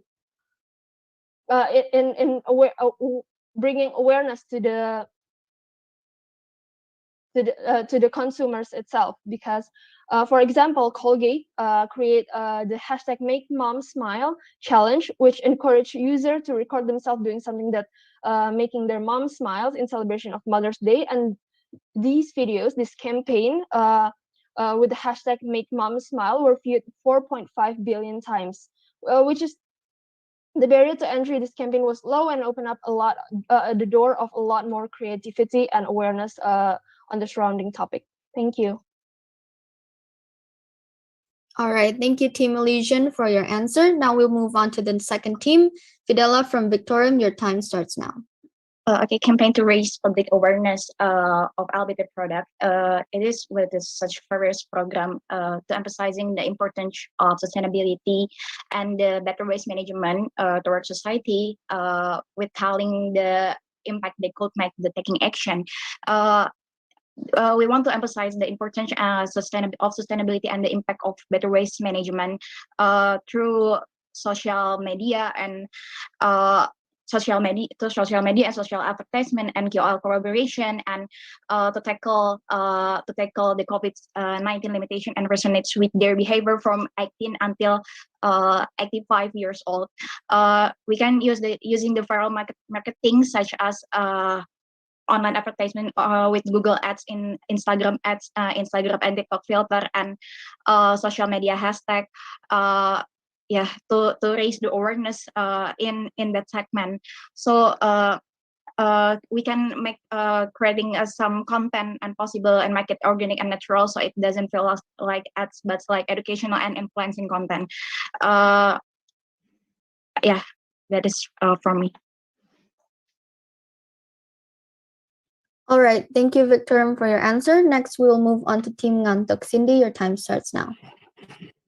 Okay, so based on the data that we collect, that 71% of women try to live more ethically than 59% of men in Indonesia. Therefore, it is actually easy to send a message into the media regarding this issue. First, we can create an awareness about the current environmental issues that portray in this situation. For example, that we can see that plastic waste is increasingly day by day. And therefore, when we send them a message through a video that heart-touching through the Instagram ads, that will appear when they open the Instagram story or open the YouTube ads, it will therefore touch the heart of the consumers, and it will eventually have the kind of thinking that what can I contribute to this society, especially to our earth. And we can correlate with this message with our brand value. Love Beauty Planet brand value about making something that we would love to use ourselves and make the world is proud we are using for, like about the carbon conscious and caring about the earth. And so, firstly, we can use the YouTube for inorganic awareness by using the advertisement of the video about heartwarming. And the second one is TikTok, since we know that most of the teenagers about 18 to 25 years old are using TikTok and can create more organic awareness by creating a trend using a hashtag of small acts of love, like what can we do to our earth, and give them relevant message also about like look at your surroundings, look at outside your house, that we can see about the plastic is not really managed really well, and therefore like we can start to change their behavior about what we can do by a small thing but global actions through your society and your surroundings. Thank you. Okay, thank you, Team Ngantuk, for your answer. And last but not least, we have Team Critical One. I see that you're here with us again, and you can start with your answer now. Okay, thank you for the time, committee. So I think in regards to the question, how can we attract 18 to 35-year-old women to prompt behavioral changes in saving the environment? I think it all starts with the 5A concept of marketing, right? Before I answer, I'd like to say that whenever a brand wants to appeal their customers to take a certain action towards sustainability, there must be a fine balance between asking them to do what is good for the environment and what is good for the business. That is the sweet spot or the golden area that every business actually wants to do, right? So I think there's 5 key steps here: aware, appeal, ask, act, and advocate. I'm going to start from aware. When businesses want to make customers aware of their existing programs or sustainability campaigns, it usually starts from above the line marketing. What's above the line marketing? It's like the usage of mass marketing or huge billboards on the street or advertisements that can reach all audiences. It's not yet targeted because the goal is only to make the unaware aware. Once we make the unaware aware, we can start to the appeal phase, the second stage, where we are going to use below the line channels that are more catered and customized to each customer segments. It's like the usage of guerrilla marketing, the usage of customized newsletters, or personalized emails. Once we actually appeal them from these below the line channels, we can enter the third phase, which is ask. And in the ask phase, we can actually use nudging. It's a famous concept in behavioral economics where we make slight changes on our products that can implement or signal certain actions to the customer. For example, if we have a shampoo bottle, we can actually make it transparent. And within that, there's actually a message regarding sustainability, or there's actually an image about the planet.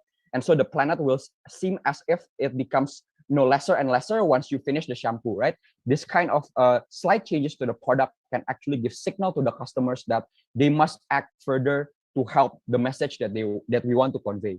After this third phase, there's the fourth phase, which is act. And because of the nudging, they can move on to this act phase by the incentives that we provide. So let's say in the product, there's like the message from the nudging, and then it leads them to a specific barcode, to a specific action. Let's say donating to a particular campaign, or let's say signing a particular petition that is partnering with our brand. And after the fourth phase, which is act, we reach the final phase, which is advocate. So after they act through our marketing channels, we can ask them to advocate more by sharing these campaigns and petitions to other people, by providing them an incentive. Let's say we're going to give them a discount coupons if they share it to 5 people, or let's say we're going to give them a free LBP product if they are successfully asking other people to also sign the petition that is partnering with our brand. So I guess those are the 5 steps, and that is all from our team. I hope it answers the question. All right, thank you, Team Critical One, for your answers. Do the judges have any questions they would like to ask to any of the team members? I want to give each team actually 1 minute to actually go through and elaborate more on the messaging part, because I haven't got a specific answer on that. So in terms of message, what kind of message that you would like to convey with regards to saving the environment? So specifically, what would you think would be the priority message to be conveyed to the consumers? I understand all of the I think most of your answers are more towards the how to do it, but not yet the content. Can you elaborate more, each one of you, 1 minute please, on the content that you would like to share?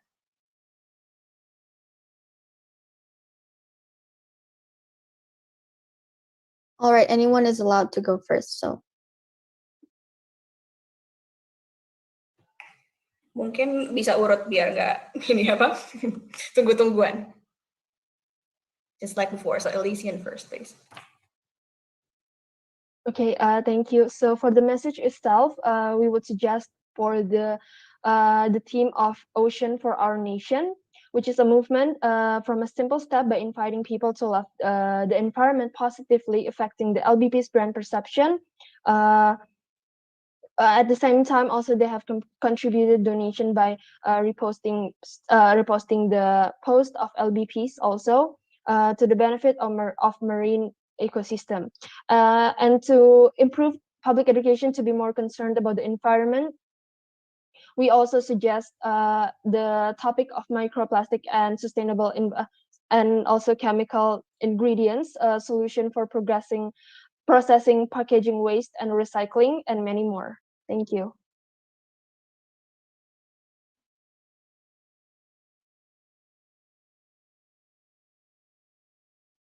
Victor, you can proceed with your answer. Okay, the kind of message is emphasizing the importance of sustainability and impact of the better and good waste management towards society. With telling with the action, with the taking the action towards many programs that we suggest. Yeah, that is from me.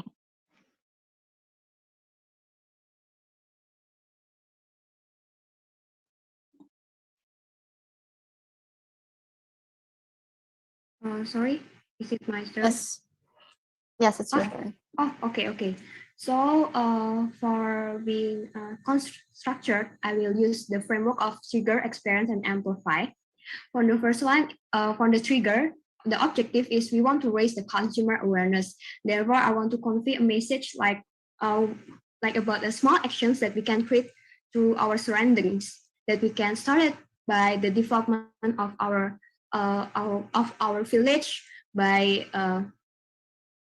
creating a waste management. And for the second one is for the trigger, we can use the YouTube activation where we can create the plastic journey video and short interview with the scavengers to make the consumers will be heart touching. And therefore, in the video, there will be a call to action, which is like, let's save the earth with us by participating our movement. And the next one about the experience, we want to create a movement to reduce the plastic. Therefore, there will be a message, which is like hashtag love in action by the trial movement.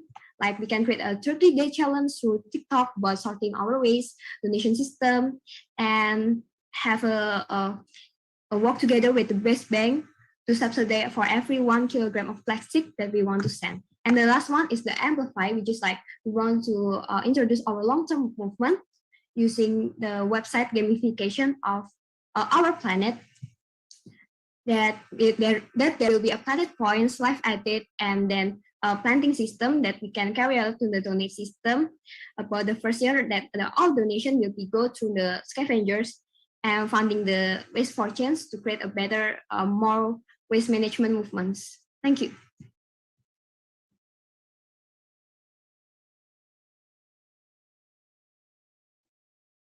All right, critical one, it's your turn. Right. So thank you for the time, judges. So to start off, I'm going to say what's the main campaign message that we want to deliver. I think we want to convey to our target audience, which is 18 to 35-year-old women, that becoming beautiful through using LBP's products is not mutually exclusive with saving the environment, right? I think if we look at many beauty brands, they have always portrayed beauty as something that's exclusive and something that is not, usually combined with the act of saving the environment, right? Because it's very two different things. One is cosmetic and the other is like active action. So I think we want to break the stereotype that many beauty brands usually take, that consumer advocacy and taking action to the environment must be something that is reserved by people who are actually acting on the ground. We want to show that by taking small actions, such as by recycling or buying LBP products over competitors, consumers can actually take and drive major change to the environment, like reducing carbon emissions, like reducing plastic waste in the ocean. And how we can achieve this is by usually portraying the damage that the beauty industry has actually done in regards to pollution and microplastics, right? So again, to my previous point, we can do this by nudging, meaning customizing the products to nudge the customers to a certain way. And we can also do this by mass marketing. But the message that we want to convey is that they can both be beautiful and environmental savers at the same time. I guess that's it from us. I hope it answers the question.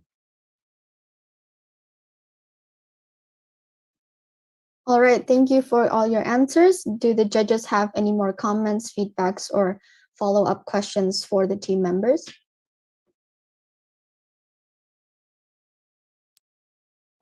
Would you mind if I ask one question to Anastasia from Elation?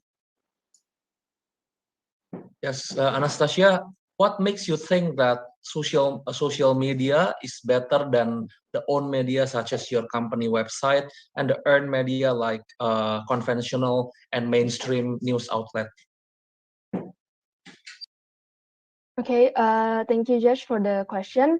So our team believes that the social media is the number one factor, aside from news outlet and many more, because first, our target market is the Gen Y and Gen Z, and also aside from the relevant data, and we also conduct consumer research from the Gen Y and Gen Z, and we got the result that the number one outlet of media that is used to finding out the current news and current trend is by social media. Thank you.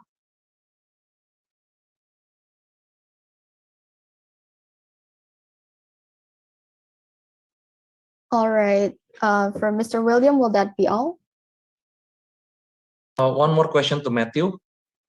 Matthew, in regards to your key messages to the public, do you think that your message will change people in terms of their cognitive rather than behavioral? Because I think knowing that there are different types of beauty, there are many versions of beauty, and also the way people can be environmentally aware by using the product that is taking a good care of pollution and also have ethical testing, for example, it's operating in the people cognitive instead of behavioral. How do you think about it? Right. Thank you for the question, Pak. Yeah, I guess it's not wrong that the message that we want to achieve by nudging always start from initiating cognitive changes, right? Because I think that's the priority change that we must make is like make a cognitive change because most people are not even aware yet about sustainable practices. And I think we can take it a step further to switch their behavior by providing additional incentives within the marketing campaigns. Like, for example, we're not just going to show them sad images of, let's say, fishes that are polluting, that are dying because of microplastics, but we are going to give them a monetary incentive, let's say a discount for LBP products, if they actually take action in buying a certain amount, or if they actually share the campaign to a certain amount of users in Instagram. And I think these kind of incentives are the most effective in driving behavioral changes, because then we cannot deny the fact that although people care about the environment, but most people in Indonesia prioritize, saving money and monetary incentives more than environment. So I guess that would be our answer to how we can drive the behavioral changes after making the cognitive change. Okay, that's from me. I hope it answers Pak.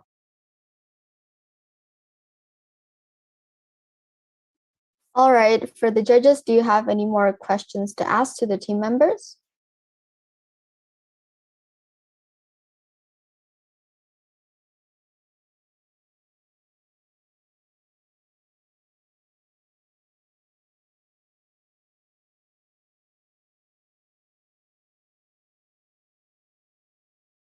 Okay, if there are no further questions, that is all for the first round. So now we will have a short 5-minute break. Judges, you may take some time to score the teams. And if you have finished, you may let us know, then we will proceed to the second round. In the meantime, second speakers from each team, you may get ready for the second round. And for all the first speakers, you may turn your cameras off and you may leave the spotlighted stage.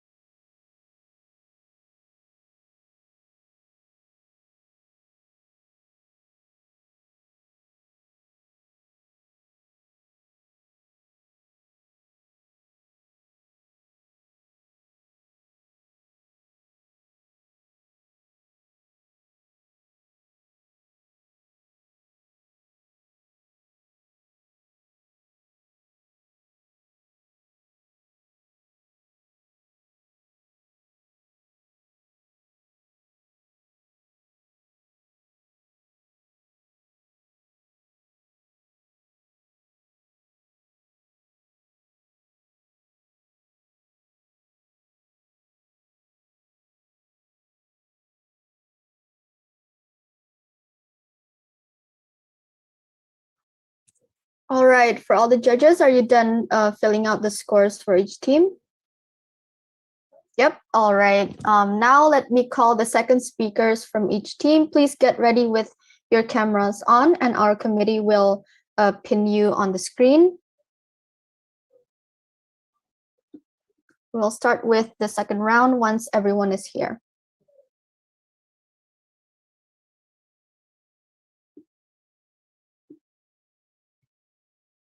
Okay, we have Shalka from Critical One.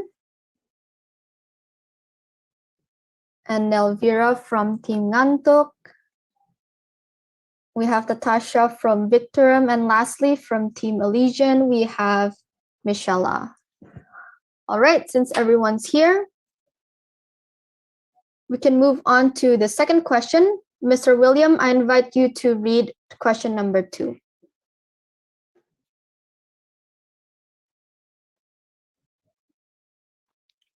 It has been proven that COVID-19 has had a negative impact on corporate performance, including investment scales and sales revenue.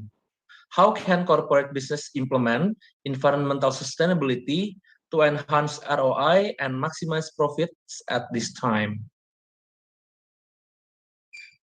All right, so that will be the second question. When you are ready, you may send your team name through the Zoom chat and you may answer once we have the order.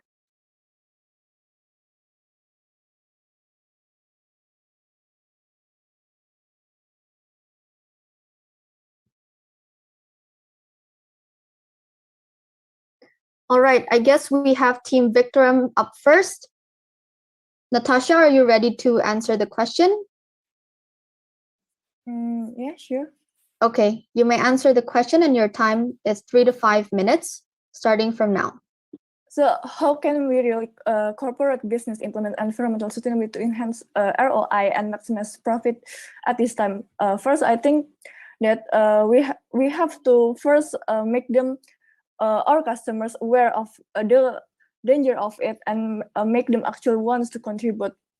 And then we can contribute to the sustainability acts by doing online love box through our initiative and make and give incentives to our customers to make them actually wants to contribute to our programs and generate sales. And we can give them incentive through discount voucher, free products, and free shippings. With this online love box initiative, we can actually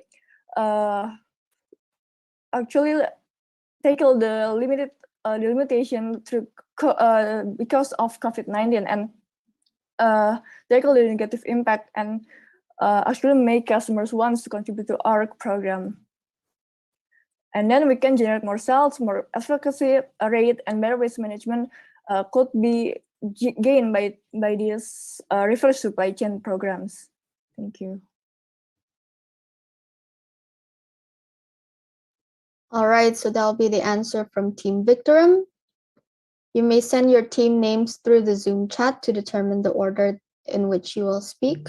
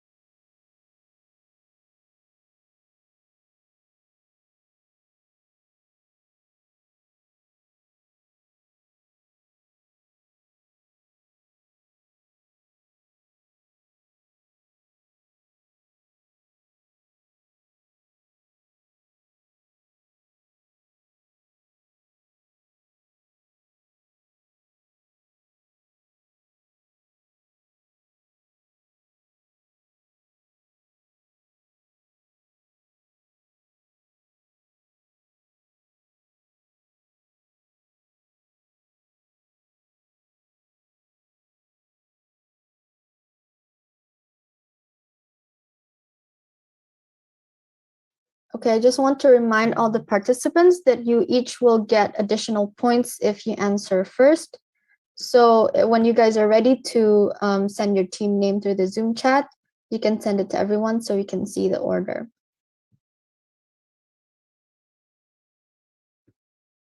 All right, so next up will be critical one. Shalka, your time is 3 to 5 minutes and you can start answering now. Okay, thank you so much, judges and committee, for the opportunity. So our team would like to answer this question by firstly looking at what ROI simply implies. So basically ROI, we understand that it's return over investment. So we're trying to obtain as much return as possible with the lowest investment cost. So and here we have identified the problem for businesses in this, especially in this era, is that most businesses, they see profit and environmental sustainability as two things that are mutually exclusive. However, we believe that those two things are able to be complementing each other. So in finding the solution, we then have to help businesses find a sustainable practice in which it can generate revenue or to minimize cost.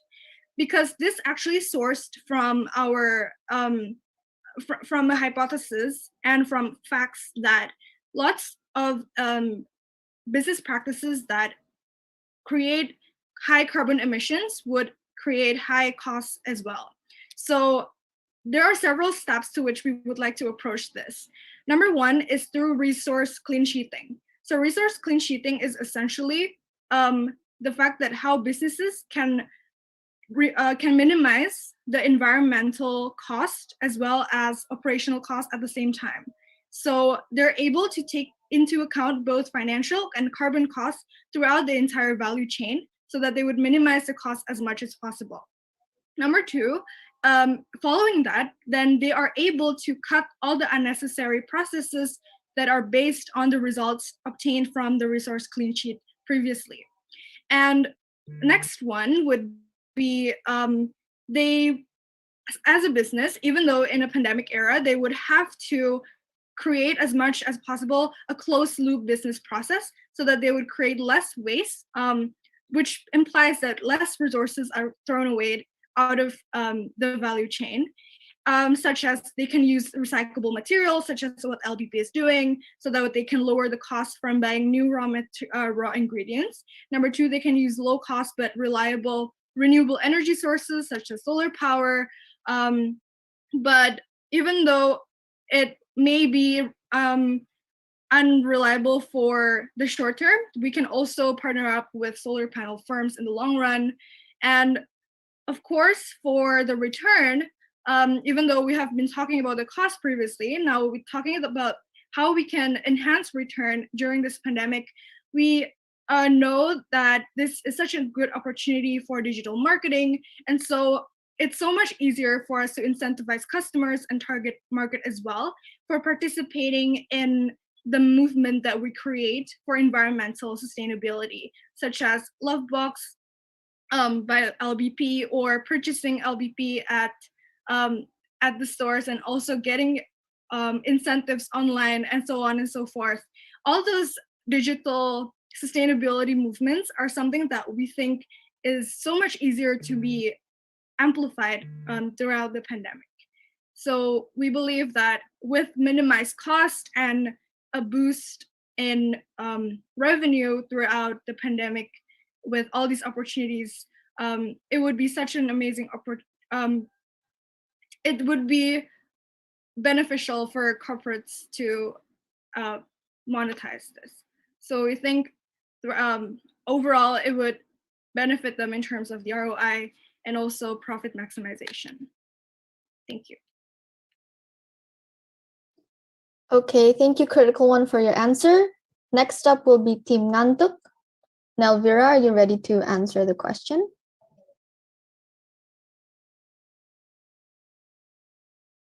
Okay. Okay, your time starts now.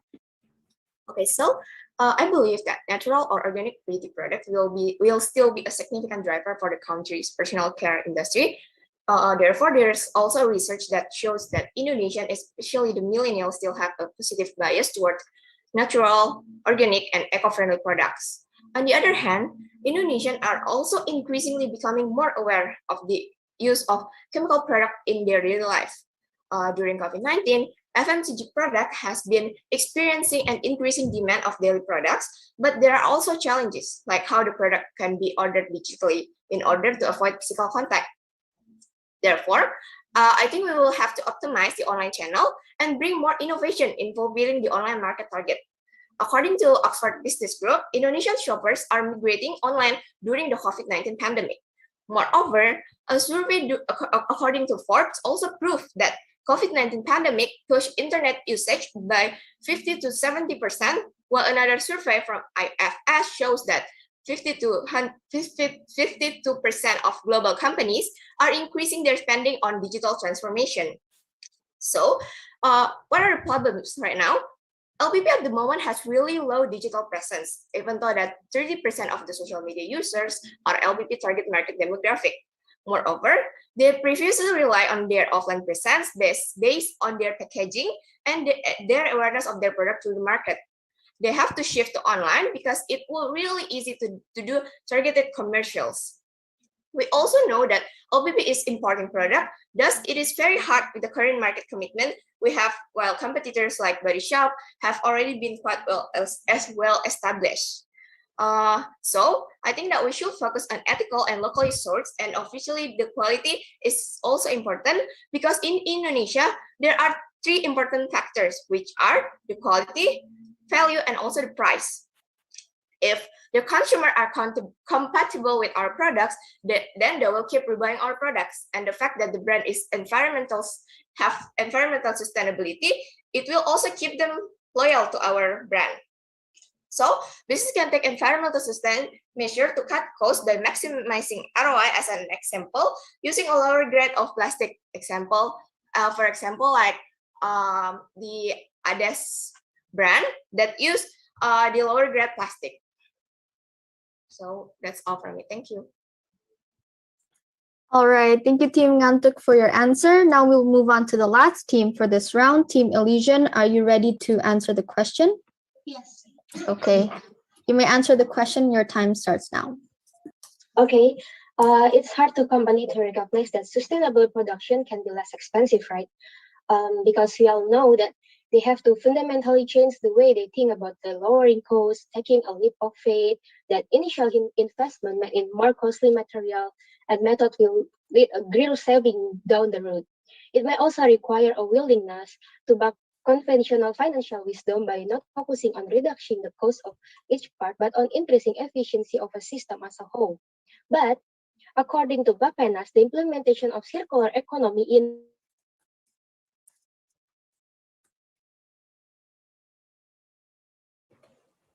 Is it only me or is Elysian? I think Elysian. Yes, Yeah. I think Yeah. Elysian is having some internet issues. It's all right. We will wait until it's already fine.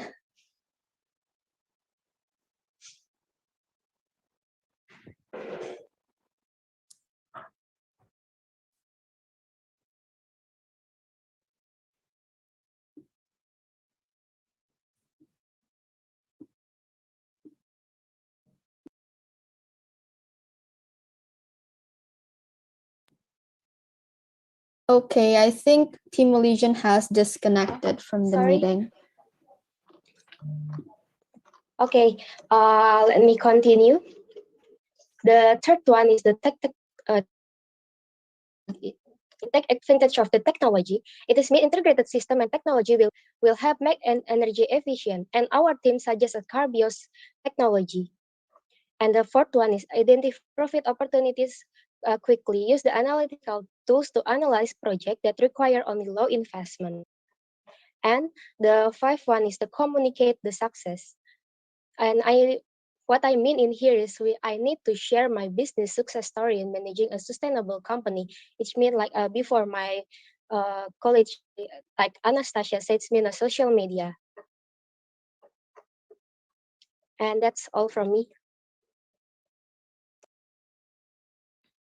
All right, thank you to all the 4 teams who have answered the questions. I invite the judges if you have any follow-up questions or feedbacks or comments for any of the team members, you may ask your questions to anyone. Yes, I have questions to all of the groups here. Most of the groups has already mentioned and answered these questions unclearly. Sorry to say that, but I want you one more time to answer the question, but I will help you on what on which side of which side of things in the business side that you need to answer. So in here you say, how can corporate business implement environmental sustainability to enhance ROI and maximize profits at this time? If you are in the manager's seat, okay, and you're dealing with numbers, now, what will you need to rearrange all of this, the uprising cost of maybe of the natural ingredients maybe that you need to buy and then switch it to other what cost?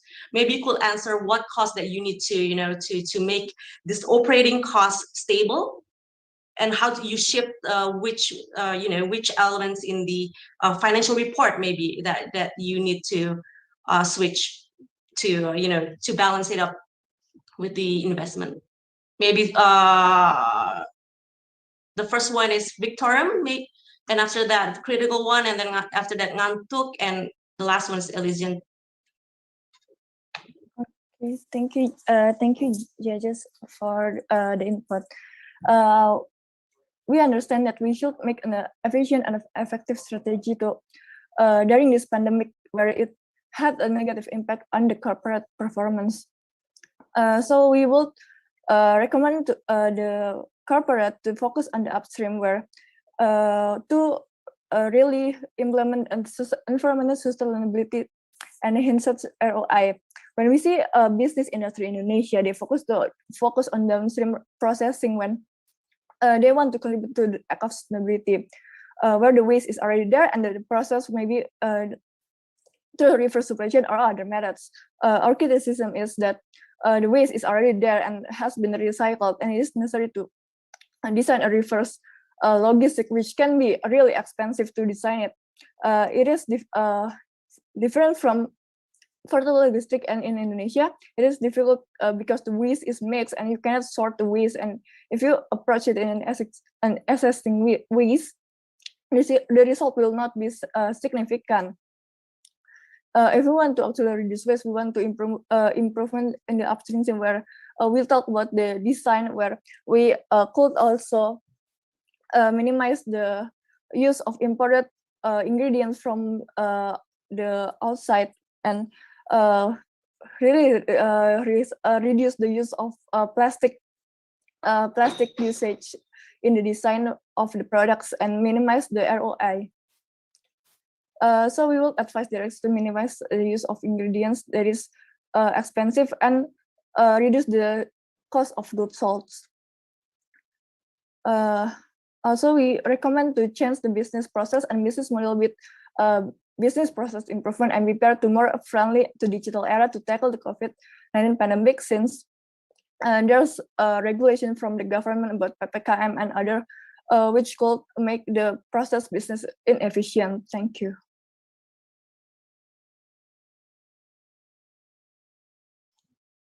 Okay, critical one. Okay, thank you so much. So we would like to answer the question. So we can see that in order to look at the profit, we can look at from the point of view of revenue and cost. But let's look at the cost first, which we would like to mainly address. How can a corporation reduce the cost in this term is by, number one, the corporation can switch to local suppliers so that the logistics cost would be lower in terms of supplier costs. And number two, we are able to sell on online channels to minimize inventory costs in retail stores.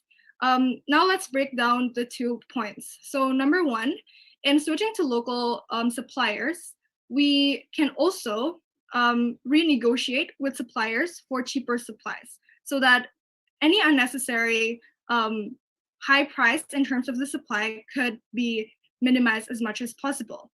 And number two, about minimizing inventory costs in terms of selling online, they are able to, from the part of the customers, they're able to pay third-party logistics for delivery so that the brand or the corporate itself, they would not need to provide their own delivery services in order to reduce costs, those unnecessary costs. And those are the cost part. And from the revenues part, we believe that there are 3 main points. Number one, we can produce or we can launch limited edition products, such as LBP. They can produce specific edition so that it would upsell by targeting higher income people who can actually tolerate a higher price. And number two, they can also create product bundling, such as by cross-selling complementary products, such as combining shampoo plus conditioner or bath bombs and so on and so forth. And number three is membership for membership, so that we, in our marketing plan, we have this advocacy stage in which they can acquire new customers, but to invite them into the movement with low acquisition costs, because we are using the customers that we have now, and we are amplifying the message as much as possible so that it brings new revenue to us. So in combination of increasing revenue and reducing costs in those terms, we believe that corporations are able to maximize their profit and returns, even though they're in a pandemic era. Thank you. Thank you. Ngantuk? Ngantuk Group? Okay. So LBP is currently having Givaudan company, which is a third party, and outsourcing something from a big company is sometimes expensive. So I would suggest that we shift to source the essence oil ethically, because what I mean ethically is ethically from local farmers, because when people buy local ingredients, local business will progress and grow, and they can export to the LBP production plan, and also the national income will grow. And it will also affect to the standard of life that will increase. After that, we can educate the local farmers to collect natural resources more ethically and get their sustainable certification so that we will switch to locals. In the end, we will have to educate and give incentive to the local farmers so that they could produce more quality and ethically sourced ingredients. So if you take a look at this is what happens in the coffee industry for a decade. Coffee companies support local farmers to maximize and enhance their ROI. In addition, when reducing OPEX during this pandemic by using eco-friendly packaging, it will also enhance the ROI and adopted SG principle of using natural resources through local farmers. Thank you. Elysian Group?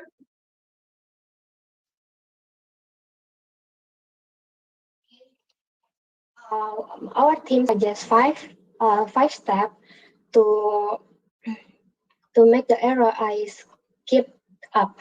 First is examine company costs. First is creating a detailed financial map of where our company spends its money, and it's integral to the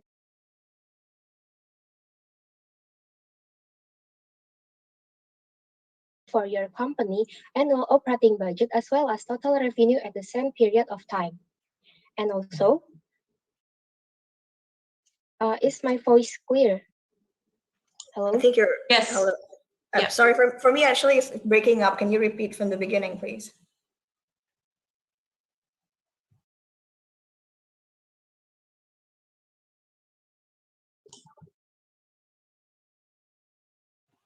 Putus ya? Yeah, I think she disconnected again. Oh yeah, there she is. I'm sorry, I really don't know what happened with my connection. No worries, no worries. I already used my quota, but this is still happen. No worries, I'm take really your sorry time. for this. Okay, let me continue. Is the second one we suggest is streaming business department. It means choosing whether or to eliminate the restructure business department is a method of deciding how much our business want to spend. If our company is looking for an immediate boost in the available cash, eliminating department with a poor performance record can allow our company to devote more money to profitable department and increase ROI. And the third is invest for a compound interest. A company achieving a higher profit return than its cost has more money to invest in other business venture. Investing our company profit wisely can allow our business to increase, grow, and overall value even if revenue is slowed down. And the fourth is focus on the internet, like before my colleagues share about social media.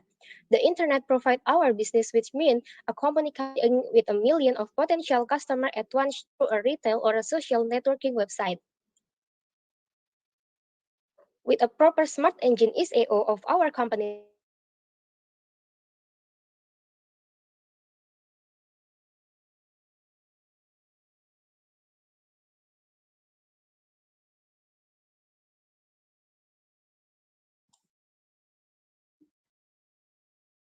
I think there's a problem with the Elysian's group, but I think it's enough. Yeah. So, yeah. Thank you, everyone. All right. Thank you for all your answers. Do the judges still have questions since we still have time for the Q&A session?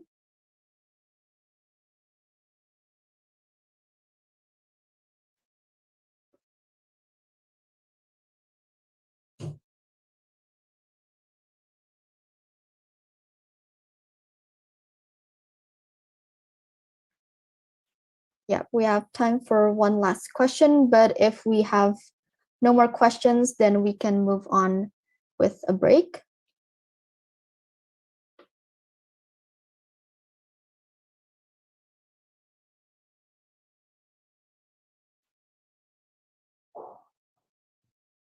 Okay, I guess we're all good, right? All good? All right. Thank you very much, second speakers, for your participation. Now we will move on to the third round. But before that, we will have a short 5-minute break. Judges, you may take time to score the teams. And if you have finished, you may let us know, then we will proceed to the last round. And in the meantime, third speakers from all the teams, please get ready to commence the third and final round.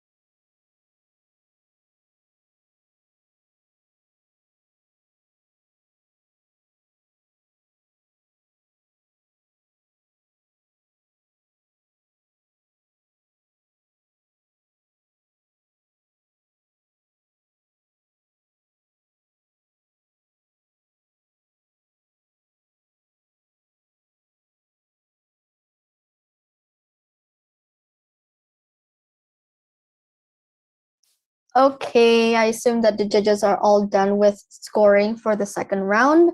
We will now move to the third and final round of the final face-off. So I invite all the third speakers to get your cameras ready, and our committee will spotlight you on the screen.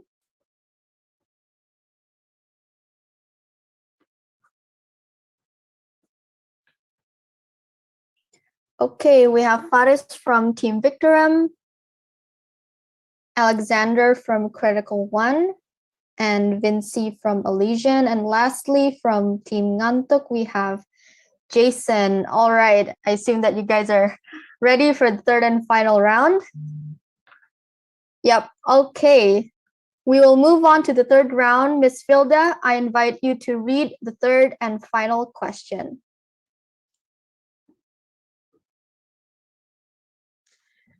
Okay, please listen closely. This is the last question.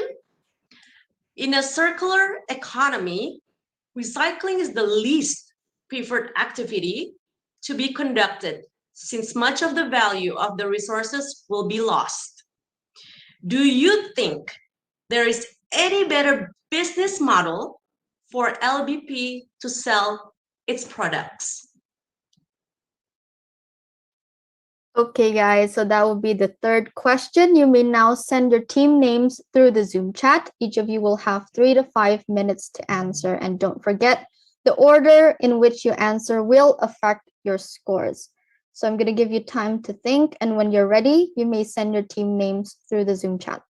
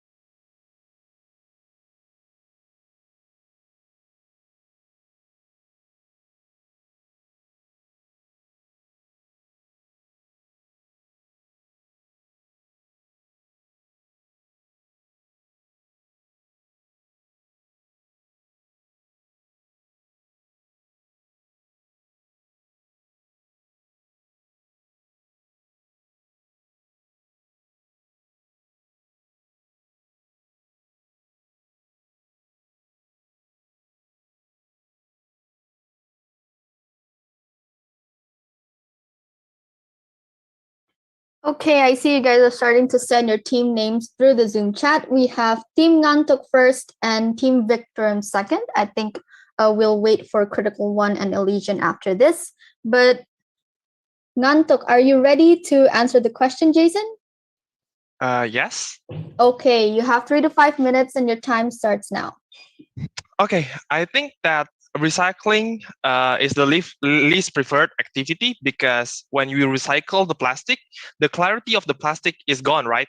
Like it is not transparent anymore. So it makes a bad impression on the plastic, even though that it's beauty care product. When the plastic is also covered in non-transparent, translucent packaging, it will really be important thing for girls to trust, right?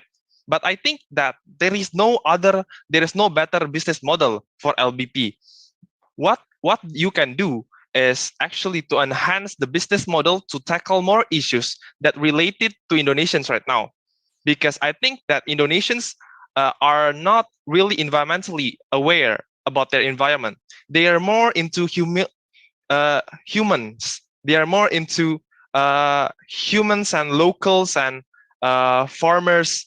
And I think that you can tackle the issue of this humanity. Humanity is a great issue to tackle in Indonesia, because I think that sustainability is not talking only about profit and environment, but we're also talking about the social, right? So the social means that there are workers out there, there are scavengers out there, there are thousands of low-income people down there, and they are working hard. They are working hard for everyday's life. I mean, like, they work, they eat, the money is gone. They work again, they eat, the money is gone. So what we can do as a as a brand that is emphasizing on sustainability, that we are not only care about the environment, but we can tackle the issues that most customers, most Indonesians are related about. It's humanity. It's that what we can give to others in this pandemic, right? In this pandemic, humanity is a big problem. Uh, Many people is starting to share more of their personal spendings. They are spending more on people. They are trying to share more. Why don't LBP start to tackle these issues? Not only about the environment, but we also care about those scavengers who are recycling our bottles, those scavengers who are trying to live their lives. So let's make a program. Let's make a program that emphasizes, in our experience, when our movement is done. So it's like the movement I explained before, that we are moving towards generasi pilah plastik Unilever. But I think that most career women don't have the time to spare on joining with the movement, right? So we want them to donate to create a better environment, not a better environment, better working environment for those who are in the low sections of Indonesia, low income statements. Because I know that economic must really relate not only to us now, because we are in a dire situation, I would say, because we are focusing on COVID-19, and it is very crucial that we have to embrace the humanity. And I think that we can enhance the business model furthermore towards humanity. Yes. All right, that's all for your answer. Thank you very much, Team Ngantuk. Good luck. And we will move on to the second team, Team Victorum. Are you ready to answer the question? Yep. All right, your time starts now. Okay, I do really agree with the statement that recycling is, some least pervert activity, because when you recycle, the waste is already exists. So what I propose is actually changing the business model for LBP to not only taking care of waste that already exists in the environment by recycling, obviously, but also focusing on innovation that will reduce the waste itself. So better management on the upstream itself. Maybe by making some innovation like paper-based packaging, or maybe reducing the size of the packaging itself. As far as I know, LBP UK, if I'm not mistaken, already do that. They do make a concentrated products. Therefore, because the product itself more concentrated, it would require less plastic. Therefore, at the end of the day, less plastic generated and exists in the environment. So basically, other than focusing also on the upstream itself, I really believe that Unilever should strengthen its current business model in recycling as well, because as we know, we can't just reducing the plastic that we want to produce, but we also need to tackle the fact that the waste currently already exists. So the current business model in recycling need to be more robust and more have a more impact toward the environment. One of the ways is, in my opinion, is by changing the way of doing business in digital, because as we know, currently we are in the middle of pandemic of COVID-19. Everything is changing to something more digital. Therefore, by changing to something more digital, instead of relying on offline method, it would have more impact it would have bigger audience for this recycling program of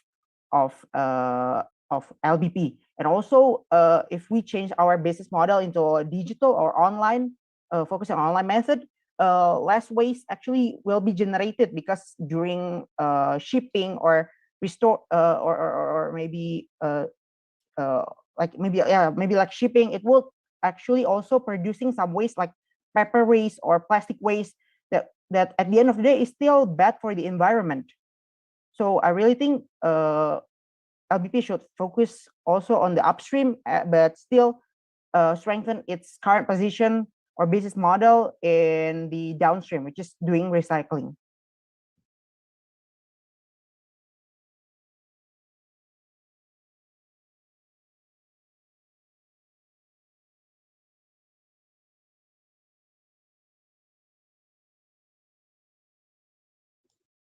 All right, thank you very much, Victor, for your answer. We will move on to the third team, Critical One. Alexander, are you ready? Yes.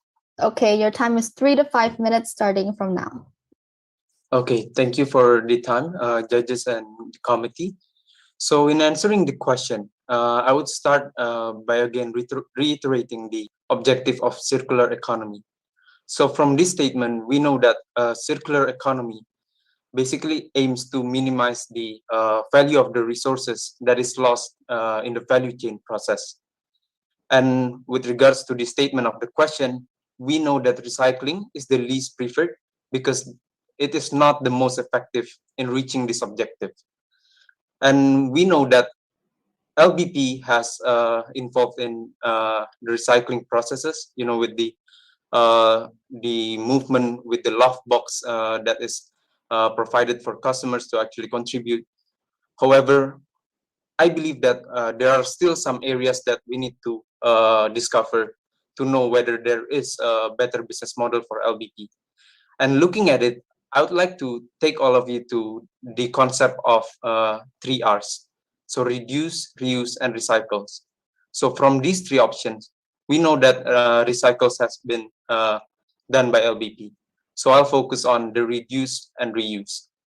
So in relation to reduce, basically the aim of reduction itself is more towards the reduction of resources, in which some ideas that could be thought of is, for example, more towards the innovation related to the product itself, such as by reducing the amount of plastics in each product, so the weight would be less in terms of the plastics used. And second is to probably opt for a more biodegradable materials in the production, or even to probably use less water in the production of the products of LBP itself. However, we need to again look at the plus and the minus, right? Because we're talking about business model. Business by itself has to again generate revenues and in the end create profits for themselves. So in relation to reduce, there are some caveats that needs to be taken into account, such that, for example, our R&D costs might be very high, because again, we are talking about products, changes in the products would require a good amount of innovation costs. So that's one point related to the minus. But in the positive side, we know that as we reduce plastics, that would contribute much to the reduction of pollution, later on reaching the objective of sustainability. And again, related to the question, that would minimize the values that is lost within the value chain process. Now that's for the reduce. Let's take a look at the other option, which is the reuse. So with reuse, basically what we want to do is more like using the elements of the products that could actually still be used in the long term by the end consumers.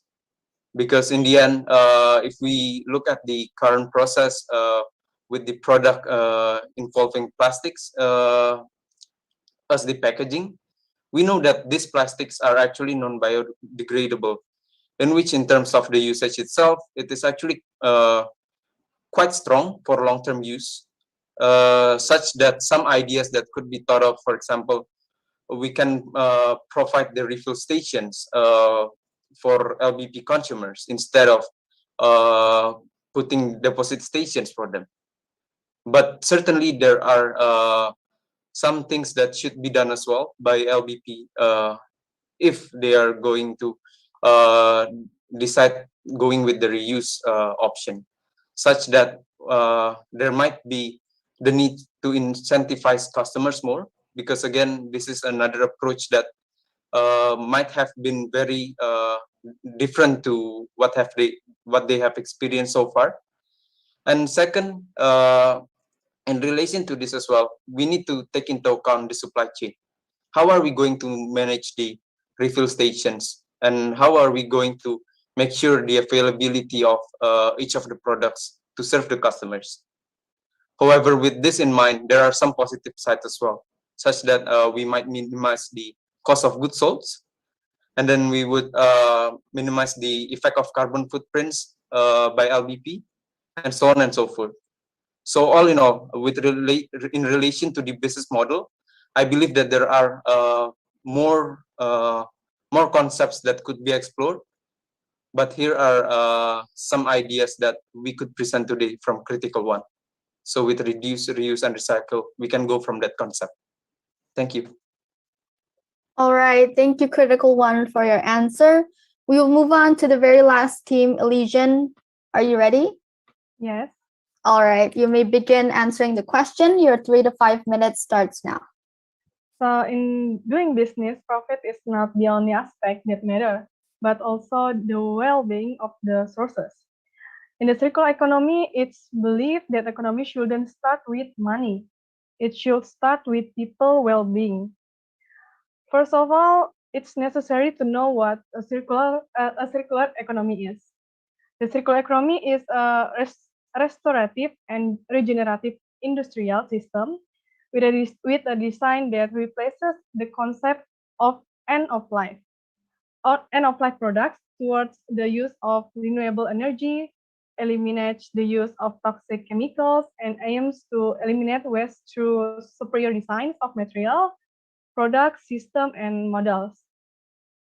In a circular economy system, resource use, waste emission, and waste energy are minimized by closing the production consumption cycle by extending product life, design innovation, maintenance, reuse, remanufacturing, recycling to the original product into the other product, atau we call it upcycling.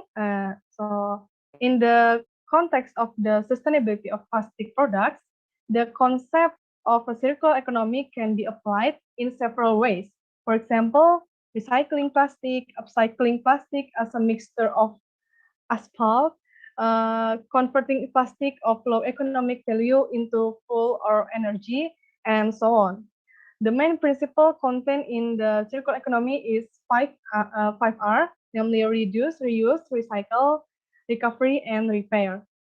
These 5 principles can be implemented through reducing the use of raw materials from nature, through optimizing the use of material that can be reused, and the use of materials resulting from the recycling process, as well as from the recovery process, or by making improvement.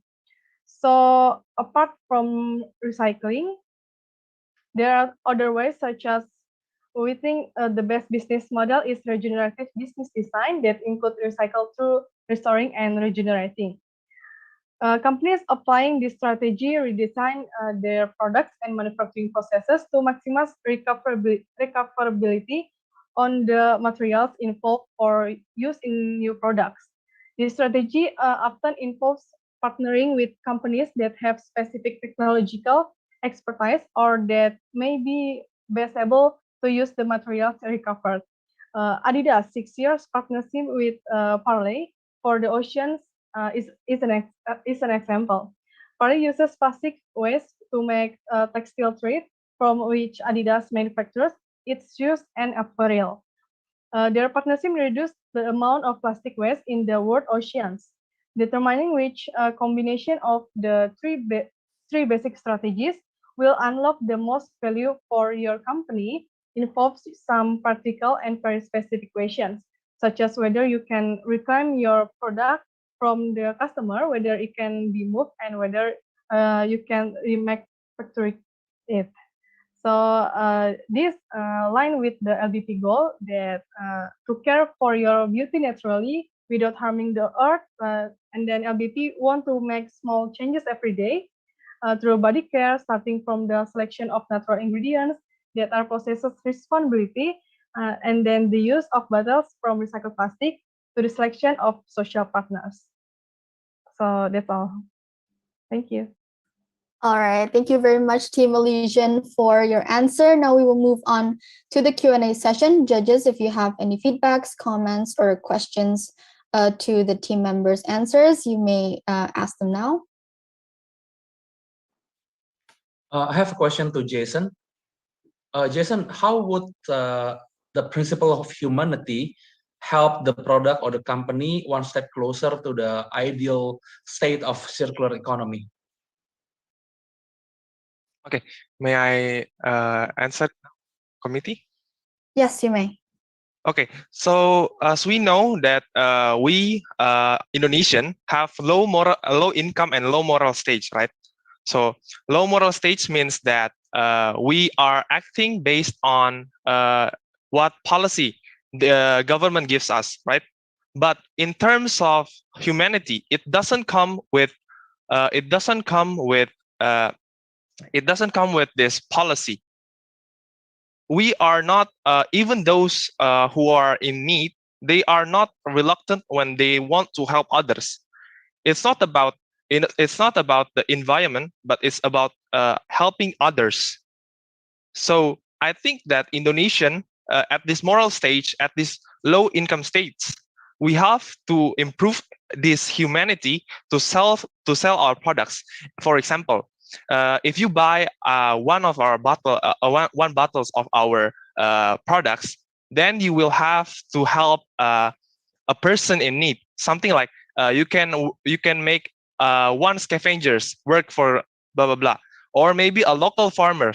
You are raising the local farmers' standards of life, because when we change from the outsource from Gifaudan, then we change to local farmers, then it means that we are making their demand goes higher, increasing their demands. And when the demands goes higher, it means that their income, their standards of life will come up, will step up also. So the environment is the second step of humanity. So we need to reach the humanity phase first, before proceeding to environment, because we know that people are more connected to people than people connected to the environment. We are not like in the USA, where everyone is environmentalist, everyone is animalist. Like they are vegan, they are cruelty free, they are this and that. We are not that kind of country. We are human. We are more into human and human relation, more social country. So I think that LBP could sell their products that way. Thank you. Hope that answers. Thank you, Jason. Yes, my pleasure. All right. Are there any other questions from other judges? Or Mr. William, would you like to ask any more? I have a question to all the groups here. Regarding to the question here, do you think that there is any better business model for LBP to sell its products? In my note here that group one, which is group two, group three, and group four has actually agree on the business model that is taken by LBP right now. If that's correct, just say in two sentences. Yes, I agree with the business model that is LBP selling right now. Or if you disagree because there is still improvement, you can explore that. You can give explanation on why you need this to be improved. Just in maybe in like 5 sentences or 6 sentences. Go ahead, maybe group one. Ngantuk? Oh, sorry. Do you agree on the business model, the current business model, or it needs improvement? That's the question. Two sentences, right? Wait, let me. You can do more, actually. Okay. I think that LBP has a good business model, but for foreign countries, because I see that the market commitment in Indonesia is still small, because LBP sees that there is this is a different type of country, right? So our mission, my vision is to make this business model to focus on more humanity than environment at the moment. For the moment, in the future, it's a doable thing because we are developing countries, right? We are still in the developing process. I think so. So I agree. Okay, thank you, Ngantuk Group and Victorum. To agree on the current business model, need to be improved. Okay, I really think the current business model for LBP currently is already great, but it definitely needs some improvement, especially since LBP only focusing on recycling as to support the circular economy itself.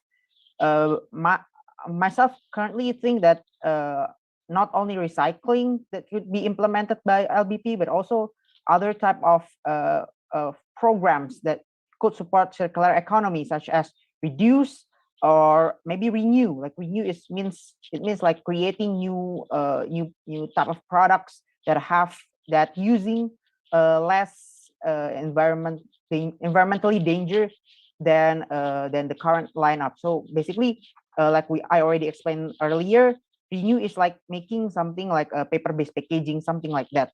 Reducing is definitely something that needs to be done by LBP, because LBP also need to emphasize that we need to do something to reduce the current waste that actually exists on the planet itself. I think that's it. Okay, thank you. Critical one. Thank you.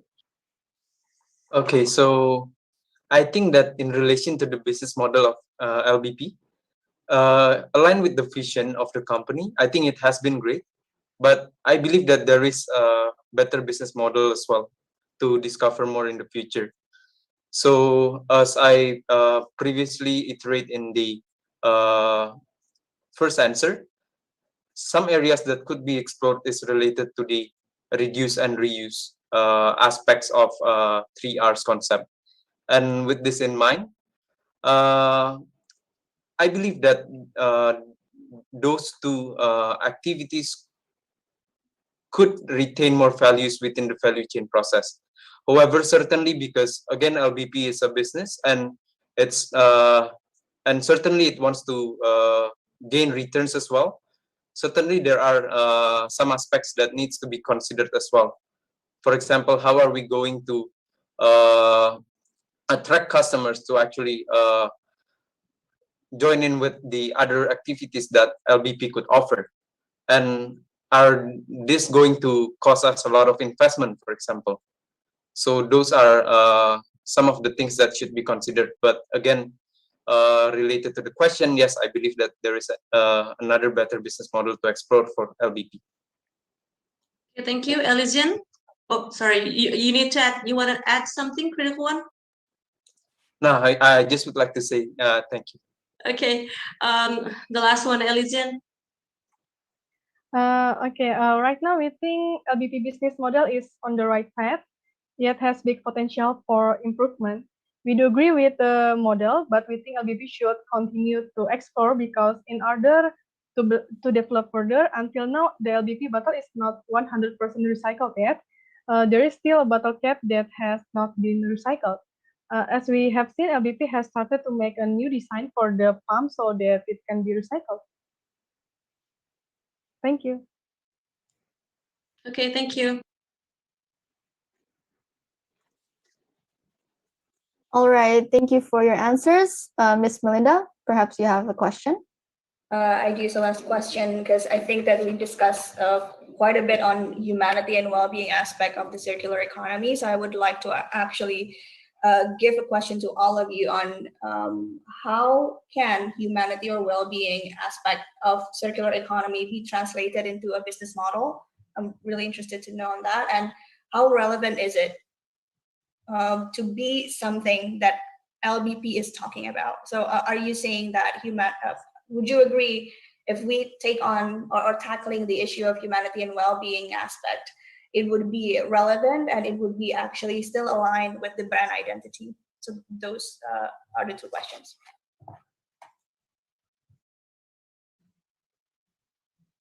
So Tim Gantuk goes first again. Yeah, sure. Ya boleh. Okay. So I think that it's about the humanity, right? We are born social. So we have hearts. Each one of us have hearts. So why Kita Bisa is very successful in this matter, because I think that there are so many people out there that want to donate to others, even to people that they don't even know. So I think that by tackling this humanity and well-being issues, that that will also answer your second question from the previous question, right? Because the question was how about the ROI and everything? How about those going? How about when the ROI how about when the farmers, the local farmers, the scavengers, the recyclers, and everyone on the working segment have that well-being in their life? I think that it will greatly affect the profitability and the national income progress, so that LBP can tackle. Okay, let's make it short. LBP can tackle this by selling their product and offering other people to help someone in other places in need of help. Like, for example, what I've said, local farmers and everything, which I think that will also not only help LBP in the future for local farmers, because LBP can also could also source their profits from the local farmers, like sustainability profit and people and environment, but they can also goes like into more detailed, like you can share more about how the environment, how the humanity in one quick video. So I see that a lot of Beauty and Planet have no advertisement related to Indonesia, because I think that Indonesian have really great, they need this relevant information in every advertisement that they want to watch. So if the advertisement you give them is not relevant or is not heartwarming, they would not watch it. So I think that I would watch a video of Kita Bisa more than a video of someone offering their products. I think transparency and brand trust at this point is a very important thing to tackle too. Yes. I hope that answers. Yes. Thank you. Moving on, then. Thank you, Jason. You're welcome.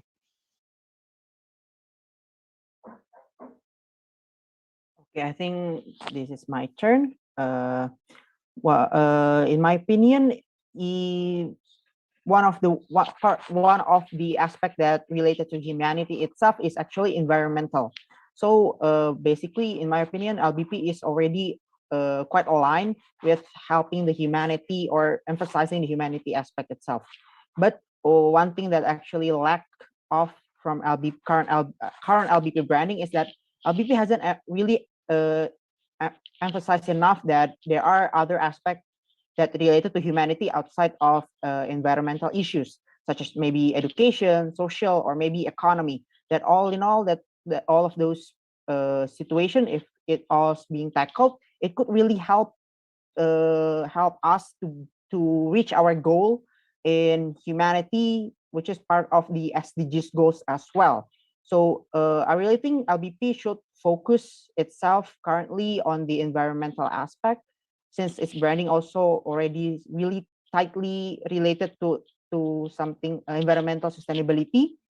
But one thing that LBP could really improve is broaden its emphasizing further that there are many other factors that actually related to humanity, such as education, social, and economy. And maybe on the long run, LBP could tackle those issues as well.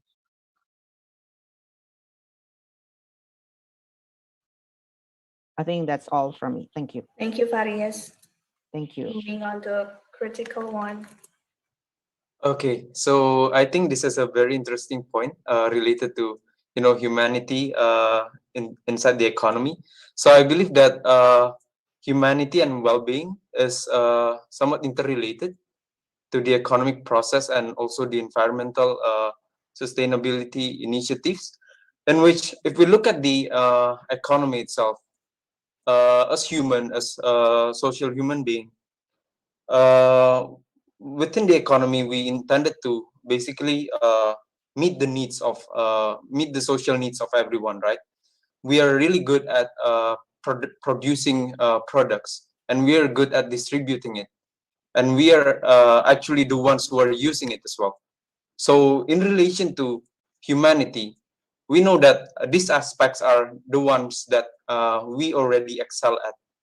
However, there is one in which I believe an area of improvements where humanity and well-being could actually play a role in bringing environmental sustainability to the concept of social well-being as well, such that we have not really touched into the idea of reclaiming the value of the resources. Yes, we have the concept of closed loop economy, but again, that is not the oldest topic that humans have touched within the economy. And in relation to that, while this type of efforts related to humanities could not only just meet the social needs, it is actually impactful as well to the environments, right? But what humanity is lacking again is that how can we meet the social needs of everyone while not degrading the environment? So that's basically my answer to this question. Hope that answers the question. Thank you.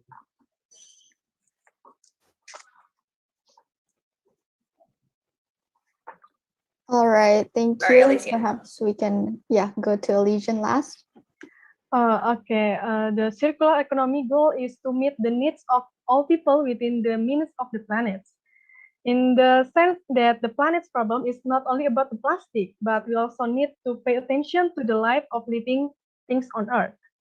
We do not need a different solution for financial crisis, climate crisis, health emergencies, but what we need is a paradigm that no longer pushes for endless, but focus on thriving, on resilience, and on well-being within communities. An example is that there are still many in the African countries who experience poverty and lack of water. Therefore, our team suggests LBP can offer to do a campaign on publishing the use of sustainable labor work, where all of the LBP products are sustainable resource with no labor exploitation. Thank you. Okay, thank you very much for all your answers. Mr. William, do you have a question perhaps for the 4 teams? No, I'm good. Thank you. Good. Okay, for all the judges, are you all good too? Yep. Okay, then I guess now it's time for a quick break. Judges, you may fill in the scores for each team. And if you finish, you may let us know. For all the participants, please stay here and stand by because we will be announcing the winners later on. But yeah, we'll enter a short break and we will come back soon. Thank you. Excuse me.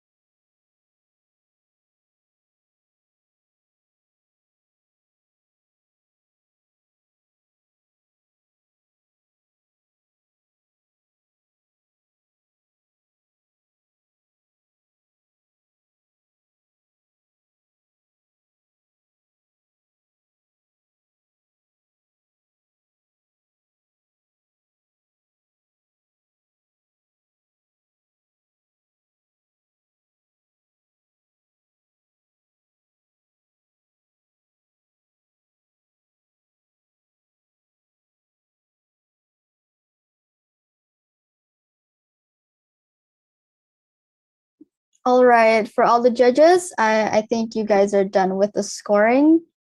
So yeah, can I have the committee to stop sharing the screen, please? Because we will have a short photo session, but what a tough final round, guys. I had a mental workout session this afternoon, and I'm sure all the participants are very excited to know your results.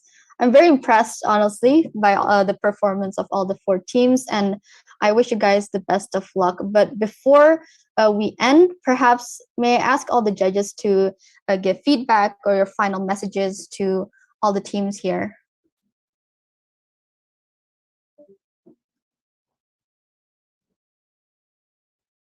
I think I'll go first then.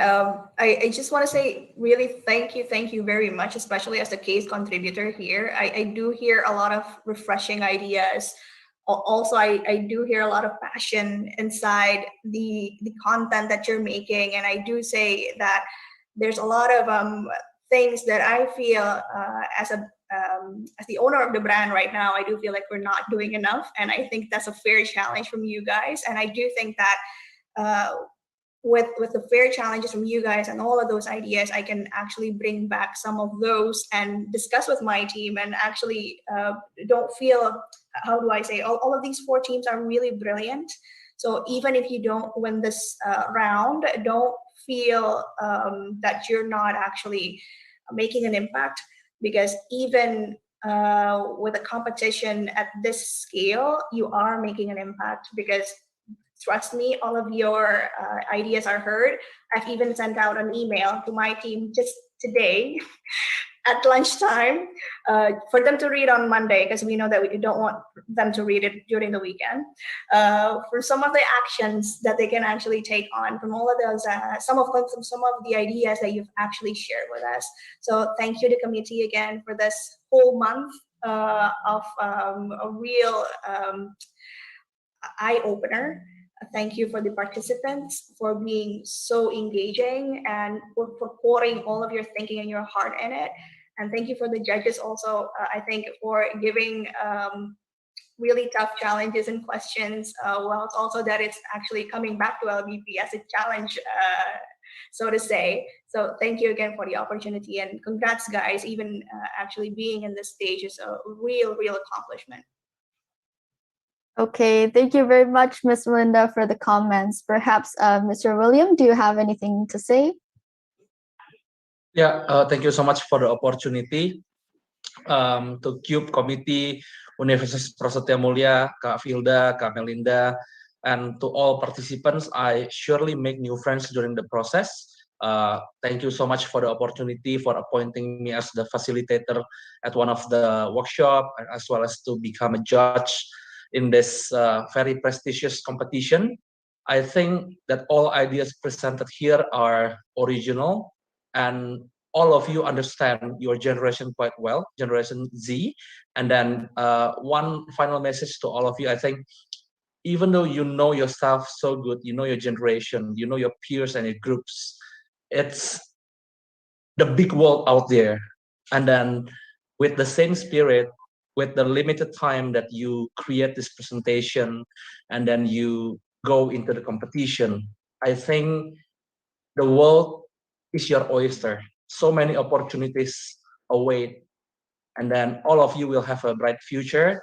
And I'm quite sure that we are going to meet again in the future. Maybe some of you will work at Stockbit and Bibit to become my team, or also becoming part of someone else's team. And looking forward, and all the best to all of you. Thank you. All right, thank you very much, Mr. William, for your comments. And perhaps last, Ms. Vilda, you can give some of your feedback also for the teams. Yes, I'm really grateful to be here because now I can see that the future will be in good hands actually. So congratulations again for the 4 teams. You are all winners. The committee messaged me that's around 70 something team that registered, but you are the four groups that has been in a final. Then, so congratulations, you're all winners. Yeah, similar like William said, that this is actually what you have experienced in this competition is the starting of your big journey actually, because when you graduated from the university, you will be exposed with the actual real life problems. Yeah, so I just want to give you one tips that you need to keep an open mind and also be creative and also collaborate with each other. So maybe all of those things that you have learned is a theoretical, but in practice it's quite difficult to to get what you want actually. So yeah, that's life, so you just go on with the life that that are taking you. So thank you again for the committee to provide me to give me the role of the judge, and also I gave the talk at the 5th Orbit webinar this afternoon. It was really a good experience for me as well through virtual and during this pandemic. So thank you again. I will go give back to you, Priyanka. Yes, thank you very much. I really appreciate the judges for all your help and feedback. I learned a lot from this competition as well. And before we end, I would like to have a quick photo session.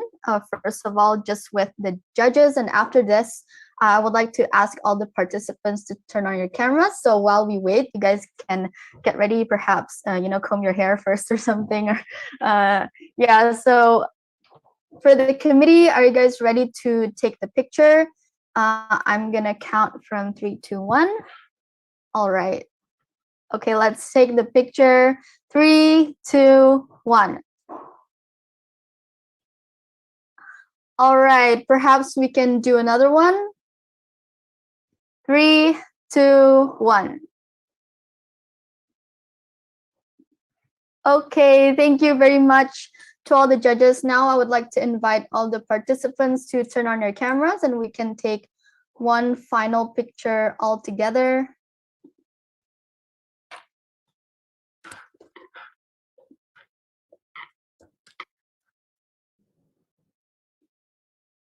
Okay, I see we have Ngantuk and Victorum, Elysian.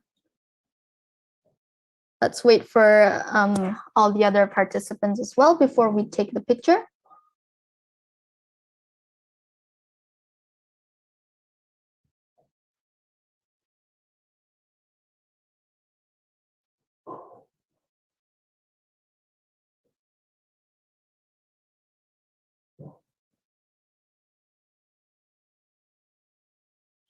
All right, is critical one, perhaps Shalka, can you turn your camera on?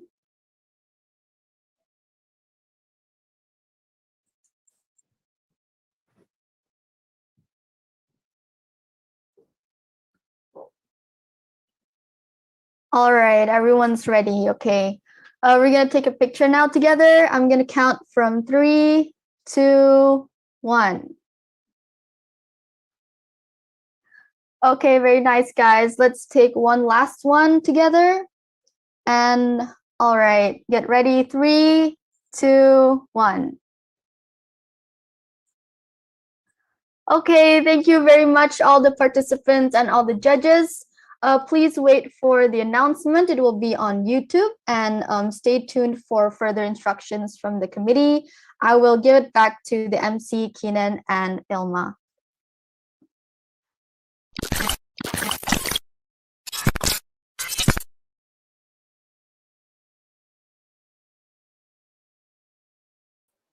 Oh, hello. Guten Hello, Tag. hello. Welcome back again, Kinan. Oh, happy to be back again Been here. so long. I'd say welcome back to everyone, but you know, it was just us that's gone, so can't say Yeah. that. Okay. Hello, everyone. Welcome back again. Well, for me. That's us, for us. So nice to be back with you guys, and I hope everyone here enjoyed the final face-off round that the participants gave. And congratulations to all of the top 4 contestants who already put up their best effort in the final face-off. I mean, from what I've seen in the Zoom meeting, it was pretty tense between all of them. They were all really, really good at answering all of the questions given by the judges. And also, we want to thank all of the judges for making this elimination round even more interesting with their insightful questions. And what do you think about it, Kinan? Well, to put it simply, I thought they were just beyond splendid. So, also, it was beautiful. All right.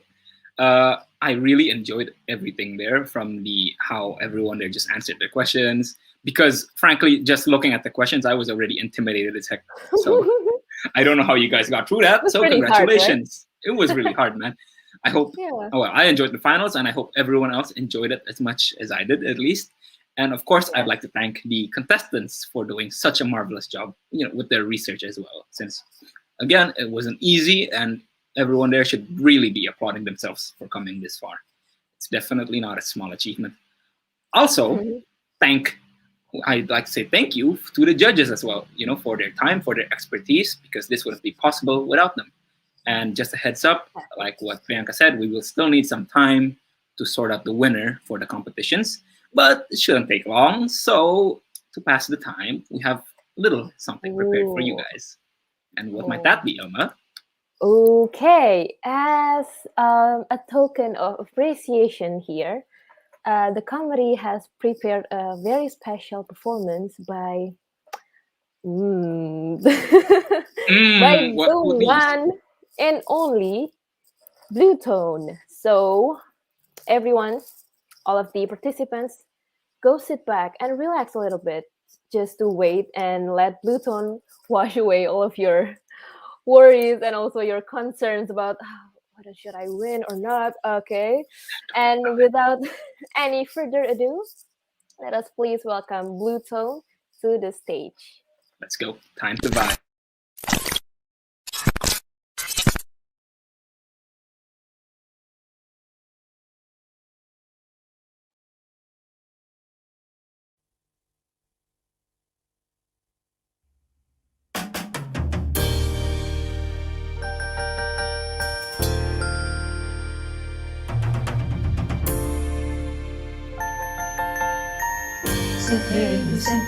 Say baby, what you do?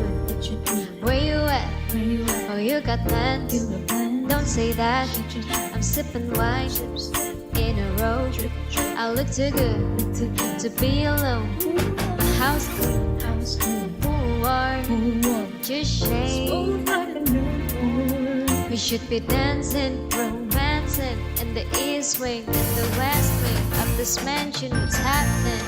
I am playing no games. Every word that I say is coming straight from the heart. So if you're trying to lay in these arms, I'ma leave the door open. I'ma leave the door open. I'ma leave the door open, girl. I'ma leave the door open, open. Let you feel the way I feel, and you want me like I want you tonight, baby. Tell me that you're coming through. Ooh, you're so sweet, so sweet, so tight, so tight. I won't bite unless you like. If you smoke, would you smoke? I got the haze. And if you're hungry, girl, I got filet. Ooh, baby, don't keep waiting. There's so much love we could be making. I'm talking kissing, cuddling, rose petals in the bathtub. Girl, a jump is bubbling. I ain't playing no games. Every word that I say is coming straight from the heart. So if you're trying to lay in his arms, I'ma leave the door open. I'ma leave the door open. I'ma leave the door open, girl. I'ma leave the door open. Did you feel the way I feel, and you want me like I want you tonight, baby? Tell me that you're coming through.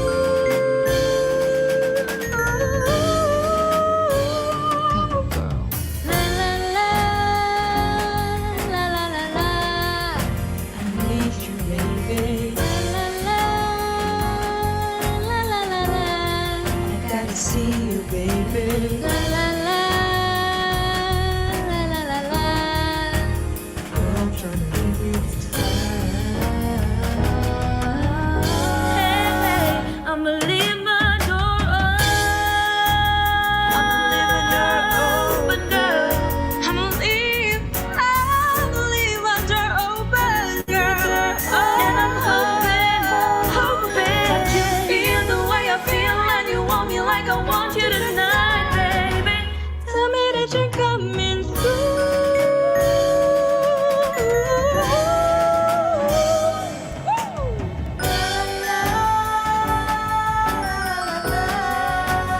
Tell me that you're coming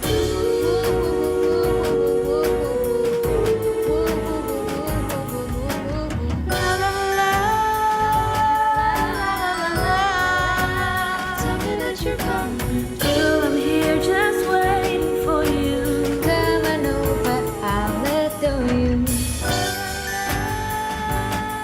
I'm waiting, waiting, waiting for you. Girl, I'm here just waiting for you. Come on over, I'll adore you.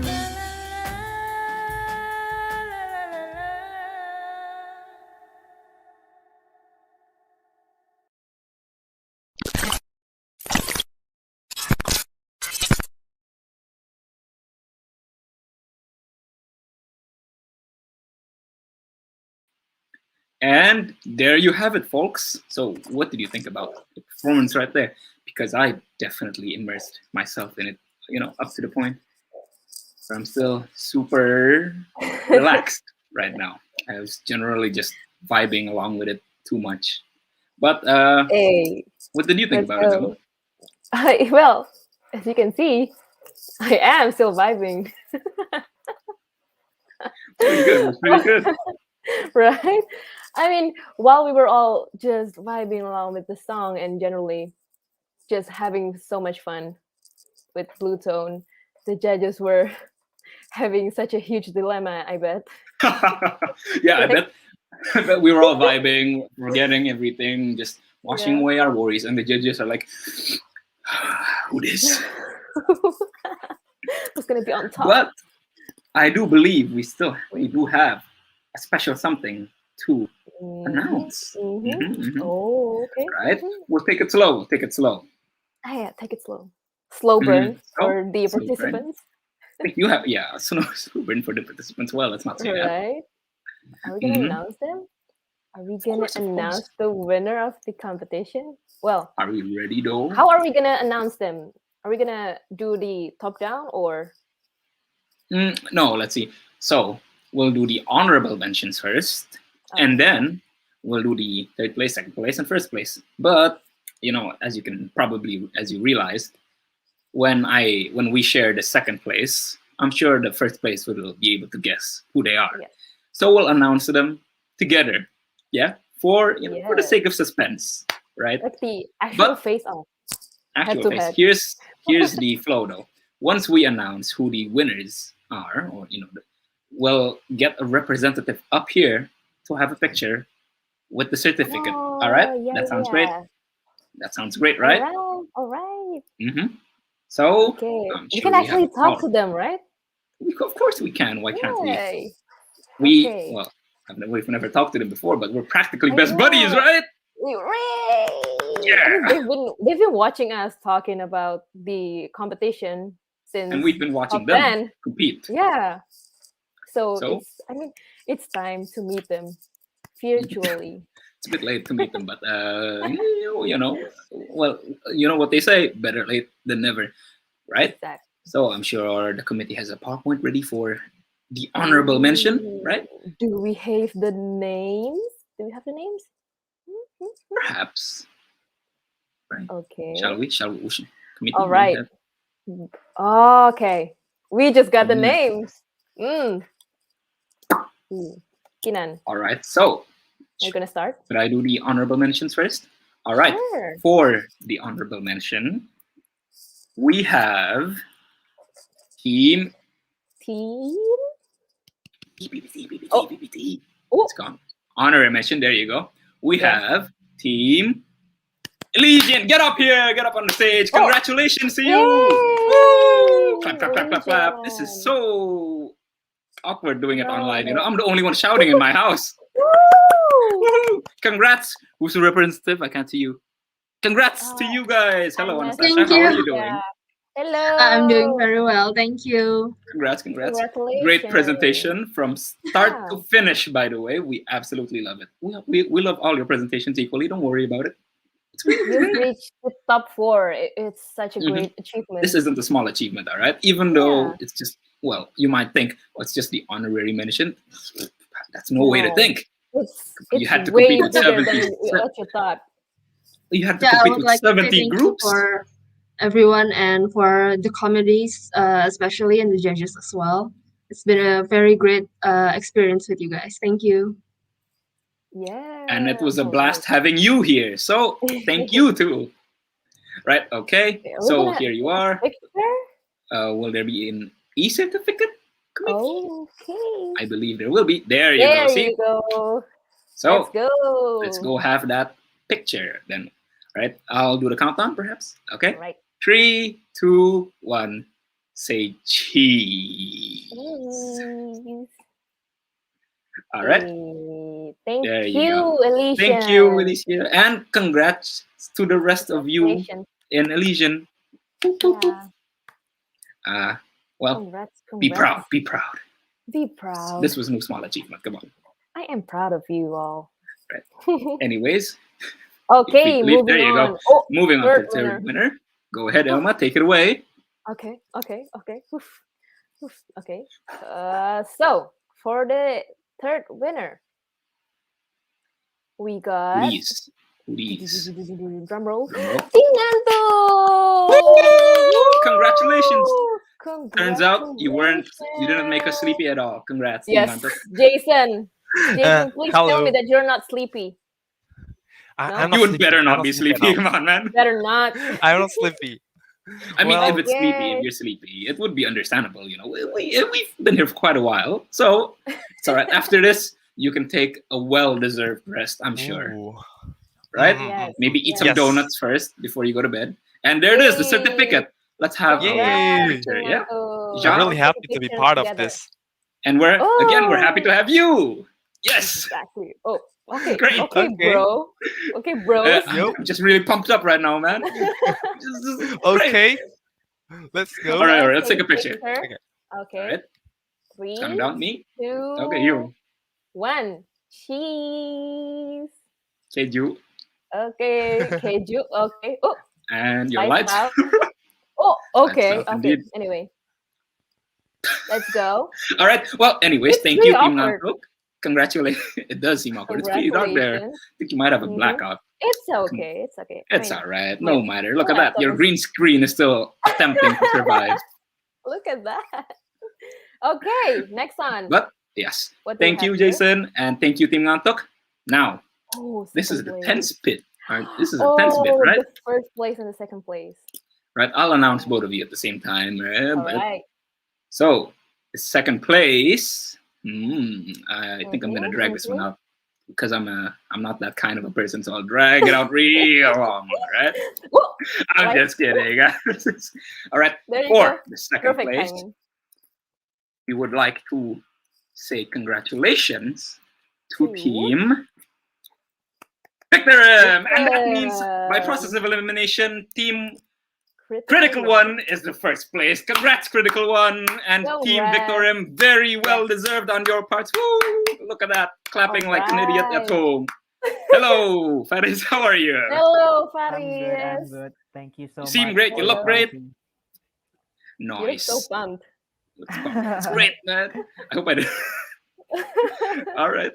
Thank you All so much for right. joining us. Thank you all Yes. for the very wonderful presentation. It brought tears to my eyes. I think it was pretty intense between Victorum and also Critical One. Critical They One. were pretty close, right? I'm holding myself back from making so many critical puns right now. Yeah. Okay. Let's take a picture with the e-certificate. Let's go. And don't worry, Victorum. This is still considered a victory, right?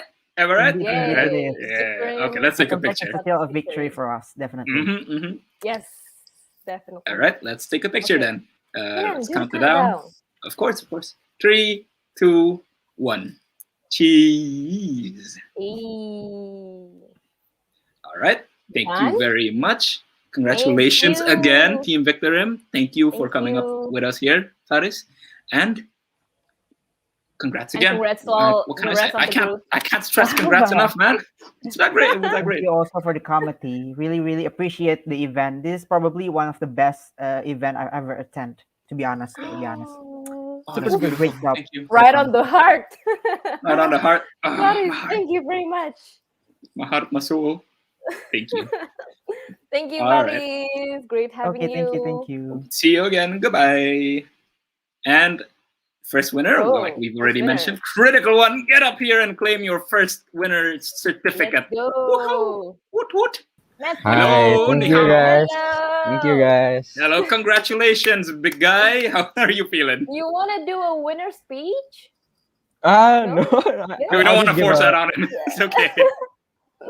Yeah, Oh, thank that's you guys. great. It's been a great journey. We had fun with all of the cases. It was very interesting for us to do a beauty case because we're not really, beauty product users, but yeah, we somehow I can managed. attest to that, brother. I mean, only one of you, right?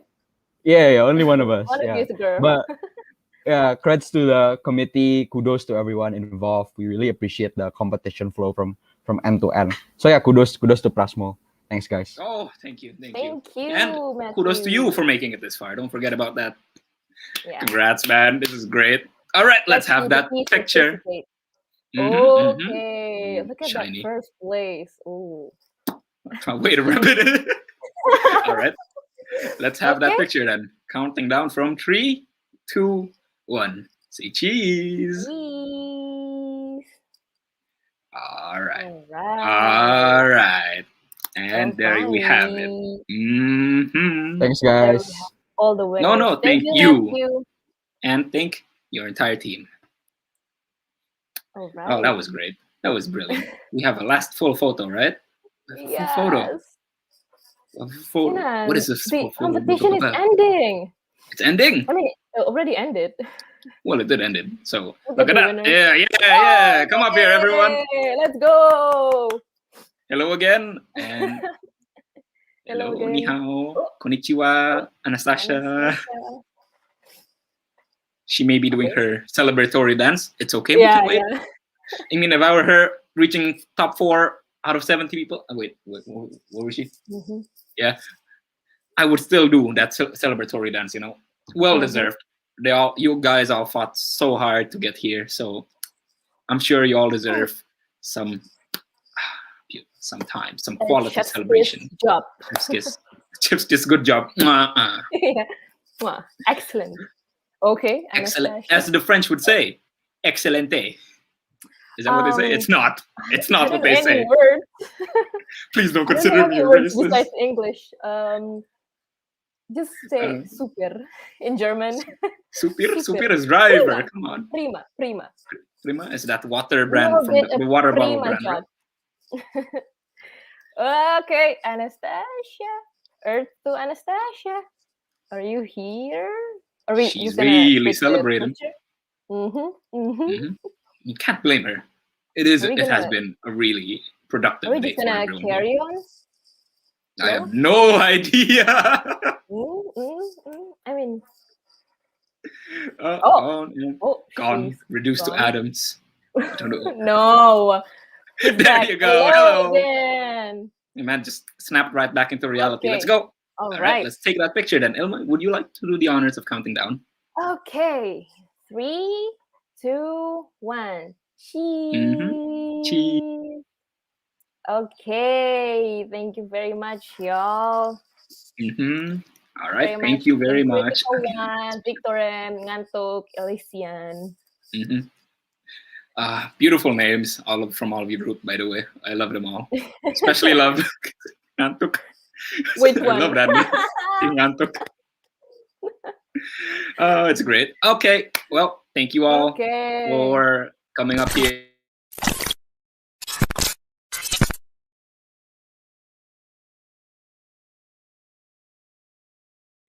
Wow. I just got cut out there. Well, let's move on. Yes. We've gone through a lot. Even my lights went out. It was pretty so shocking.